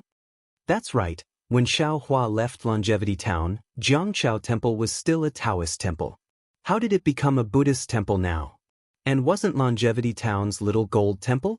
Wasn't the abbot of Little Gold Temple that Mingyu? However, Xiaohua immediately realized that if he could leave Longevity Town, then wouldn't the people and things in Longevity Town be changed? Do you know who killed him? Xiaohua narrowed his eyes. Was it a Confucian cultivator? It's definitely a Confucian cultivator. Xiongyi answered with a smile. Even if it wasn't a Confucian cultivator, it's definitely a Confucian cultivator. Hiss. When Xiongyi said this, Xiaohua instantly sucked in a breath of cold air. His entire body froze in place, and he couldn't help but exclaim in a low voice, "The Battle of Swords?" Not only was Xiaohua shocked, but Lishan's death reminded him of the Battle of Swords in Xiaoyu Continent. Now, Ci Mei, who was sitting cross-legged on Jiangchao Ridge, also had a myriad of thoughts in her heart. Where was the leisurely bearing she had when she sent Lishan to Longevity Town? The current Jiangchao Ridge was no longer the same as when Xiaohua left. The entire dilapidated Jiangchao Temple had been completely demolished, and even the entire Jiangchao Ridge had been flattened. Right in front of Ci Mei, a 99 zhang tall Buddha statue stood in the rising sun. However, this Buddha statue was covered from top to bottom by a layer of huge yellow cloth, and the statue's true body couldn't be seen clearly. Under the Buddha statue, on the side of the Jiangchao Ridge, the thousands of farmers from before had also disappeared. The farmland had also disappeared, and in its place was a Jiangchao temple that was 10 times larger than the small golden temple. The fate of the world was truly a joke. The Jiangchao temple and the Shaojin temple fought each other. Whoever lost would disappear from the Longevity Town. Xiaohua transformed into Ci Hang and defeated Shaojin Temple. Originally, it should have been Jiangchao Monastery that won, but Ci Hang was a Buddhist, so Shaojin Temple seized the victory and chased Jiangchao Monastery's Shaojian, Xiaohua, and Yuanya out of Longevity Town. But now, the small golden temple had been completely forgotten by the Longevity Town. This previously unknown river and tide temple was famous far and wide. At this time, the entire Jiangchao Ridge was completely surrounded by the Jiangchao Ridge. The road under the Jiangchao Ridge was also included in the Jiangchao Monastery. Even the paddy fields under the road and the Liao River were filled up and repaired very smoothly. There were stone steps that led from the Liao River to the Jiangchao Ridge, and there were rows of neatly arranged guest rooms. Normally, some good men and women would come over from the Liao River on large boats or small boats, and it was precisely from here that they went up to the Jiangchao Ridge to worship the golden body of the Guanyin Bodhisattva. On the other side of the Jiangchao Ridge, where the incense was at its peak, there were many temple buildings like the Hall of Great Strength. Each of them had a majestic aura and a myriad of scenes. Waves of sutra chanting came from within with a rhythm, and the occasional bell rang throughout the entire Longevity Town. If Xiaohua was here, he would definitely be full of praise. In just a dozen years, the entire Jiangchao Monastery had undergone such a great change. Moreover, this change was not caused by the Buddhist sect's disciples, but purely by the spontaneous action of the ordinary people. It could be said that man could conquer the heavens. However, even in the face of such prosperous Buddhist incense and the rhythmic sound of the wooden fish, Seme couldn't help but sigh. Sigh. She looked at the golden body of the Guanyin Bodhisattva not far in front of her. Although the golden body of the Guanyin Bodhisattva was covered by a brocade, When the endless sunlight shone on the Buddha statue, it was actually suffused with mottled colors. Within these colors, there were actually all kinds of living beings. It was truly bizarre. However, Xianxia understood in her heart that this phenomenon was the phenomenon reflected when the extremely pure power of faith poured into the golden body of the Buddha statue. If she released her Buddhist consciousness and opened her eyes, she would definitely be able to see thousands of psyche power clustered around the power of faith flying over like waves from all directions. It was as if the power of faith had flowed into the sea and landed on this unconsecrated Buddha statue. Xianxia didn't know what kind of good karma Xianxia had in the past, but just by saving tens of thousands of villagers in the longevity town, Xianxia believed that he definitely wouldn't have such abundant power of faith. However, the timing of the Guanyin Bodhisattva's appearance was too crucial. At this crucial moment, there was such a suitable opportunity. Even if Xianxia didn't do any special good karma, this gathering of winds and clouds would push him to the peak of the karma. Under the golden body of the Guanyin Bodhisattva was another ordinary coffin. The coffin wasn't covered, and the rising sun couldn't shine on the corpse inside. A pitch-black and gloomy coldness seeped out from the coffin. Even the Buddhist light of the Guanyin Bodhisattva's golden body couldn't dispel this darkness and gloomy coldness.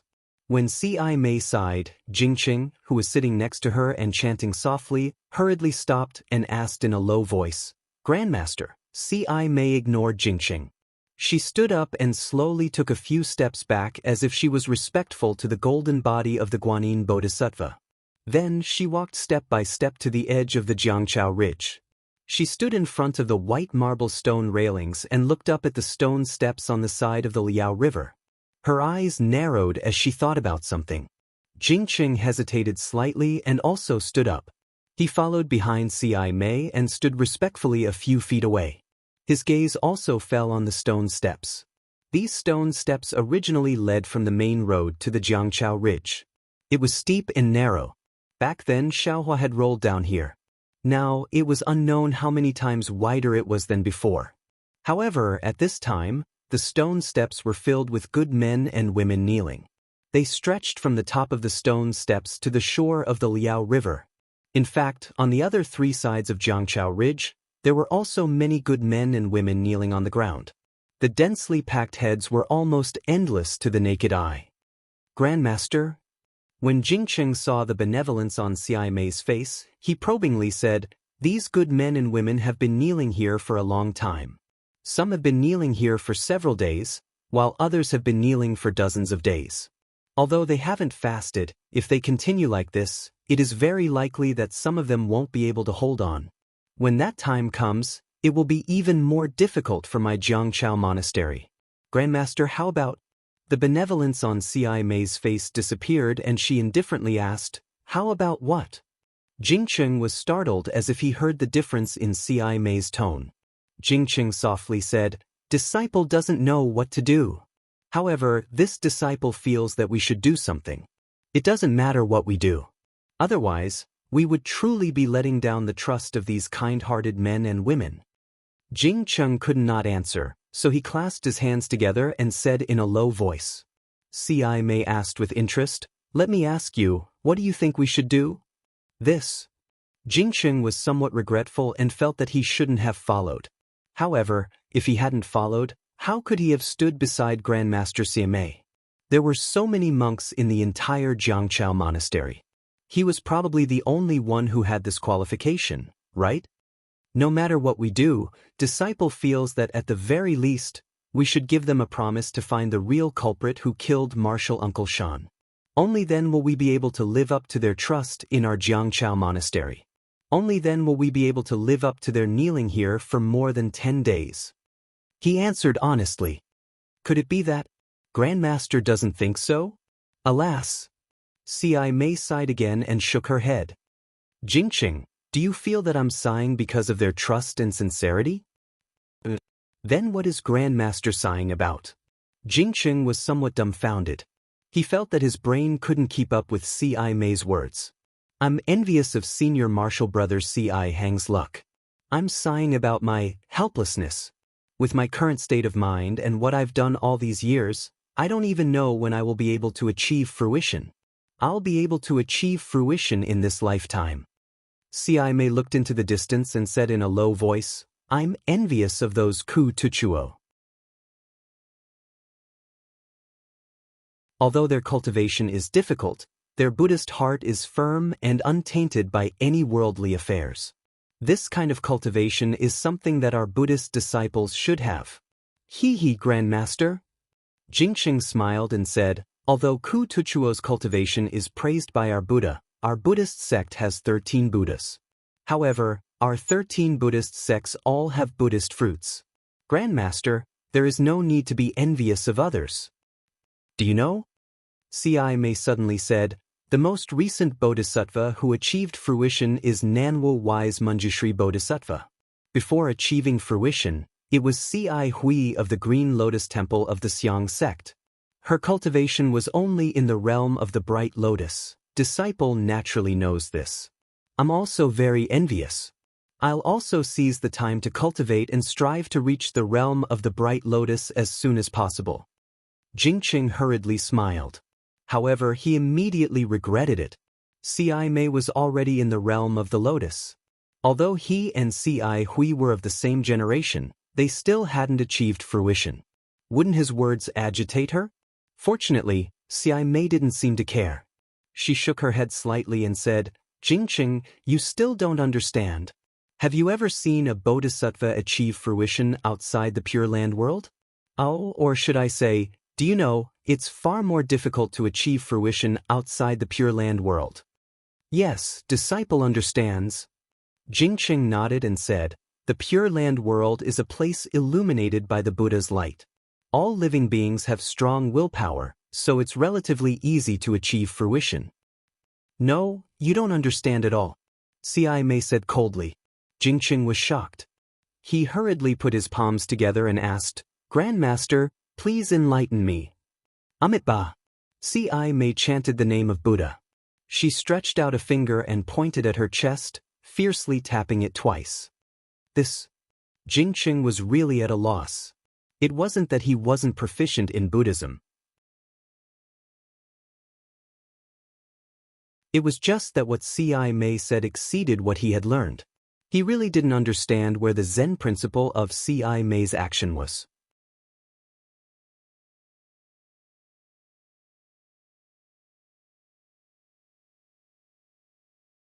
Chapter 38:18. Heart. Today, Ci Mei was different from the past. She didn't scold Jingqing too much and didn't let Jingqing comprehend it himself. Instead, she said, if you don't have a Buddha's heart, even in the Pure Land world, it's hard to attain enlightenment. Of course I know. Jingqing said bitterly. He said in a low voice, I came to the hidden immortal continent and became the abbot of the Cloud Forest Temple. Didn't I preach the Dharma and have a Buddha's heart? Your Buddha's heart is only a Buddha's heart and a Buddha's heart. It's not the Buddha's heart. Ci Mei hit the nail on the head. Not only you, even I have lost my Buddha's heart. Hiss. Jingqing was shocked and asked hurriedly, what? Why? What's a Buddha's heart?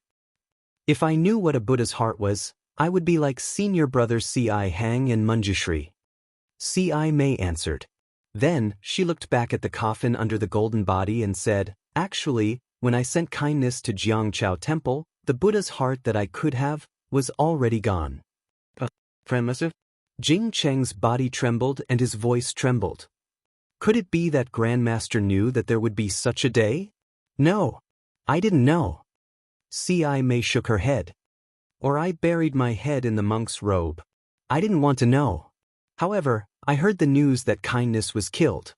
I knew that kindness was the first, but he's definitely not the last. No one knows who the last one will be. No one knows when the last one will be. But I understand. Jingqing seemed to have suddenly realized something and said hurriedly, the Buddha's heart that Grandmaster talked about is a heart that is clear and not tainted by the mortal world. We are Buddhas outside the Pure Land world who aim to promote the Dharma. How can we not be tainted by the mortal world and be clear? That's right, Jingqing. You finally got something. Ci Mei smiled. I'm very gratified. But, Grandmaster, if we didn't promote the Dharma, how could there be so many believers? How could our Buddha's light shine on the hidden immortals? Jingqing asked. C.I. May nodded again. That's right. If we don't subdue demons and protect Buddha, how can we be Buddhist protectors? If it weren't for us sacrificing our hearts to impart the teachings, how could the Buddha's light reach so far? Alas, disciple understands why Grandmaster sighs. Jingqing sighed as well. He looked at the 99 feet tall Buddha statue and said, "This disciple is also envious of Ku Tuchuo's bitter cultivation. Since you know, will you still make a promise to these kind men and women?" C.I. May asked again. Jingqing shook his head slightly. "I can't give you this promise, nor can I." They might have thought that they were doing what they were supposed to do, but they didn't expect that the same kneeling would have different effects at different times. In 9 years, they prayed for blessings for the people 9 times, and the golden body of Namo Guanyin Bodhisattva 9 times. Every time, the Confucian cultivators were defeated by the people. This time, they were still kneeling and kowtowing. However, they were not praying for blessings, they were forcing him. "You are forcing my Buddhist sect." That's right. In 9 years, the Confucian cultivators destroyed the golden body of Namo Guanyin Bodhisattva 9 times. In 9 years, it was these unarmed believers who reconstructed the golden body of Namo Guanyin Bodhisattva 9 times. How majestic is the power of the people's will. It's also this majestic power that forced Lishan to his death. It's also this majestic belief that killed millions or even tens of millions of lives. C.I. May sighed. This is the believer's fault? Or the Buddhist Lord's fault? Or is it my fault? None of them. Jingqing shook his head. It's the Confucian cultivators' fault. They shouldn't have challenged my Buddhist sect's bottom line time and time again.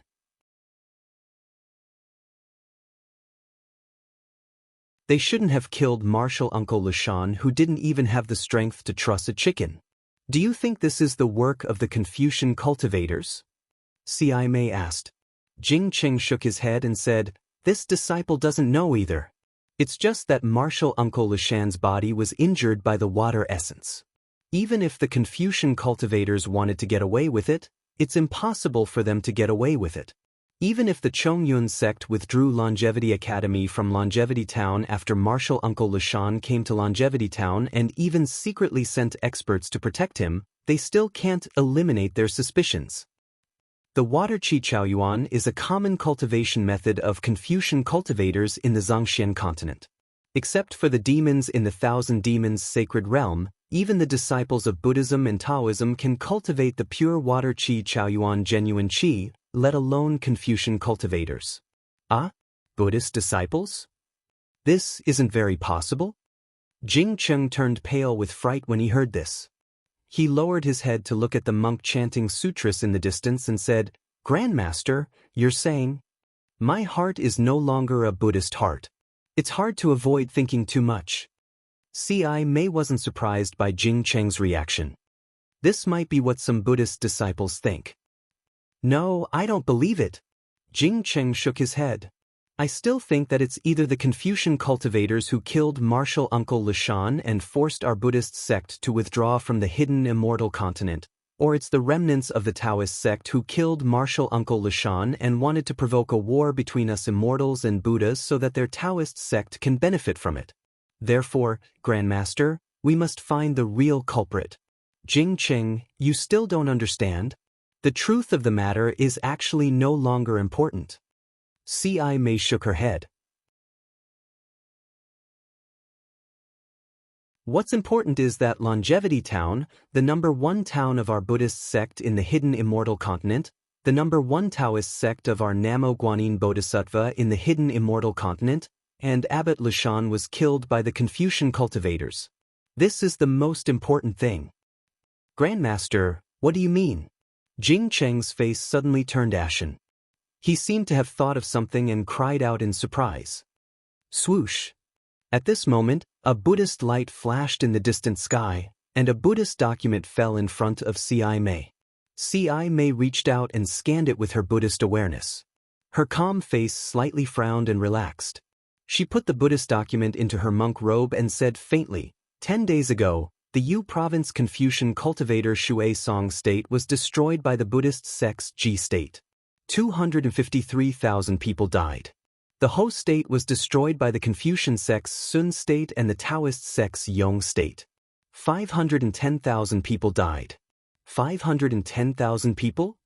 Jing Cheng was shocked. How could there be so many? The Yu province sect's Spirit Mountains Chu Feng sect was destroyed by the Buddhist sect's Delian state. 30,000 people died. The Yu province Jilian Mountains Lianzhang temple was destroyed by an unknown Confucian cultivator. 603 people died. It's a mess, a mess. Jing Cheng bit his lips and seemed to be in disbelief. Swoosh. Before Jing Cheng finished speaking, several Buddhist lights flew from all directions to C.I. Mei's hand as if they had agreed beforehand. The Jing province's Chu family destroyed the Wind and Rain temple. The Buddhist sect's Ji state captured the Confucian sect's Ming state and the Mengji state. The death toll is unknown. The Duanmu family sent an emissary with the family head's order to command the Yu province and the Liang province's Confucian state to destroy the nearby Buddhist state. The monks of the Ji province's Xiaolin temple, Linjiang temple, and Great Pine temple died suddenly. The Jing Mountain sect, Yunfeng sect, and Jilin Academy's defenses were also broken by an unknown force. The death toll is uncountable. The three Buddhist states of Gun province, the Xiangbai state, the Pure Moon state, and the Lianxin state, the Qing province's Jiyun temple, and the Cheng state have sent soldier monks to reinforce our Rivertide temple and resist the Confucian cultivators together. C.I. Mei took the Buddhist archives, scanned them with her Buddhist awareness, and read them one by one. Every time she read a message, Jing Cheng's body trembled.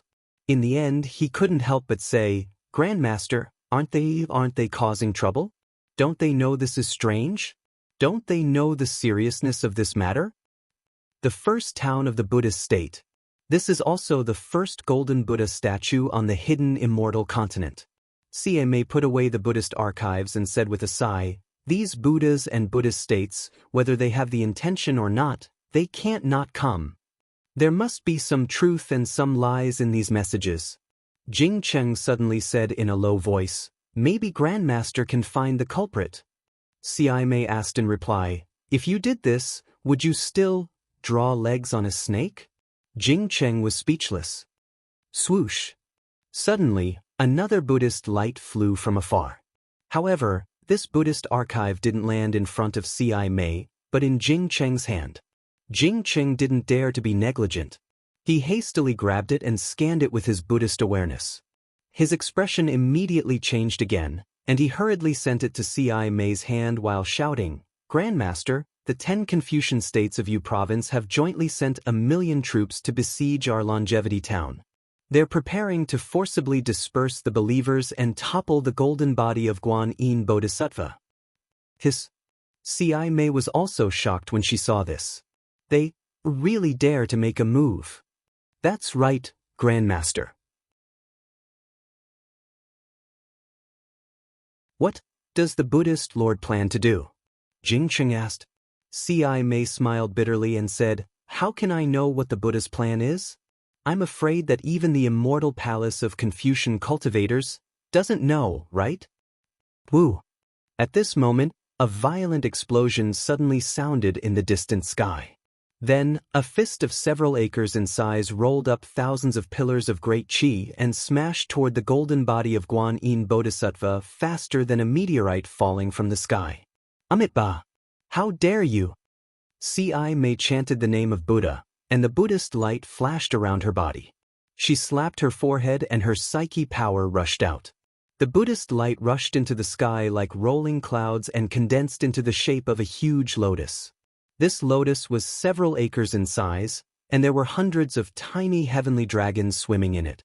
Layers of Sanskrit characters gushed out with the heavenly dragons, and in the void shrouded by the lotus, chanting came out. Boom! The fist landed on the lotus. The light of Buddha was annihilated and turned into rolling inscriptions. The fist was also penetrated by the light of Buddha and turned into thousands of inscriptions. The huge airwave not only lifted the silk cloth outside the golden body of Guanyin Bodhisattva, but also blew tens of thousands of devotees in the vicinity of Jiangchao Ridge to the ground. Xi Mei's body swayed slightly, and a touch of red flashed across her forehead. "Ha, Xi Mei, you're just SOS." An arrogant voice sounded, "This is just a little warning from me. I won't take your life today. However, I heard that your Nirvana world has sent Buddhist generals and soldier monks to the Immortal town. Today, I'll tell you one thing. If any of them set foot in the Immortal town, I'll wash the Jiangchao temple with blood. I'll kill tens of thousands of your believers."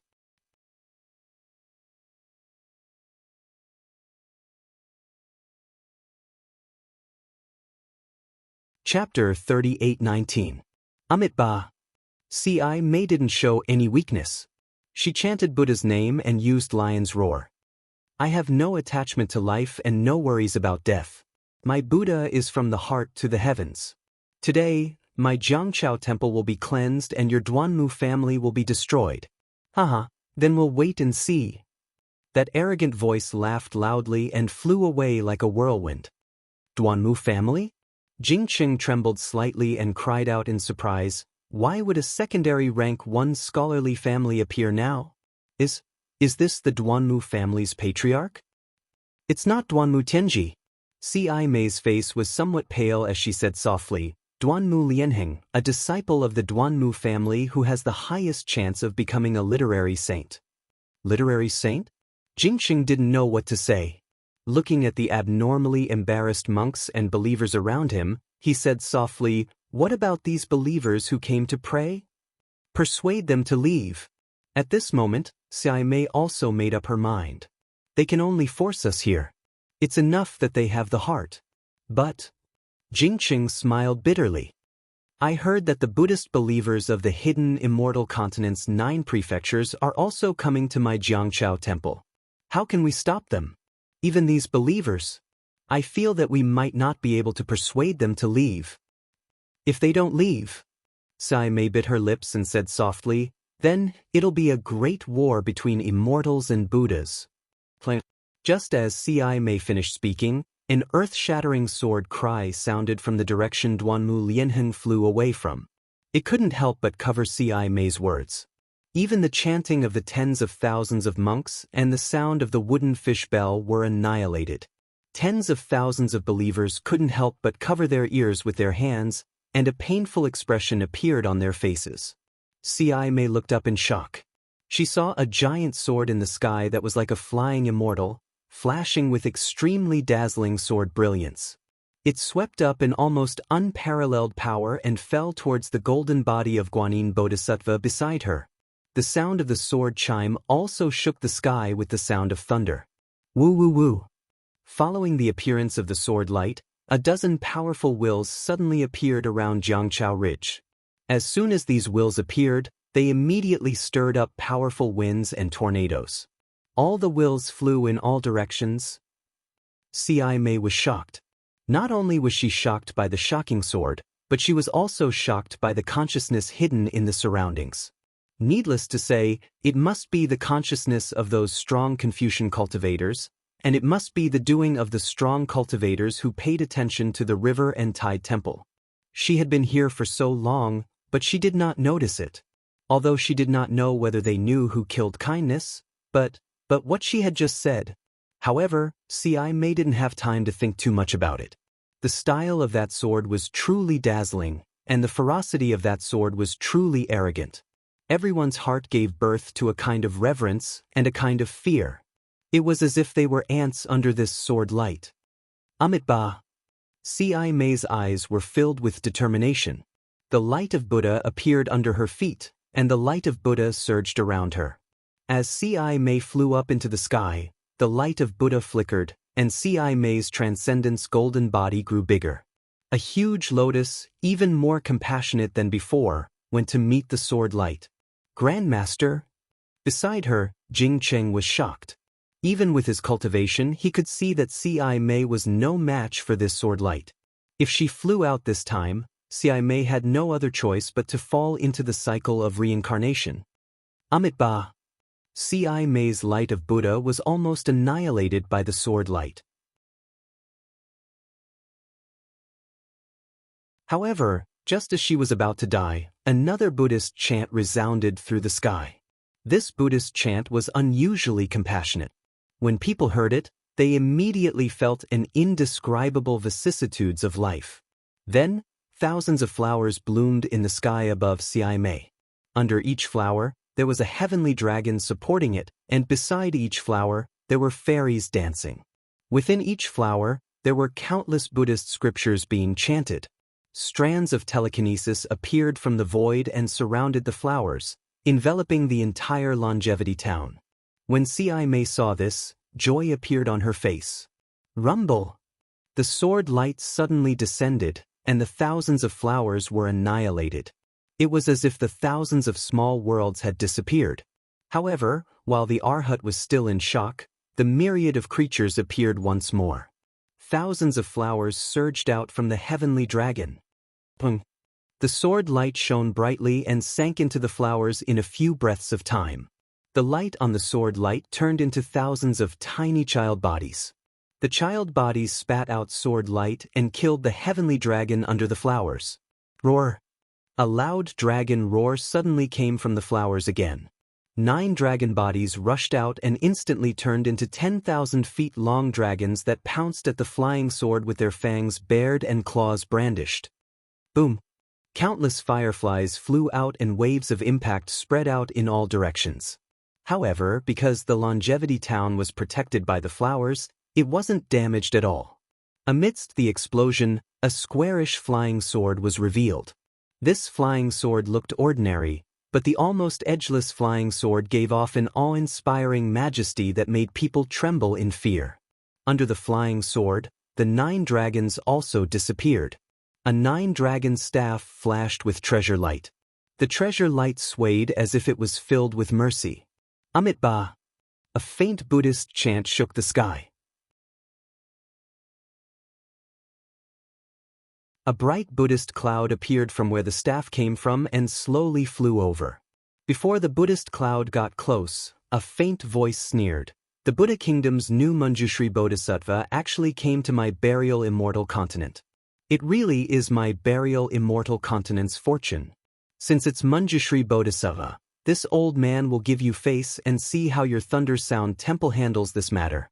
If it's not to my liking, this old man will come back and cut down your golden Buddha statue. With that, the sword turned into a rainbow and flew away. The source of the voice was covered in white clouds, making it impossible to see who it was. Amitabha, thank you sandalwood. The sword left and the Bodhisattva came. A faint voice came from the Buddhist light. From where the Buddhist cloud came from, a Manjushri Bodhisattva rode on a green lion. He had a green lotus in his left hand and a treasure sword in his right hand. Looking at the Buddha's light behind Manjushri's head condensing into a mirror, and the power of faith flowing like a river, C.I. Mei felt a stabbing pain in her heart for no reason. He knew in his heart that even if C.I. Hui was only in the state of bright eye before achieving fruition, as a bodhisattva, C.I. Hui could use the Buddha's light and the power of faith of hundreds of millions of believers with the help of the Buddha's fruit behind her head. Even the power of faith accumulated in her previous life could be used in this life. This was the true power of bodhisattva. C.I. Mei didn't dare to be negligent. He quickly knelt in the air and chanted, Disciple C.I. Mei greets Manjushri Bodhisattva. Get up. Manjushri Bodhisattva came down from the green lion and waved his hand. The 9-dragon staff fell into his hand and turned into an ordinary staff. Thank you, Bodhisattva. C.I. Mei got up and said in a low voice, Disciple sent a Buddhist letter to Leiyin Temple before coming to Jiangchao Temple. Disciple didn't expect Bodhisattva to come to Longevity Town so quickly. What Buddhist message did Buddha send? Well, Manjushri Bodhisattva was a little embarrassed. He then said frankly, I came under Buddha's Buddhist message. But this message has nothing to do with Longevity Town. I just saw that Jiangchao Temple was in a critical situation. I couldn't bear to see Guanyin Bodhisattva's golden body suffer, so I helped. Ah? C.I. Mei was stunned. He looked at Manjushri Bodhisattva in disbelief. He really didn't understand why Bodhisattva who wouldn't leave Lei Yin Temple would suddenly come to hidden Immortal continent. Was there something more important than Longevity Town and Guanyin Bodhisattva's golden body? Was there something more important than the war between immortals and Buddhas? There were still many things that C.I. Mei didn't know. In the most southwest of the hidden Immortal continent, close to the East Sea, a huge storm had just passed through the gloomy sky. The sky seemed to have been trampled by thousands of black horses. Between the layers of clouds, the glaring sunlight streaked through the gaps and shone on the roaring waves on the coast of the East Sea. The waves were like beautiful flowers. In the sea of flowers, a wooden plank that looked like a boat broke through the waves. There were two people standing on the log. The one in front was a young monk who looked to be about 17 or 18 years old. The monk had red lips and white teeth, giving him an indescribably handsome appearance. However, his bald head and moon-white monk robes made the monk's temperament seem otherworldly. Not only was he handsome, his pair of bright eyes shone brighter than the stars in the night sky. These starry eyes revealed an incomparable benevolence and indescribable vicissitudes. Behind the monk, there was a stooped boatman holding a worn-out oar and rowing weakly. The boatman was wearing a straw hat. Occasionally, he would raise his head and look at the monk's back. But every time, the boatman's eyes would be filled with puzzlement. About a few miles behind the log they were sitting on, there were bits of wood, ropes, and cloth scattered all over the place, as if a huge ship had just met with danger in the waves. Not long after, the plank reached the shore. The monk jumped down from the plank and stood steadily in the water. He then turned around and said in a low voice, "Amitba, boatman, this poor monk will help you down the boat." The boatman threw away the oar and walked over with difficulty.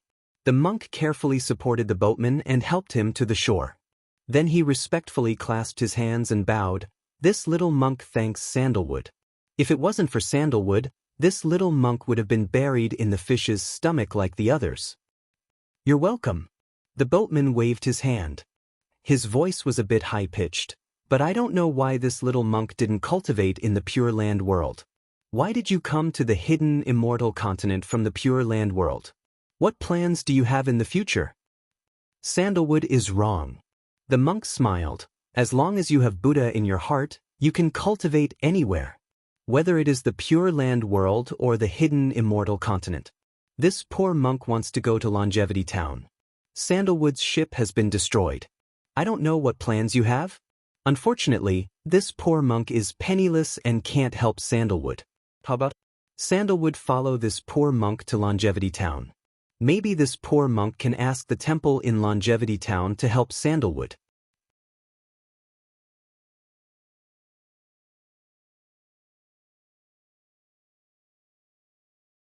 Chapter 38:20.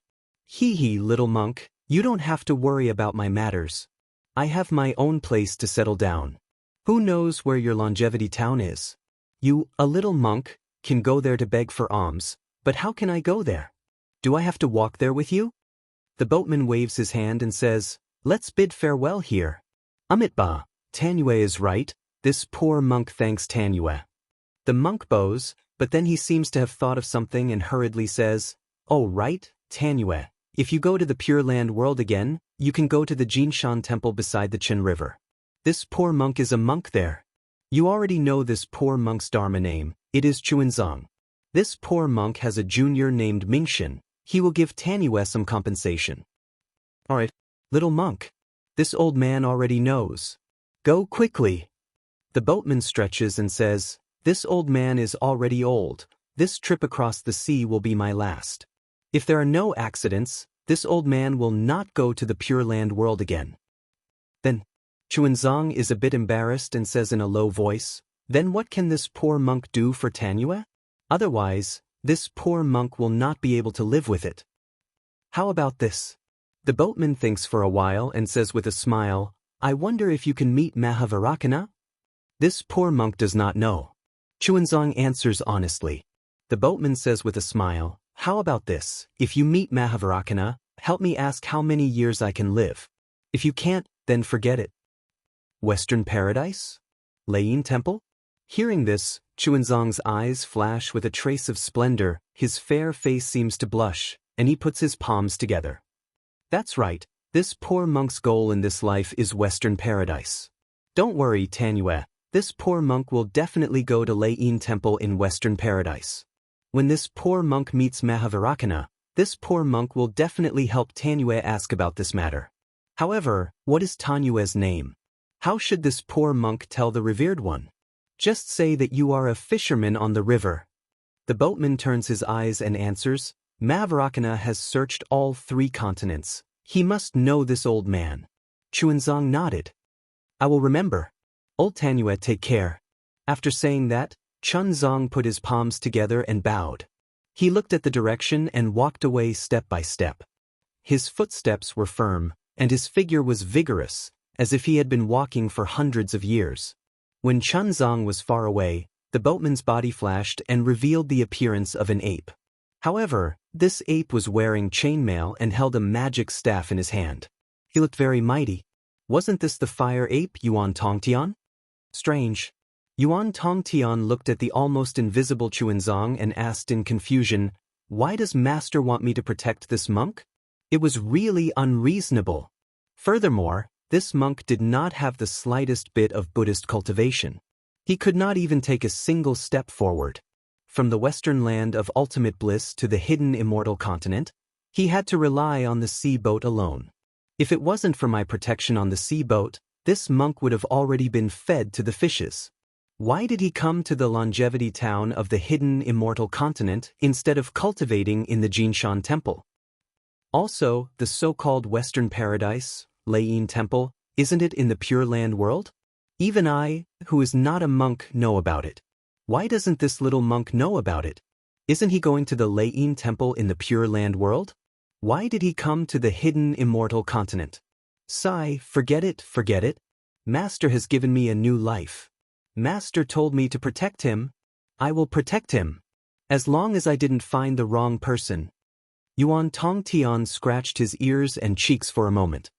He gritted his teeth and rushed into the air. From afar, he watched Chuanzong walk step by step into the depths of the hidden immortal continent. Isn't this Chuanzong the Jiang lure that Xiaohua brought from the Xiaoyu continent to the western land of ultimate bliss? Chuanzong naturally came to the hidden immortal continent because of the Buddhist edict from the Lei Yin Temple. However, as for the western paradise, is it the Lei Yin Temple in the Pure Land world? Or is it the Western paradise in Xiaohua's space? That is not something that Chuanzong can distinguish. Even more so, it is not something that Yuan Tongtian can know. Who knows when Chuanzong will be able to find it? After walking for half a day, Chuanzong saw a fishing village in front of him. A net that was more than 10 zhang long was hung on a wooden frame to dry. A few fishermen were lying on the hillside basking in the sun while a few fisherwomen were repairing the net. Chuanzong licked his somewhat dry lips. He quickened his pace and walked forward. Before he could get close, a group of children playing on the hillside on the left saw him. A few timid ones quickly ran back to the adults. The remaining bold ones quickly ran down the hillside and stared at Chuanzong from afar. They looked at his monk robe and bald head. Little monk, you came from the Western paradise? A fisherwoman not far from Chuanzong raised her head. Her hands did not stop working as she shouted again. Amitba. Chuanzong respectfully saluted and said, this poor monk came from the Jinshan temple in the Pure Land world. I want to go to the immortal town in the Shi country of Yu province. This poor monk encountered a tsunami on the East Sea. Right now my mouth is thirsty. Can I ask benefactress to give me a bowl of water to drink? Hee little monk, you are so soft and tender. You actually crossed the ocean. When the fisherwoman heard that Chuanzong really came from the Western paradise, she was not surprised. She smiled and said, the tsunami a few days ago was indeed rare. In this small village, 4 people were killed. However, for a Buddhist expert like this little monk, it is nothing. Speaking of this, the fisherwoman suddenly woke up. She asked in surprise, little monk, what did you say? You want to drink water? You monks with great magical powers still need to drink water? In this fisherwoman's view, which monk who came from the western paradise to the hidden immortal continent did not fly over the fisherman and fisherwoman's head? Which one of them would come to this small fishing village? Even if there were monks who would come to ask for directions, who would come step by step, who would ask for water to drink. This poor monk specializes in chanting Buddhist scriptures. I don't know Buddhist magical powers. I have a mortal body. Of course, I know that I am thirsty. Xuanzang's expression did not change. He replied with a smile. When the fisherwoman heard this, her eyes were immediately filled with respect. No one knew the dangers of the Eastern Sea better than them who made a living in the sea. Xuanzang, a mortal, actually came from the Western paradise to the hidden immortal continent. Ordinary people could not imagine the hardships he experienced. Amitabha, the fisherwoman, also said the name of Buddha. She hurriedly put down the work in her hand, squatted down, and took out a small black porcelain jar from the side of a stone. She took off the small bowl covering the jar, pulled a cloth from her head and carefully wiped it. She poured a bowl of water in front of Xuanzang and said respectfully, "This monk is also an eminent monk. Please drink." "Thank you, benefactress." Xuanzang hurriedly took it over and drank it slowly, without spilling a single drop of water on the table. When Xuanzang returned the small bowl, he asked again, "Benefactress, this poor monk also wants to ask, how far is Yuzhou from here? Is this poor monk going in the right direction?" The fisherwoman was very hesitant and said embarrassedly, "This servant only knows that this place is the border of Yangzhou. This servant does not know where Yuzhou is." At this point, the fisherwoman hurriedly called out to the several children beside her, "Second fish, third fish, quickly go and call your father." "Yes, mother." The two children who looked very strong responded cheerfully and ran to the hillside. They also called out, "Father, father." The two children ran away, and the other children also ran away. "Master, drink some more water." The fisherwoman finally thought of a title and hurriedly picked up the jar again. "Thank you, benefactress." Xuanzang licked his dry lips and said with a nod. Not long after, a man with a naked upper body and clothes hanging on his waist quickly walked over. He looked at Xuanzang with vigilance and then asked in surprise, "Second fish's mother, what's the matter?" "His father." The fisherwoman rebuked, "Quickly put on your clothes. This is an eminent monk from the Western paradise. He wants to ask how to get to Yuzhou. Just fly in that direction." The man pointed with his finger without hesitation. "His father. He's asking how to get there." The fisherwoman poked the man and reminded him. The man was stunned. He looked up and down at Xuanzang and asked curiously, "Since the master can fly, why do you want to walk?" The fisherwoman hurriedly said, "This master is different from the previous ones. He can't fly. He wants to walk to Yuzhou." The man was like a cat whose tail was stepped on. He almost jumped up and said in surprise, "You want to walk to Yuzhou? This place is less than 100,000 miles away from Yuzhou? Won't you have to walk for 8 to 10 years? The man naturally did not walk too far. Naturally, he did not know how long it would take to walk to Yuzhou. His words could only be guessed. However, when Xuanzang heard this, he smiled and still put his palms together and said, "Amitabha, no matter how far it is, this poor monk will go. This is my Buddha's decree." Amitabha. Xuanzang had a kind of infectious power. It was a kind of propaganda that came from the inside out. Regardless of whether it was his actions or words, they were filled with a kind of heavy dharma. People could not help but feel respect and worship in their hearts. The fisherman who was originally vigilant immediately chanted Buddha's name. "The master is really an eminent monk." Second fish's mother, "Quickly prepare some dry food and give it to the master. I'll go and ask for the way to Yuzhou. Master, please wait here for a moment." "Thank you, benefactors. Just ask for the way. There's no need to prepare any dry food. This poor monk can just ask for alms wherever he goes." Xuanzang said amiably, "That won't do." The fisherwoman hurriedly shouted, "This place is very far from the other fishing villages. If the master doesn't bring some dry food, I'm afraid he will starve to death on the way." "No matter. This poor monk can also eat the wild fruits and other things on the way. Xuanzang smiled and waved his hand. This poor monk came from Jinshan Temple like this. When they heard that Xuanzang came to hidden immortal continent by eating wild fruits, the two fishermen's hearts softened. The fisherman waved his hand domineeringly and said, "Master, if you don't take this dry food, I won't ask for directions for you. How about I send you to Yuzhou?"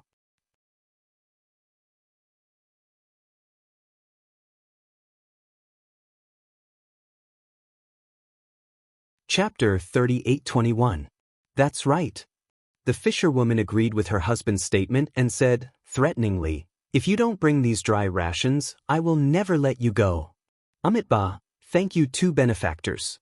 Chunzong smiled slightly, really radiating Buddha light. He put his palms together and thanked them. The two fishermen went away happily. Alas, this little monk is really strange. In the distance, Yuan Tongtian shook his head helplessly. What Chunzong said was what he saw with his own eyes. This Chunzong really ate wild fruits, drank spring water, and walked step by step from Xinjiang to the South Sea, then from the South Sea to the East Sea to the Tibetan Immortal continent. Of course, since Yuan Tongtian wanted to protect Chunzong, he would not really let him starve to death. At the most critical moment, Yuan Tongtian would also let Chunzong, accidentally, find some wild fruits to fill his stomach, but Yuan Tongtian absolutely did not dare to do it because he knew that although Chunzong did not have the cultivation of Buddhism, as long as he slacked off a little, he would definitely be discovered by him. This strange behavior is really comparable to Master's. Yuan Tongtian retracted his gaze and looked at the distant Elysium. He secretly sighed in his heart, but with this look, Yuan Tongtian's eyes were hazy again. "Master, where is he? Is he okay?" The master that Yuan Tongtian thought of course, would not be in Elysium. Now Xiaohua was sitting in the sky above the soaring Dragon Mountain range. His hands were forming gestures, and he was very careful to activate his spiritual power. As the gestures flashed, a dark red brilliance was born in the mountain range below him, and then it swept a few miles like a flame. However, in this flame, even the flowers and grass did not suffer any damage, and they were still swaying in the wind. After waiting for half a day, Xiaohua's figure flew for dozens of miles and stopped. He waved his hand and took out a few elixirs from the space and put them into his mouth. He smacked his lips and shook his head helplessly. Damn, this sect protection array is really not easy, and combining a defensive array like the Capital Star array with two offensive arrays, the Pleiades Demon Devouring Immortal array and the Golden Crow Immortal Slaying Demon array is really difficult. I originally intended to let Xiong Yi and the other two help, but now it seems that I can only let them comprehend a part of the array first. With their current cultivation, it is already good that they can freely control it. This Xiao is destined to be exhausted. Speaking up to here, Xiaohua looked towards the direction of the country of Xi and muttered to himself, "I wonder what's happening over there." However, what does it have to do with this Xiao whether they are in chaos or not? If I release my divine sense, I will be able to see it. But once I release my divine sense, it will immediately be seen by others. Why would they come looking for trouble for no reason? Why don't we just set up camp here and enjoy ourselves? That day, when Xiong Yi said that Longevity Town's master Liaoshan was killed by a Confucian cultivator, Xiaohua immediately thought of the Sword Dao battle on Dawn Rain Continent. The current situation in Longevity Town was so similar to the situation before the Sword Dao battle on Dawn Rain Continent. How could Xiaohua possibly visit a place where a few words could ignite a fire? He turned around and flew to the soaring Dragon Mountain range with Xiong Yi. While observing the soaring Dragon Mountain range, he thought about how to set up the sect protecting formation. At the same time, he urged the Black Bear Spirit and the others to quickly move the Black Wind Ridge's belongings to the soaring Dragon Mountain range. He knew better than anyone that if the Immortal Palace made trouble, his Black Wind Ridge would definitely bear the brunt. After all, he was the culprit of the Yaotai Mountain. However, he didn't know if the situation in Longevity Town was too sensitive, or if the Immortal Palace didn't think of attacking Black Wind Ridge, which was not too far away from Longevity Town, or if the Immortal Palace didn't realize that Xiaohua was the culprit. In this half a year, everything in Black Wind Ridge was moved to the soaring Dragon Mountain Range. Moreover, Xiaohua spent a lot of effort to gradually set up the capital star array that he had successfully comprehended, as well as the Pleiades demon-devouring immortal array and the Golden Crow immortal-slaying demon array that he had comprehended. However, he didn't see half a shadow of the Immortal Palace's immortal soldiers and immortal generals, nor did he receive any other special information. Under Xiaohua's soul technique, the Immortal Palace that had been patrolling Black Wind Ridge didn't notice anything strange about Black Wind Ridge. In order to not alert the Immortal Palace, Xiaohua never bothered to send messages to them. Presumably, this was one of the reasons. Master. While Xiaohua was resting, Imperial Prince Lan flew over from afar and bowed. You've worked hard. Then, Xiaohua nodded. If you don't want this old man to work hard, you all should hurry up and comprehend the array and help me set it up. Master. Imperial Prince Lan smiled bitterly at first, then said with a flattering smile, it's not that this disciple doesn't want to help Master. It's just that Master's array is truly wondrous. Even little junior brother can't comprehend it. It's better for this disciple to assist Master. The little junior brother that Imperial Prince Lan spoke of was naturally Fujiwen. Fujiwen's array Dao was relatively profound, but if he were to comprehend the array formed by the 3 innate divine restrictions, it would be beyond his cultivation and knowledge. In fact, not to mention Fujiwen, even the Gongshu family's lass could only stand at the side and give pointers. If she were to help Xiaohua set up the array, she would also be unable to do so. You still need to cultivate more. Xiaohua said helplessly. This array Dao will be part of my Fortune Gates lineage in the future. Yes, this disciple understands. Hearing this, Imperial Prince Lan's heart was filled with admiration. The longer he followed Xiaohua, the more he felt that Xiaohua's cultivation was unfathomable. It could even be said that Xiaohua was omnipotent. What smithing, what alchemy, what array Dao. Every single one of them was a breath of fresh air to Imperial Prince Lan. They were all out of his reach. This array Dao will be managed by little junior brother in the future. This disciple will depend on his own luck. There is no jealousy in your heart. This breadth of mind is much stronger than before. Xiaohua nodded. Just based on this breadth of mind, this old man's teaching of you was not in vain. Yes, Master. Imperial Prince Lan straightened his face and said, Master said that to become an immortal, this disciple remembers clearly. Only with Master's breadth of mind can this disciple be worthy of being Master's disciple. This flattery, Master is gratified. Xiaohua suddenly said such a sentence, making His Highness Lan stare blankly for a moment. Then with a slightly embarrassed smile, he said, Disciple came today to inform Master that everything in the Black Wind Mountain Range has already been transferred to the soaring Dragon Mountain Range. He Xiong asked this disciple to inform Master that there are too many origin stone veins underground. Not to mention the ones we have yet to excavate, just the ones we have are enough to mine for several years. This disciple has tried various methods, but none of them are ideal and can't speed up the progress. This disciple asks Master to make a decision. So it's like this. Xiaohua pondered for a moment and said, when you return to the Black Wind Ridge, tell He Xiong and the others to come to the soaring Dragon Mountain Range. You don't need to worry about the origin stone veins anymore. Yes, Master. Imperial Prince Lan added, also, recently, some Confucian cultivators have come to harass my Black Wind Ridge. Then let them be. Xiaohua smiled and said, they are just some clowns, no need to pay attention to them. Also, there is news from the Longevity Town. Some Confucian cultivator family wanted to topple the Buddha statue on the Jiangqiao Ridge, but the Buddhist sect's Manjushri Bodhisattva appeared and scared them away. Many believers rushed to the Longevity Town, wanting to see the true face of the Bodhisattva. Oh? He came to the hidden immortal continent? Xiaohua smiled and thought of the little monk Ci Hui. Master, you know this Manjushri Bodhisattva? Imperial Prince Lan was slightly stunned and asked probingly. He is a bodhisattva from the Leiyin Temple. I know him, but he might not know me. Xiaohua smiled and said, I only saw him before he attained enlightenment. Who is this Buddhist sect's Manjushri Bodhisattva? Imperial Prince Lon smiled and said, "This is the first time disciple has heard of him."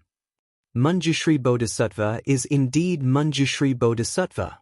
Xiaohua replied, "Since attaining enlightenment is separated from the secular world, if I mention the past again, it would be disrespectful to him." "Alright, disciple won't ask any more." Imperial Prince Lon knew that Xiaohua was unwilling to answer, so he smiled and said, "Also, there are two very important news. Xiongyi's senior brother asked disciple to tell master." "There are actually two?" Xiaohua said with a smile. "Yes, the first is that Jiasa was destroyed." Imperial Prince Lan's words were shocking. Xiaohua was shocked. Destroyed by who? Master did not pay attention to this recently. Such a big thing happened near my Black Wind Ridge? Naturally, it was Bronze Pillar Country, Gu Country, and Jiming Country. Prince Lon explained, Master didn't make things difficult for the Bronze Pillar Kingdom. Although the Bronze Pillar Kingdom's national power had declined, its national strength was still there. The Bronze Pillar Kingdom joined forces with the Gu Kingdom and the Jiming Kingdom to destroy the Jasa Kingdom in one fell swoop under the banner of annihilating the Buddhism sect.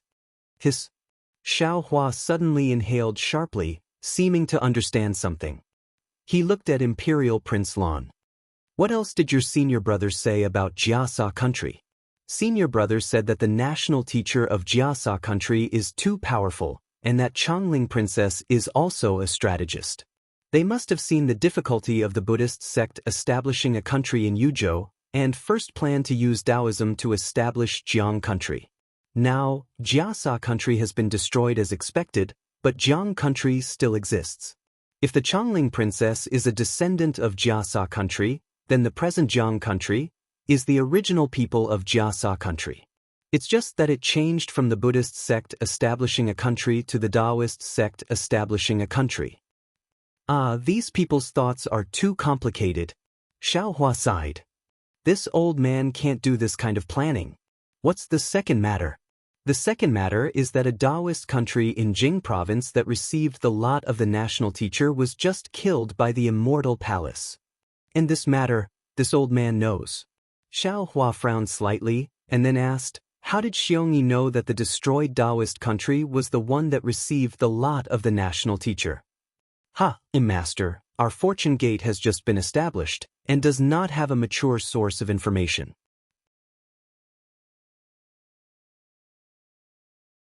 Imperial Prince Lon answered, when this disciple was establishing a country, he would send a special disciple to be in charge of this matter. After all, without information, it is like being blind, and with information, you can take the initiative. Senior brother Xiong's information should have been sent by his former disciple. If he didn't personally investigate, then he got it from a place like Star Picking Tower. Usually he wouldn't be wrong.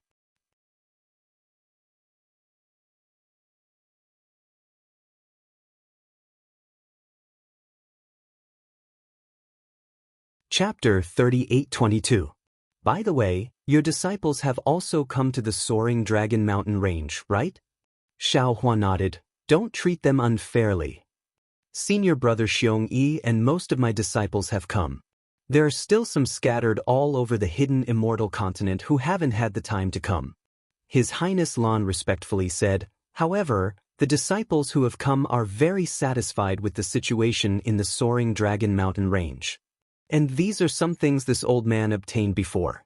You can discuss how to distribute them among yourselves. Xiaohua took out a few small qinquan bags and handed them over to His Highness Lon. In addition, if you have any special needs, or if Master forgets to give them to you, you can ask Master in time. Yes, Master. His Highness Lon took the small qinquan bags and carefully put them away without checking them. According to senior brother's arrangement, disciple has gradually begun to let some disciples arrange various kinds of medicinal fields and alchemy places in the mountain range. However, these things won't have any effect until 1,000 years have passed. Master knows. Xiaohua said, there are too many clues to establish a sect. Master will leave these chores to you. Master will be your backing. Master will give you whatever you lack. Master being so assured is also disciple's great fortune. His Highness Lan said with a smile. Moreover, disciple is even more fortunate to have master to guide disciple's cultivation. His Highness Lan's words were absolutely from the bottom of his heart. After Xiaohua came to the soaring Dragon Mountain range to arrange the array, he had separately guided Xiong Yi, Lan, and Li Xiang's cultivation 3 times. His Highness Lan didn't know the effects of others, but he was clear about his own background. Before His Highness Lan guided Xiaohua, His Highness Lan's cultivation hadn't made any progress for many years. Therefore, he wanted to see if he could make a breakthrough in the Jade Pavilion Conference. However, under Xiaohua's guidance, His Highness Lan suddenly felt that the bottleneck in front of him had suddenly disappeared. That layer of barrier in front of his eyes had suddenly disappeared. An indescribable feeling of enlightenment made him see the direction of his cultivation. Moreover, what made His Highness Lan excited was that the medicinal pills Xiaohua gave him were really effective. They were many times more effective than the medicinal pills he had obtained and taken before. Seeing his cultivation progress by leaps and bounds, His Highness Lan was really glad for his decision at that time. All right, stop flattering me. Xiaohua waved his hand and said, Go tell the disciples of Black Wind Mountain Range to return to Soaring Dragon Mountain Range. Be careful, don't attract the attention of others. In a few days, Master will go and deal with the matter of the elemental or vein. Yes, Master. Royal Highness Lan smiled, bowed and flew away. Looks like it's time for this old man to make a move. Xiaohua watched His Highness Lan fly away and smiled faintly. His hands once again formed seals and set up the array formation step by step. A few days later, the disciples of the Black Wind Ridge gradually returned. Xiaohua's arrangement of the Great Array had also come to an end. Xiaohua handed over the newly refined array flags and array talismans to Xiong Yi and the others, then flew to the Black Wind Ridge alone. Just as Imperial Prince Lan had said, there were a few more Confucian cultivators patrolling around Black Wind Mountain Range. However, these cultivators didn't deliberately attack, as if they were waiting for an opportunity. Xiaohua didn't care about these cultivators. They couldn't even sense Xiong Yi and the others leaving, so it was even more impossible for them to know that Xiaohua had arrived. Xiaohua once again took out the soil and examined it. After confirming that there was nothing unusual, he entered the ore vein and followed the tunnel that the Black Bear Spirit and the others had opened up. Over the years, the Black Bear Spirit and the others hadn't slacked off. The number of tunnels in the ore vein had increased by a lot, and the number of caves for storing primal stones had also increased by a lot. At this moment, whether it was the caves or the tunnels, they were all empty. Not a single primal stone had been left behind. Xiaohua was very satisfied as he flew to the end of one of the tunnels. Looking at the dazzling array of primal stones embedded in the ground, he released his divine sense. Although the soil of the primal stone or vein was abnormally tough, it was extremely difficult for the divine sense of an ordinary cultivator to penetrate. However, with Xiaohua's full strength, his divine sense still penetrated more than 10 miles. Collect!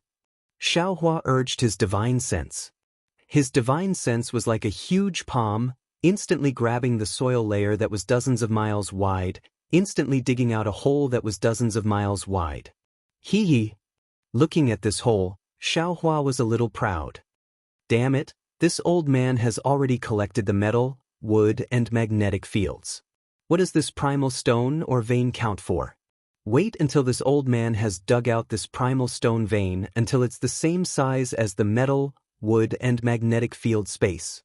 Thinking of this, a strange expression suddenly appeared on Xiaohua's face, as if he had thought of something. However, without waiting for him to think more, the soil layer above Xiaohua's head began to tremble. Streaks of dust and gravel fell from above the hole, and then the hole collapsed. With a loud rumble, Xiaohua was actually buried alive. Admittedly, the collapse of this hole was very powerful, but if it wanted to injure Xiaohua, it was not very likely. In a short moment, in the broken passage, Xiaohua's body flashed with a brilliant light, and he escaped from the soil layer in a somewhat sorry state. As soon as Xiaohua flew out, he immediately lamented. Damn it, this old man finally understands why those great cultivators don't rashly use their divine abilities. However, at this time, Xiaohua had other ideas. He did not have time to mutter anymore. He hastily formed a seal, and his figure continued to escape into the ground. After passing through the black fog, Xiaohua arrived at the original metal, wood, and magnetic field space. The metal, wood, and magnetic fields had already been taken away by Xiaohua, but the residual metal, wood, and magnetic forces still existed. This 3,650 acres of space was not filled with the black fog, and the black fog that isolated divine sense was still attached to the surroundings of the space. Yes, this space is indeed large, but it's extremely far from the ground. Moreover, there's still magnetic forces in the space, so there's no sign of it collapsing. Xiaohua opened his divine sense, and after looking for a moment, he inwardly pondered. Such a large space, with the protection of the black fog, won't be discovered by others. It's really secretive. Since this Xiao wants to set up a teleportation array in the hidden immortal continent, it should be set up here. No one would think of it. Also, if the Immortal Palace comes to the Black Wind Ridge to look for this Xiao, that would be even better. Xiaohua thought again. The Black Wind Ridge has been destroyed by the Immortal Palace, and has become a wasteland. Who would pay attention to the Black Wind Ridge? This Xiao's teleportation array will not be known by others. Let's do it this way. Xiaohua laughed heartily as he flew out of the magnetic field space, and continued to plunder primeval stones. Xiaohua's thoughts were not wrong. He had obtained the Grand Universe Teleportation Token for a long time, and he had already comprehended the teleportation array inside, especially after activating the divine restriction. After he personally set up the capital star array, he already had 80% confidence in setting up the teleportation array. Within his space, he had already obtained a lot of materials to set up the teleportation array. In addition to the huge stone teleportation array at the bottom of the Saint River, it was more than enough to set up 2 teleportation arrays. However, Xiaohua did not have the time, nor did he find a suitable place, so he had not set up the teleportation array. Of course, the most important thing was that this teleportation array was only useful when used in pairs. Xiaohua had not thought of where to set up the teleportation array. Even the divine sense mark he left behind on the snowy mountain in the Western Paradise was just to prepare for setting up the teleportation array. Now, if the teleportation array was really set up under the Black Wind Ridge, then the other end of the teleportation array should be at the snowy mountain in the Western Paradise. If Xiaohua wanted to set up the teleportation array, he would have to make a trip to the Western Paradise.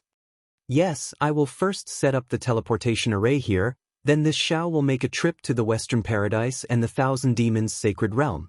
This way, this Xiao will not have to spend too much time going to the other 2 places. Xiaohua thought as he used his mind to tidy up the primeval stone mine. This Grand Universe Teleportation Token, its origin is indeed mysterious, and the secrets within it are definitely strange.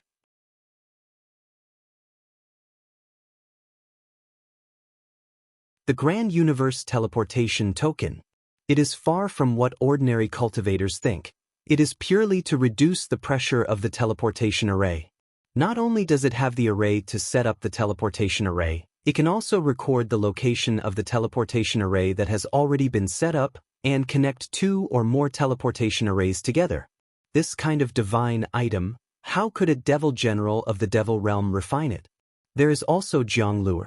After so many years, I wonder if he has already come out of the Nirvana realm. Presumably, not only has he grown up, his Buddhist cultivation is also astonishingly powerful, right?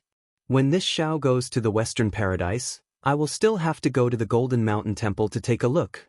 With the lesson of the collapse of the primeval stone mine, Xiaohua was already very careful when he collected the primeval stones again. Every time he collected the primeval stones, he did not collect as much as the first time, but the speed at which he released his mind and divine sense increased by a lot. Sometimes, when he saw that the shape of the primeval stone mine was different, he even increased the range of the primeval stones.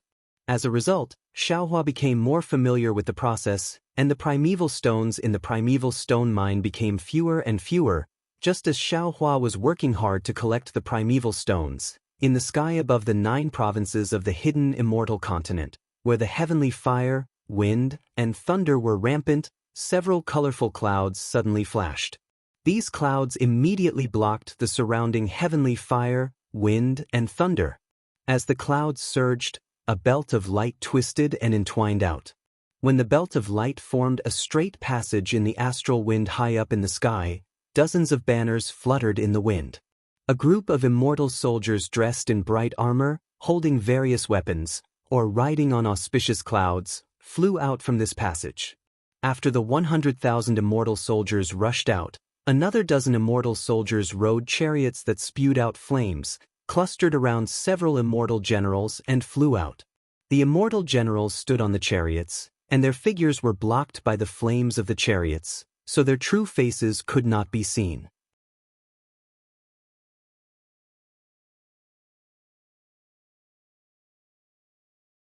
However, these immortal generals were tall and sturdy, and the flames could not block the threatening evil chi of the immortal generals.